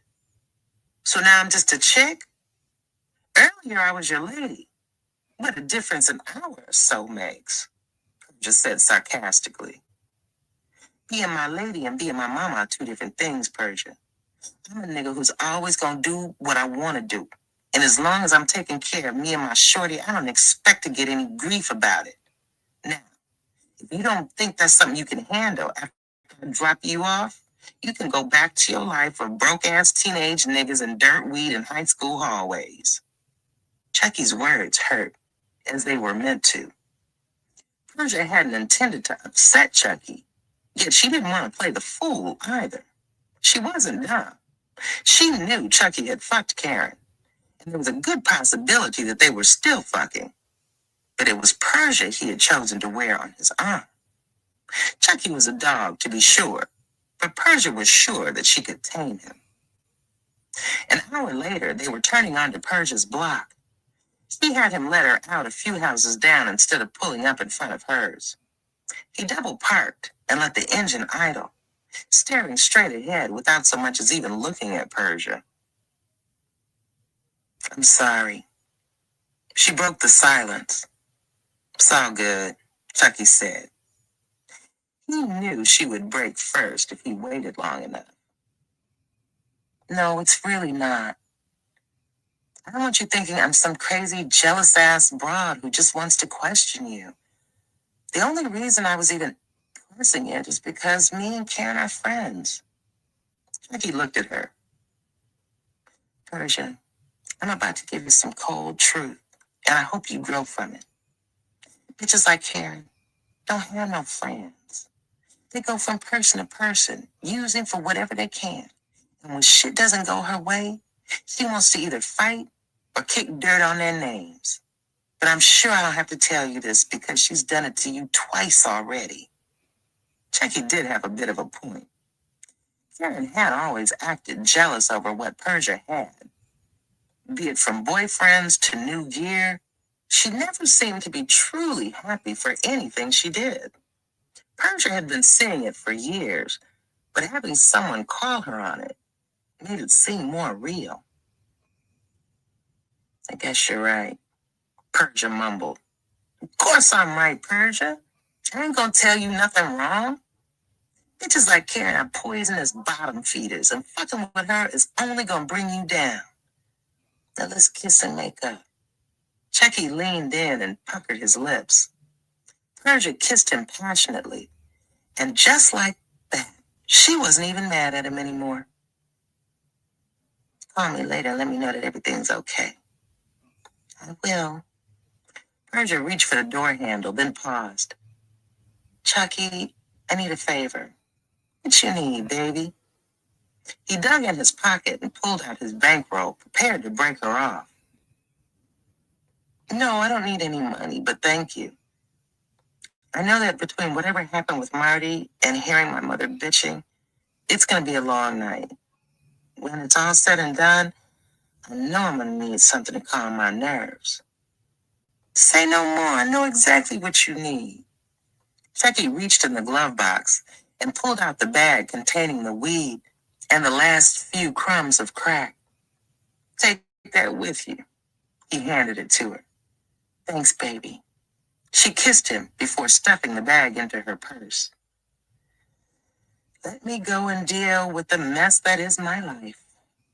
If it gets too crazy, you call me. I'll have you jump in a cab and come back to my crib. I owe you for last night anyway." Chucky smiled. "Thanks, boo." Persia smiled and got out of the car. Persia had barely made it onto the curb before Chucky was pulling off. She couldn't help but to wonder if he was in a rush to get back to Karen to try to smooth things over with her. At one point, Karen had been her homegirl, and Persia wanted that back. But when she extended her hand, Karen spat in it. That was one time too many as far as Persia was concerned. They were now on opposite sides of the playing field. Karen was welcome to try to compete for Chucky's affections if she liked, but Persia had something she didn't: new pussy. She was walking up the path to her house when a voice in the darkness startled her. "Good evening, Persia." She hadn't even noticed Richard sitting on the steps of their house. The porch lights were off, so all she could see was his silhouette and the burning cigar he was smoking. "Oh, hi, Richard," Persia said. "Nice dress. A little much for a sleepover, though, don't you think?" he asked, looking at her outfit. Persia tugged the dress down. She'd forgotten she was still dressed from the club. "Richard, before y'all start tripping, let me explain." "Persia," he cut her off. "You don't owe me any words because your words don't mean anything. so I wouldn't take them seriously anyhow. Your mother, on the other hand, is worried sick. I'll talk to her, Persia said. And who was that? Who was who? Persia asked, as if he had no idea what Richard was talking about. The red BMW that dropped you off, who was that? That was nobody. One of my girlfriends dropped me off, Persia lied. Richard gave her a disbelieving look. A cold world breeds hard men, and it's obvious you're looking to learn that firsthand. And what's that supposed to mean? Persia, I can understand being a teenager, but you're getting reckless, and I don't like it. Persia was taken aback, because Richard had never spoken to her like that before. Excuse you? I'm sorry, but I didn't know that it was for you to like or dislike whatever I do. You're not my father, Richard. You're right. And you're lucky I'm not, because I'd give you the ass kicking you've been prancing around begging for. Richard snapped. Your mother and I work hard to give you everything, but you walk around like you're entitled to the world. Your bullshit is tearing your mother, my wife, apart, and I'm not going to stand for it. You need to get your shit together if you plan to stay under this roof.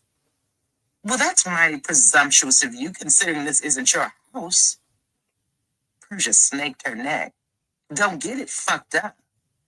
You've been good to me and my mom for as long as I've known you, but don't act like you snatched us out of the damn ghetto. We were living pretty good long before you came along, and we'll be living good when my father gets out of prison and you're gone. Richard reared back like he had just been punched. Is that what you think? Your father's going to come home from prison riding a white horse and pluck my family away from me? Let me enlighten you on a few things, little girl. Your father didn't land in prison by accident because he was a victim of circumstance. He's in there because he's a murderer, and that's where murderers go. Since I've been with your mother, I've done nothing but try to be a good man to her, to you. I never tried to be your father or make you think less of him. I just wanted to be a good man, but that isn't enough for Princess P, is it? I guess it's because you miss your daddy so much that you're trying to land your simple ass in a prison cell next to his. Persia felt tears well up in her eyes. She had never seen this side of Richard before. You have to take this shit. You sure in the hell don't. You'll be 18 soon and able to strike out on your own, since you think you got it all figured out, Richard said. You kicking me out? Richard folded his arms. I'm telling you that if you're willing to act like a respectable young lady and keep your mother happy, you can stay. But if you want to run around like you got a fire burning in your panties, you can take it to the streets with the rest of the working girls. Richard had gone too far and he knew it. But what was said couldn't be taken back. The porch light flickered on and Michelle opened the front door. What's going on out here? When her eyes landed on Persia, she breathed a sigh of relief. Persia, where the hell have you been? Do you know how worried we've been? I'm sorry I worried you, Mom, and it'll never happen again. I'll talk to you about it later, but for right now, I think I need to go, since I'm not welcome in this house. She cut her eyes at Richard before storming into the house and up to her room. What the hell is going on? Michelle asked Richard. That girl has a false sense of reality, and someone had to be truthful with her, Richard said. Richard, what did you say to my child? Michelle asked. Nothing that she didn't need to hear. I might have gone a little far, but no further than she did by telling me that her father was going to swoop in from prison and knock me out of the box. I'm tired of Persia walking around here like she owns the place. Technically, she does, since Faith left the house in her trust, Michelle informed him. Richard, I know sometimes Persia can be hard to deal with, but she's still a child who's been through a lot in her life. You should sometimes be more mindful of that. So I'm supposed to let her pop off at the mouth and not say anything? Richard asked. Of course not, baby. I know you're not Persia's biological father, but you're the only father she's known since she was little. You have a right to set her straight when she's not being respectful to you, but know your limits. Now, I'm going to, for sure, jump in my ass about this staying out all night. But whatever it is you said to her that's making her feel like she's no longer welcome in this house, you need to fix it. Richard wanted to argue his point, but he knew Michelle had a point. His resentment for the things Persia had been doing was building up, but he shouldn't have lashed out like that, especially about her father. If he could, he'd fix it. Richard hiked up the stairs to Persia's room and knocked on the door. When he didn't get any answer, he pushed it open and found the room empty.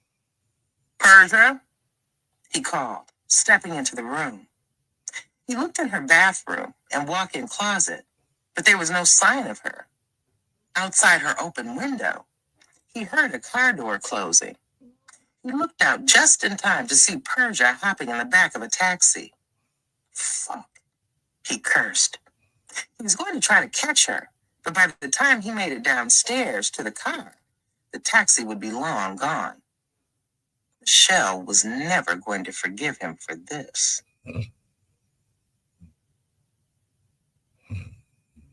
Part 4. Up in Smoke.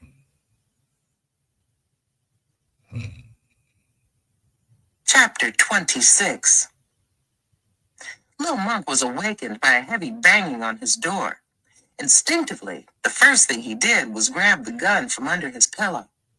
He crept to the door barefoot and dressed only in his boxers with the gun at the ready. It was very possible his father had lost his key again, and it was him banging on the door. But after all that had happened over the past 48 hours, he figured why take chances. Lil Monk raised his gun eye level and placed the barrel against the door while he pressed himself into the wall. Who that? Nigga, it's me, Omega. His friend called from the other side.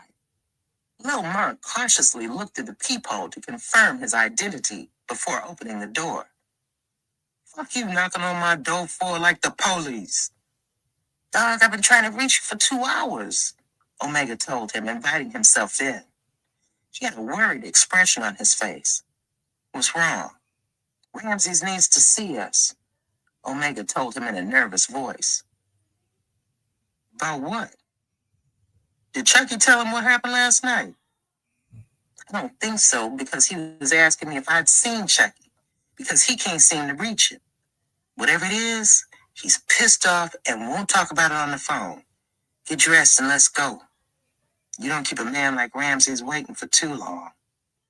Lil Monk went into his bedroom and reappeared a few minutes later dressed in jeans, a hoodie, and boots. He and Omega left his building and jumped into a cab to go to the restaurant where Ramses had said to meet him. The whole ride, Lil Monk's stomach was doing flip-flops, wondering what was going on. He worried that maybe he had gone too far with Chucky, and Ramses could possibly be luring him to his death. But if Ramses wanted him dead, he didn't have to call him all downtown to make it happen. He could have had Lil Monk murdered in his apartment with just a whisper in the right ear. So what was going on? They got out of the taxi on 58th and 7th Avenue in front of a fancy-looking steakhouse. The hostess took one look at Lil Monk and Omega dressed in their street gear and turned her nose up. Her attitude quickly changed when they gave her the name of the party they were coming to meet. She showed them to a table in the back where Ramses and Huck sat waiting for them. Ramses was wearing a wrinkled shirt and hadn't shaved that day. His eyes were red and swollen like he'd been crying. Next to him, Huck sat as still as the grave, watching Lil Monk and Omega like a panther waiting to pounce. Something was definitely wrong. Do I have to tell you two idiots how much it irritates me to be kept waiting? Ramses said in a way of greeting. That was my fault, Ramses. I was asleep, so it took Omega a while to track me down, Lil Monk admitted. The answer seemed to appease Ramses, but he still looked angry. Sit down, Ramses ordered. He waited until they were both seated before speaking again. Have either of you seen Chucky? Not since last night, Omega said. And where did you see him last night? Ramses asked. His tone of voice made them feel like they were being interrogated. Ramses, if this is about what happened downtown, I can explain, Lil Monk said. Huck visibly tensed, and he reached for something inside his jacket, but Ramses stayed his hand with a gesture. Ramses leaned forward and looked Lil Monk in the eyes. Then you best get to explaining. Lil Monk went on to give him the short version of the two confrontations he had with Chucky the day before. When he was done with his tale, Ramses was giving him a very puzzled look. Little nigga, you think I called you down here about some pissing contest going on between you and Chucky? Ramses asked. Well, yes, Lil Monk admitted. I should knock your head off for wasting 5 minutes of my life that I can't get back. I don't know what's going on between you and Chucky, but you better get the shit straight, because if it starts to affect my money, the both of you are going to find yourselves covered in dirt. We're supposed to be a team, and one of my lieutenants beefing with one of my proteges ain't good for business. Work that shit out. Understand?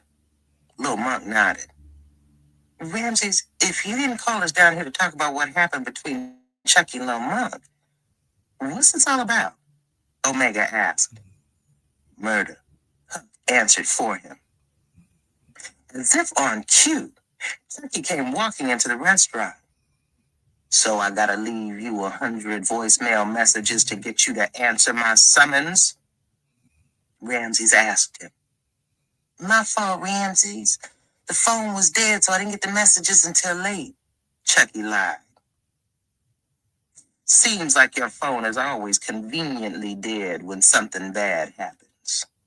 Ramses said in an accusatory tone. You're slipping, Chucky, and I don't like it.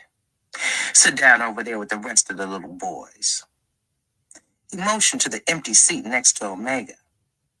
Chucky looked at Lil Monk, who was glaring at him scornfully. It was starting to make sense why Ramses had called him down there.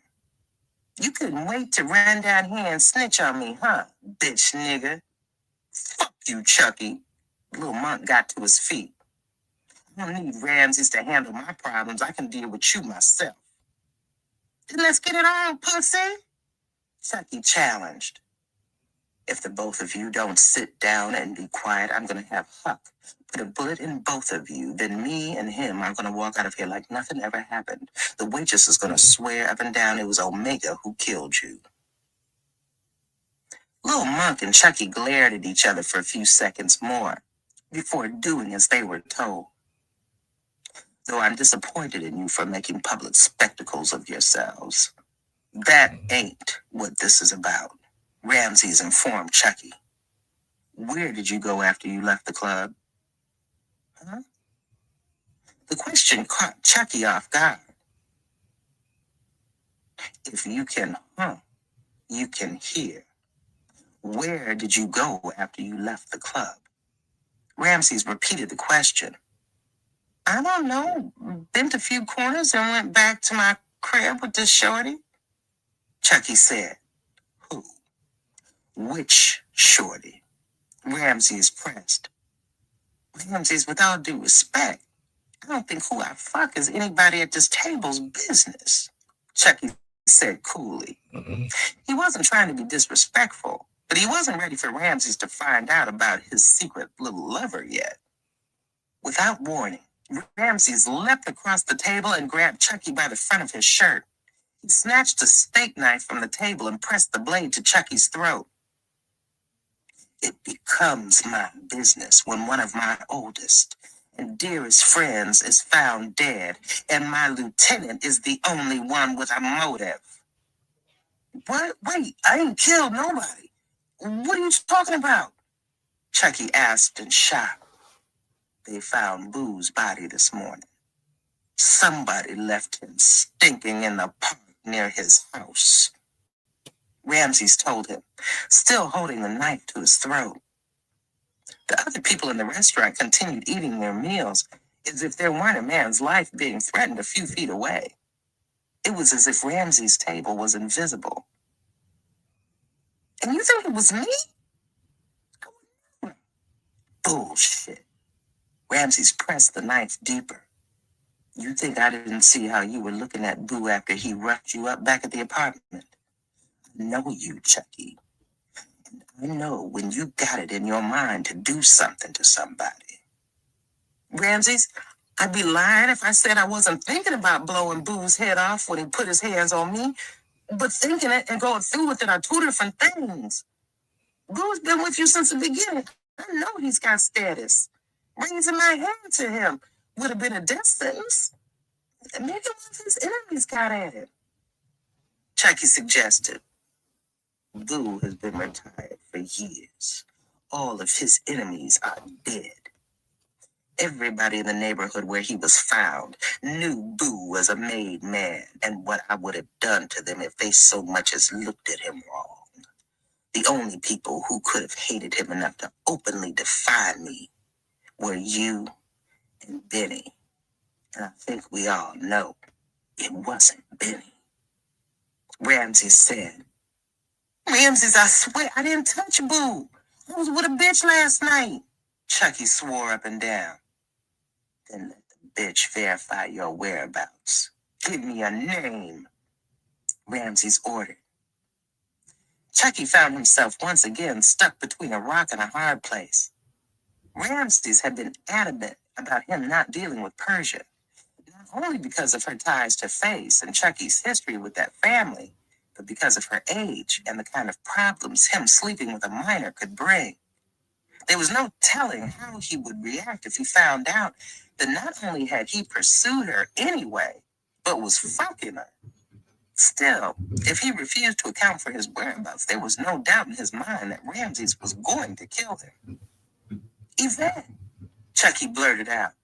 I was with Yvette last night. He wasn't sure why he had picked her name of all people, other than she was the first person who came to mind. You lying to me, boy? Ramses asked suspiciously. On my life, Ramses, I was with Yvette. Chucky kept the lie going. Ramses eased the blade away from Chucky's throat and returned to his seat. We'll see. Go check it out, he told Huck. Huck excused himself from the table and went to make a phone call. Chucky, I trust I don't have to tell you what's going to happen if I find out you're lying to me. I ain't lying, Ramses, Chucky said, but his voice sounded unsure. Waiting for Huck to come back was the longest 5 minutes of his life. The whole time Ramses just sat across the table, glaring at him. Having his whereabouts verified while he was still sitting there was an unexpected turn of events. He hadn't even had a chance to prep Yvette for the lie, and after the way he slapped her around the day before, there was no telling what she was going to say to Huck on the phone. He looked over at Lil Monk and Omega. Omega kept his eyes on the table, but Lil Monk was looking directly at Chucky. When they made eye contact, Lil Monk smirked, letting him know he was happy at Chucky's misfortune. If Chucky was able to worm his way out of this one, his first order of business would be getting rid of Lil Monk. When Huck came back, his face was sour, which made Chucky nervous. He whispered something in Ramses' ear, at which he just nodded. Good looking out. You can wait for me outside. This won't take but a minute. On Huck's way out, he gave Chucky a look that chilled him to his core. Seems your story checks out, Ramses said, to Chucky's relief. Let Yvette tell it. You were in there getting nasty with her until sometime this morning. I told you, Chucky said. He thanked the Lord, Jah, and Buddha all for Yvette and promised himself that he would do something nice for her. That still don't change the fact that my friend is dead, and something has to be done about it. Ramses said. Whatever you need, just say the word and I'm on it, Chucky promised. Ramses ignored him and addressed Lil Monk and Omega. I want y'all to get in them streets and put your ears to the ground. Drop word that Pharaoh would look favorably to anybody who can provide us with any helpful information about what happened to my friend. We on it, Lil Monk told him, standing to leave. Omega did the same. One more thing. Ramsey stopped him. Any man in my organization who can give me closure on this can write his own ticket. You little niggas want to move up in the organization? Bring me my pound of flesh. Lil Monk stared at him. The hurt in his eyes was evident. This was personal to him. We got you. Word up, Ramses. We gonna put every nigga we got on the streets to crack this case, Chucky said before standing to leave. Stick around, Chucky. I need to holler at you for a minute. You two can go. Ramses told Lil Monk and Omega. When they'd gone, he turned his attention back to Chucky. What's up? Chucky didn't understand. I don't know. You said you wanted to talk to me. I mean, what's up with you? Ramses clarified. Your behavior lately has been real suspect. And I'm wondering if maybe there's something you feel like you want to share with me. Chucky fidgeted uneasily in his chair. No, everything is good. Ramses leaned in closer. You sure? I've noticed that you and that broad Yvette have been spending quite a bit of time together. I know she's a great piece of ass because I've had it, but she's still an addict. I know Yvette keeps our drugs at her pad from time to time, but you're management and don't touch product anymore. So I've been asking myself, what you two got cooking that requires you to spend so much time with her? Chucky shrugged. If you hadn't already, you know nobody in Harlem sucks dick like Yvette. Besides, her crib is in the middle of the hood, so it allows me to keep an eye on things for you. Ramses reached across the table and took Chucky's hand in his. You know, even though I frown on my people doing more than weed, I understand the stress of the streets can drive a man to unusual vices to cope. If someone who I considered family were to come to me and ask for help in a time of weakness, I wouldn't judge them. We'd work it out, so long as they came to me and were honest. An honest man I can forgive, but a liar I cannot. With that being said, I'm going to ask you for the very last time, is there something you need to tell me? Chucky wanted to break down and confess it all to his mentor. He wanted to tell him about the problems with Wolf, addiction, and his role in what had happened to Benny. He wanted to cleanse his soul and beg forgiveness. But he'd known Ramses long enough to know that for as sincere as his words may have sounded, he was not a forgiving man. So he lied. Ramses, I don't fuck with nothing heavier than weed. And I might pop a pill or two here and there, but I don't fuck with nothing harder than that. Ramses looked almost disappointed with his answer. Okay, Chucky. He patted his hand. You need anything else? Chucky asked, letting him know he was ready to leave. No, you can go. Ramses dismissed him. He watched Chucky amble out of the restaurant like he didn't have a care in the world, shaking his head. He had high hopes for Chucky, but lately had been wondering if he had gambled on the wrong horse. Time would tell. His phone jingled on the table next to him. Ramses didn't recognize the number, but he answered anyway. By the time he was done on the phone, he found his already dark mood had become even darker. Chucky felt like his legs were going to give out on him when he came out of the restaurant. When Chucky got outside, he found Huck sitting on the hood of his car, smoking a cigarette. He was staring daggers at Chucky and smirking as if he knew something no one else did. Chucky had never been cool with Boo, but he and Huck had always been cool enough. Apparently things had changed. "How come you looking at me like that?" Chucky asked. "Because I'd never seen a snake walk on two legs." Huck flicked his cigarette butt to the ground and got off the car. "You're a cold piece of work, boy." "What are you talking about, Huck?" Chucky faked ignorance. "Cut that shit out. Might work with Ramses, but I'm bullshit proof." Huck sneered. "I've always known you a dirty nigga, Chucky. But over the past 2 days, I've really gotten a chance to see that you ain't just dirty. You foul. First you sell your boy down the river to save your ass. Then you kill my best friend. I ain't killed Boo. Yvette told you out her own mouth that I was with her." Chucky countered. "A junkie will say whatever they gotta say for a hit. You should know that better than anyone else." I gave him a knowing look.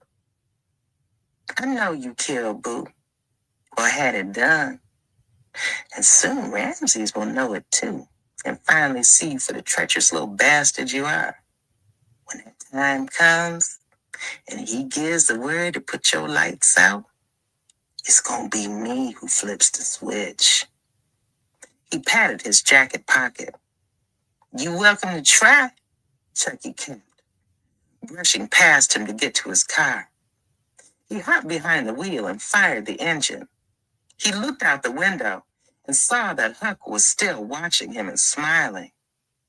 "See you soon, Chucky," Huck called after him as Chucky's car merged into traffic. Chucky's legs were still trembling long after he'd driven away from the restaurant. That was twice in less than a week. He had almost found himself on the slab, and he had no desire to test the third time as the charm myth. When Ramses had called him down to the restaurant, he had an idea what it was about. He planned to come down, receive the heartbreaking news of Boo's death, and be there for his mentor as he mourned the loss of his friend. Him being a suspect was something he hadn't expected, but he should have. Ramses was right. Chucky did hate Boo enough to kill him, which was why he did it. Boo had always been on Chucky's shit list, but because of his connection to Ramses, he would never go at him. When he put his hand on Chucky, all bets were off. Chucky had long ago vowed that another man would never put his hands on him without losing his life, and since he was old enough to hold a gun, he had kept true to it. Just like Pharaoh had his rules, Chucky had his. Boo's ass was out. For as long as Chucky had known him, Boo had been a man of routine. He always worked out in the same public park about the same time in the wee hours of the morning. When Persia had smoked herself to sleep, Chucky slipped out of the house and went to take care of Boo. Sure enough, at 5 a.m. on the dot, Boo came jogging up the path through the park, where Chucky was lying in wait for him behind a stand of trees. Chucky didn't bother to try to be stealthy about it. He simply stepped out onto the path in front of Boo, with his gun raised. Well, if it isn't Ramses' pet snake, what the fuck you want, little nigga?" Boo asked in an irritated tone. Chucky chambered around into the pistol. "You should have never put your hands on me, Boo." His voice was heavy with emotion. "What? You want to kill me because I roughed you up a little bit?" Boo asked, with a smirk on his face like the situation was a joke. "You new boys kill me. You want to run around out here like you John Gotti. But the moment somebody lays hands on you, the first thing you do is grab a gun. The only time one of you little faggots even shows an ounce of balls is when a weapon's in your hands. You ain't no gangster. You a punk. Let's see how much of a punk I am when I blow your damn brains out, Chucky said, gripping the gun tighter. All the crack he'd smoked had him jittery. Beg me for your life like Benny begged for his. Boo rolled his shoulders and poked his chest out. Well, if you expect me to beg, you're mistaken. I done looked down the barrels of guns of tougher men than you and never batted an eye. So fuck you. And fuck that thieving ass nigga who got his ass smoked. If you're gonna do something, do it and stop talking about it. He lunged at Chucky. The first bullet hit Boo in the stomach. His eyes grew wide with shock as he looked down at the growing red stain on his t-shirt. Boo stumbled toward Chucky, hands outstretched, reaching for his throat, and Chucky shot him again. Boo fell on his hands and knees, looking up at Chucky in disbelief.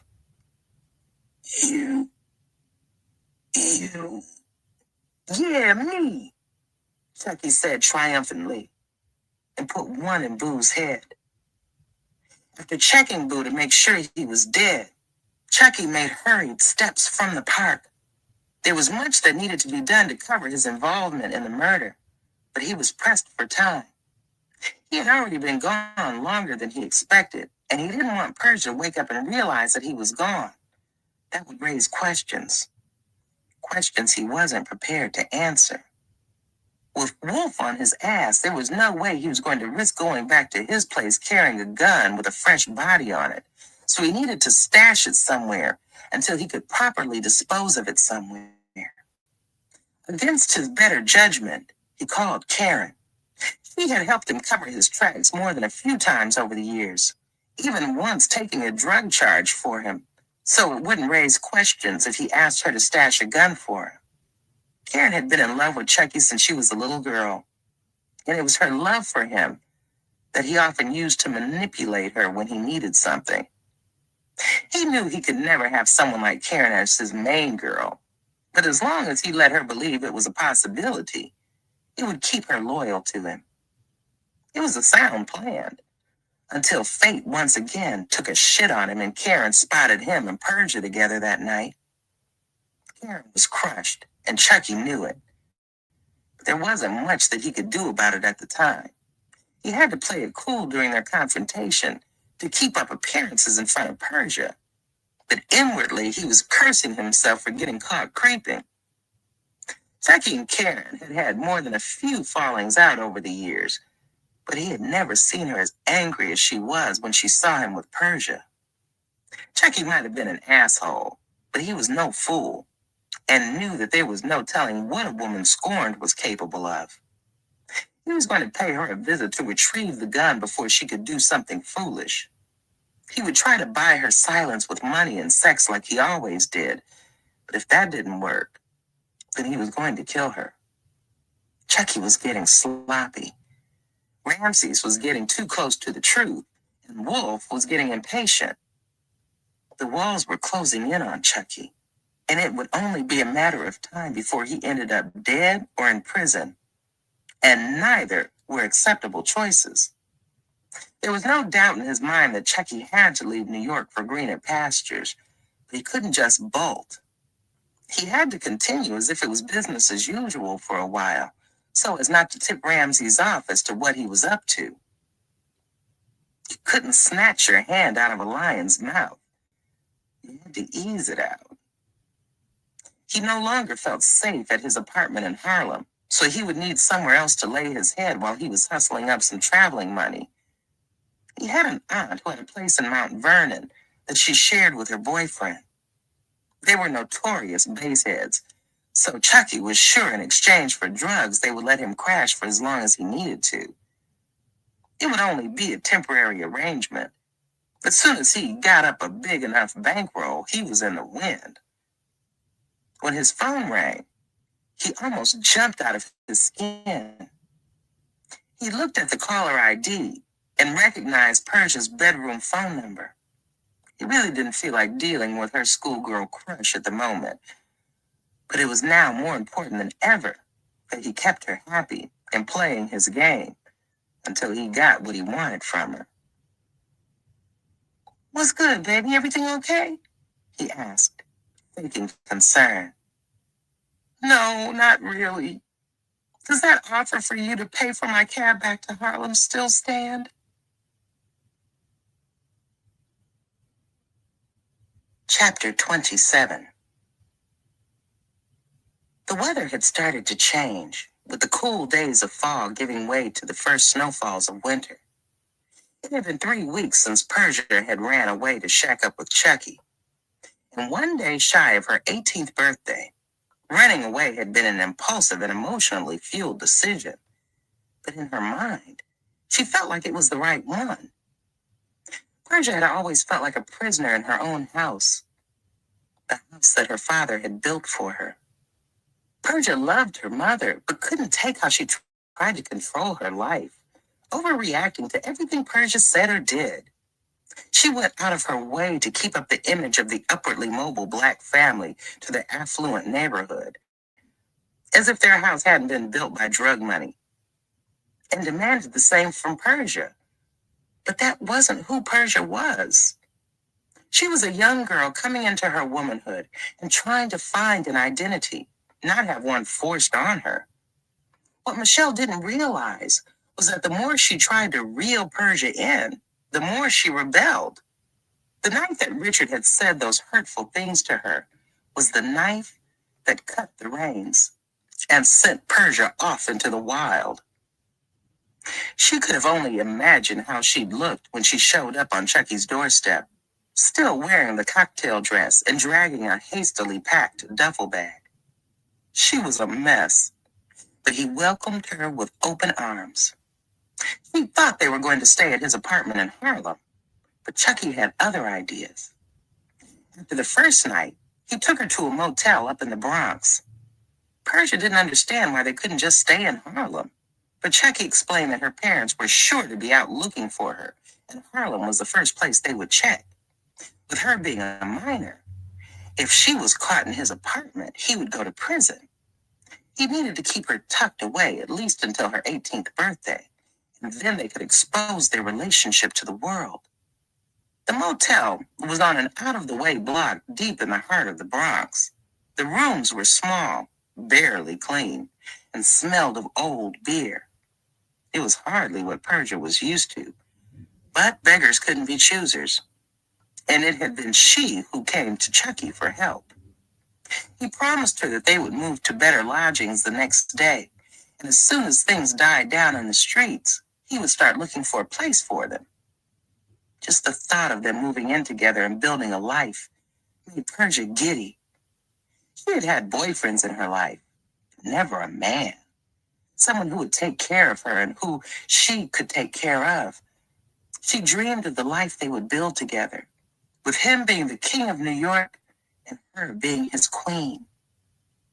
That night, Persia and Chucky made love and smoked weed laced with the crack Chucky had given her when he dropped Persia off. He was glad that she still had it, because he was fresh out and needed a hit. This time when Persia smoked the woo, it didn't hit her as hard. She still heard the cannons, but not the whistling of birds. Blasted out of their minds, Persia and Chucky had wild animal sex well until sunup, before crashing in each other's arms and sleeping until late that afternoon. For Persia, waking up next to Chucky was something she could definitely get used to. After making love twice more, they checked out of the motel room and hit the streets. Chucky had to make a quick stop through Harlem before they made moves. Persia was surprised when he pulled up in front of Karen's building.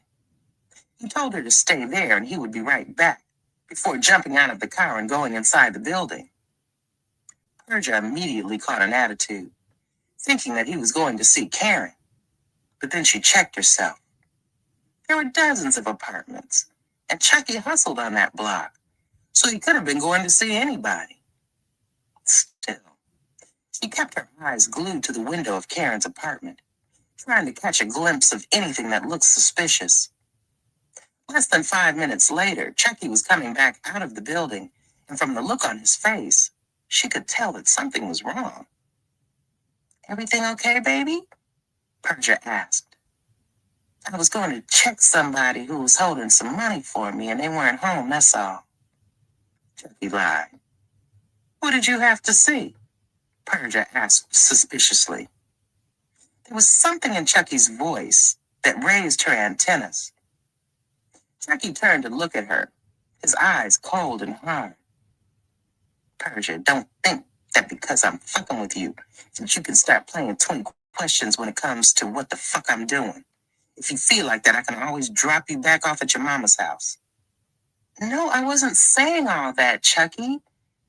I just see you're upset and I wanted to know who did it. You know, if they upset you, then they upset me," Persia told him. "Don't worry, I got it under control," Chucky told her. "In the meantime, tuck this in your purse for me." He handed her several neatly wrapped packages of crack. "Where did you get this?" Persia's eyes got wide. It was like just holding it in her hand made her want to fire up right there in the car. "There you go with the damn questions again. Just put the shit up until we get where we're going," Chucky told her, and turned his attention to the road and tried to figure out a solution to yet another problem. He had gone upstairs in search of Karen, but Sissy said she wasn't home, and she didn't know where she was or when she was coming back. Chucky knew that Sissy was lying. There was nothing he could do about it right then and there, short of forcing his way into the apartment. He would have to try to catch Karen on the streets, and if that didn't work, he was going to pay Sissy another visit. This time, he would have a gun in his hand. From Harlem, Chucky took her to the place they would call home for the next few weeks until he got his affairs in order. A rundown house that his aunt and uncle owned, located on the wrong side of Mount Vernon, New York. It was on an isolated block that was neighbored by a church. Like clockwork, the bells would ring every night at midnight, waking the whole neighborhood up. Persia was skeptical about staying with strangers at first, but Chucky's Aunt Letty made her feel right at home. Letty was an older chick, about the same age as Persia's mother, but hardly as uptight. She listened to nothing but rap music, wore clothes that were clearly too small for her robust frame, and could drink and smoke most men under the table. Letty didn't treat Persia like a kid, more like one of her homegirls. Letty was what Richard would have referred to as a woman living in her second childhood. With all her flaws, she was a bundle of fun, and Persia had grown quite fond of her. Chucky's Uncle Malcolm was a different story. He wasn't Chucky's biological uncle, but a man Letty had been dealing with for years. From the time Persia had met him, he gave her the creeps. He was always skulking around and looking at Persia funny, and was always looking for a handout.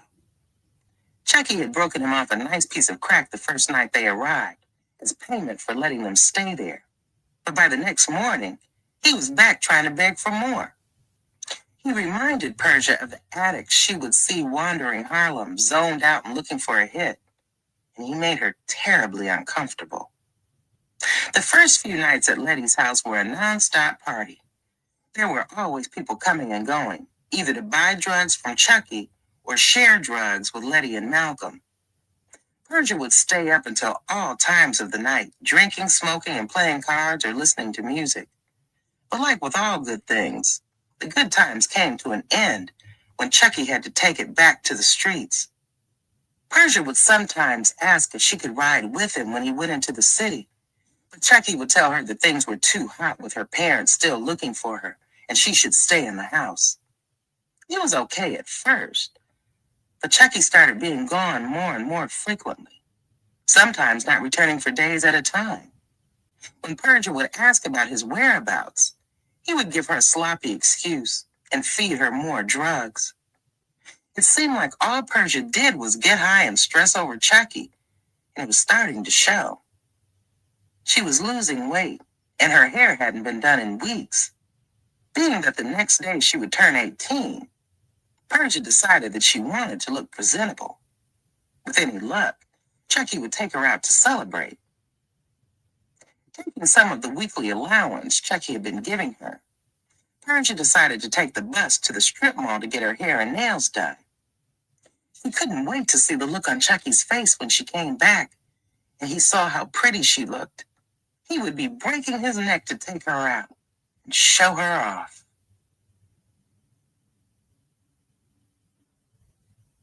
Chapter 28. In the weeks after Boo's funeral, things changed with Ramses and in the neighborhood. Ramses took the death of his friend harder than people expected and became less and less of a fixture on the block. He ran the operation from a distance, delegating the day-to-day responsibilities to his lieutenants. In a strange turn of events, Ramses had given Omega Benny's old position. Omega had not only proven himself loyal, but he was far more dependable than his predecessors. When Omega was picking his crew, he brought Lil Monk in as his right-hand man. They would run it together just as Chucky and Benny had, only they wouldn't fuck it up. Chucky wasn't happy with Ramses' decision, but he was in no position to raise a stink about it. He had one foot in and out, and everyone could see it. Ramses put Chucky in charge of distribution of product just to let him keep earning. Ramses was still looking at him funny from all the bullshit he'd been involved in, so he was letting him back in slowly.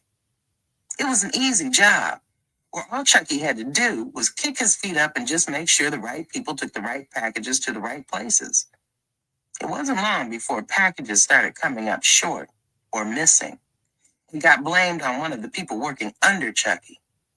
Lil Monk had seen more than a few dudes become the victims of vicious beatings because of Chucky throwing them under the bus. It was all so suspect that people who had once respected or feared Chucky were now looking at him funny. The streets were talking, and the word was that he was falling from grace. Lil Monk and Sophie had slowly begun mending fences. It started with an occasional hello, then elevated to smoking the occasional blunt together. They hadn't had sex in quite some time, but they were cool. Lil Monk missed spending time with Sophie and was glad they were hanging out again. It took quite a while for them to get back to that point, because Sophie kept Lil Monk at arm's length. He couldn't say that he blamed her because of the way he treated her in favor of Persia. Seeing Persia act the way she did in the club opened his eyes to the fact that they weren't cute kids with crushes anymore. They were young adults with two different agendas. Lil Monk never came out and told Sophie any of this. He let his actions do the talking and simply treated her like he appreciated her. The subject of relationships was off limits when they talked. They had both decided it would be best to just let things take their natural course with no expectations. With Chucky's sporadic behavior and frequent disappearing acts, Ramses leaned more heavily on Lil Monk. He kept the young boy close to him, running errands or driving him around when he made rare appearances in the streets. Lil Monk didn't even have a driver's license, but he was pushing Ramses' big truck around town like it belonged to him. Sometimes, when Ramses was in for the night, he would let Lil Monk borrow the truck so he could take Sophie out or joyride with Omega. Lil Monk and Omega had become extremely close, especially since he and Charlie had fallen out. Lil Monk would have thought that his childhood friend would have been glad to see him in this position, but Charlie seemed resentful. Lil Monk did everything. Popped bottles, put money in Charlie's pocket, and took him shopping when he still had a little extra, but it never seemed like enough. All Charlie did was make negative comments about Omega and talk shit about Lil Monk being a slave to Ramses. It came to a point where Lil Monk was going to have to cut Charlie off or break his jaw, so he stopped fucking with him. Spending extended time with Ramses also allowed Lil Monk a chance to get to know him better than most. On the streets, he wore the persona of Pharaoh's enforcer and a deranged killer. But Ramses was actually a very quiet man who loved a good book more than he liked going to the club. Of course, he could flip the two personalities as easy as a light switch, But the killer was not all there was to him, just like Lil Monk. One afternoon, Ramses had popped up on the block unexpectedly and summoned Little Monk. Little Monk was half asleep and partially hung over, but he answered the summons. Ramses was already outside of Little Monk's building when he emerged. He had moved from behind the wheel to the passenger seat, meaning he wanted Little Monk to drive. Little Monk had been around Ramses enough to pick up on certain things without him having to say it. "You do that thing I asked you to do?" Ramses asked Little Monk as they rode downtown. Little Monk was behind the wheel, and Ramses was leaned back in the passenger seat. "Yeah, I took care of it, Ramses.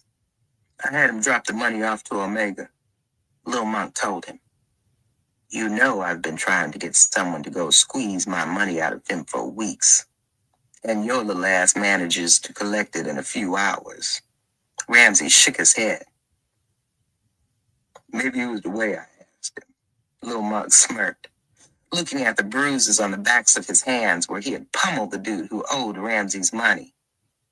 "You and those fists remind me of how Chucky was with guns when he was your age. He was another one who used violence as the skeleton key to all the doors of life. The cold world breeds hard men." Huh? Little Monk didn't understand the statement. "It's something a friend of mine used to say. What it basically breaks down to is that the circumstances you grow up in play a big role in what kind of person you turn out to be. People who've been handed everything in their life don't know how to fight. And people who've always had to struggle, all they know how to do is fight." "I've been fighting all my life," Little Monk told him. "Indeed you have. And it's been taking you places. Life has changed for you since you started running with my team, just as I said it would. Has it not?" Ramses asked. "Absolutely, Ramses. You know I tell you all the time how appreciative I am of what you and Pharaoh have done for me." "We haven't done more than you've earned, Lil Monk. I have to admit it. I was a bit skeptical about you at first, considering who your father is. But I see that you're your own man." "Thanks," Little Monk said. "You can't thank me for something that was already in you. Not for nothing. I've been paying attention to how much smoother things are going since I bumped you and Omega up." Little Monk nodded. "Yeah, Omega's a natural leader. I'm proud of my nigga." "Indeed he is. But a good leader is only as strong as his right hand. Omega is charismatic, handsome, and smart. Men like him are easy to put in positions of power, but it's men like you and I who keep them there. It's the same way with me and Pharaoh. He rules, but I command." "Which one is better?" Little Monk asked. Ramsey shrugged. "I guess it all depends on who you ask. Either way, the one with the real power is the one willing to do what other people won't. Are you one of those kinds of people, Little Monk?" Something in the tone of Ramsey's voice made Little Monk look at him. The OG was watching him closely for his response. "Why do you ask? You got something that needs to be done?" "A little piece of business that I've put off for too long," Ramses told him. "Say no more. I'll holler at Omega and we'll take care of it," Little Monk assured him. "No, not Omega, nor any of your other little homies are to ever hear of this. Huck is going to ride with you on this one. It's personal. Do you understand?" "You got it, Ramses. Just tell me what you need done," Little Monk said, wondering what it was that required so much secrecy. When Ramses ran the whole situation down to him, Little Monk found himself dumbfounded. "Are you sure?" "No, but it doesn't change the fact that it needs to be done. There's only one stipulation." Ramses reached into the glove compartment and retrieved something wrapped in a paper bag and handed it to Little Monk. Little Monk cautiously looked inside the bag at the shiny black 9mm. He looked up at Ramses with a confused expression on his face. What's this? The gun that killed Boo.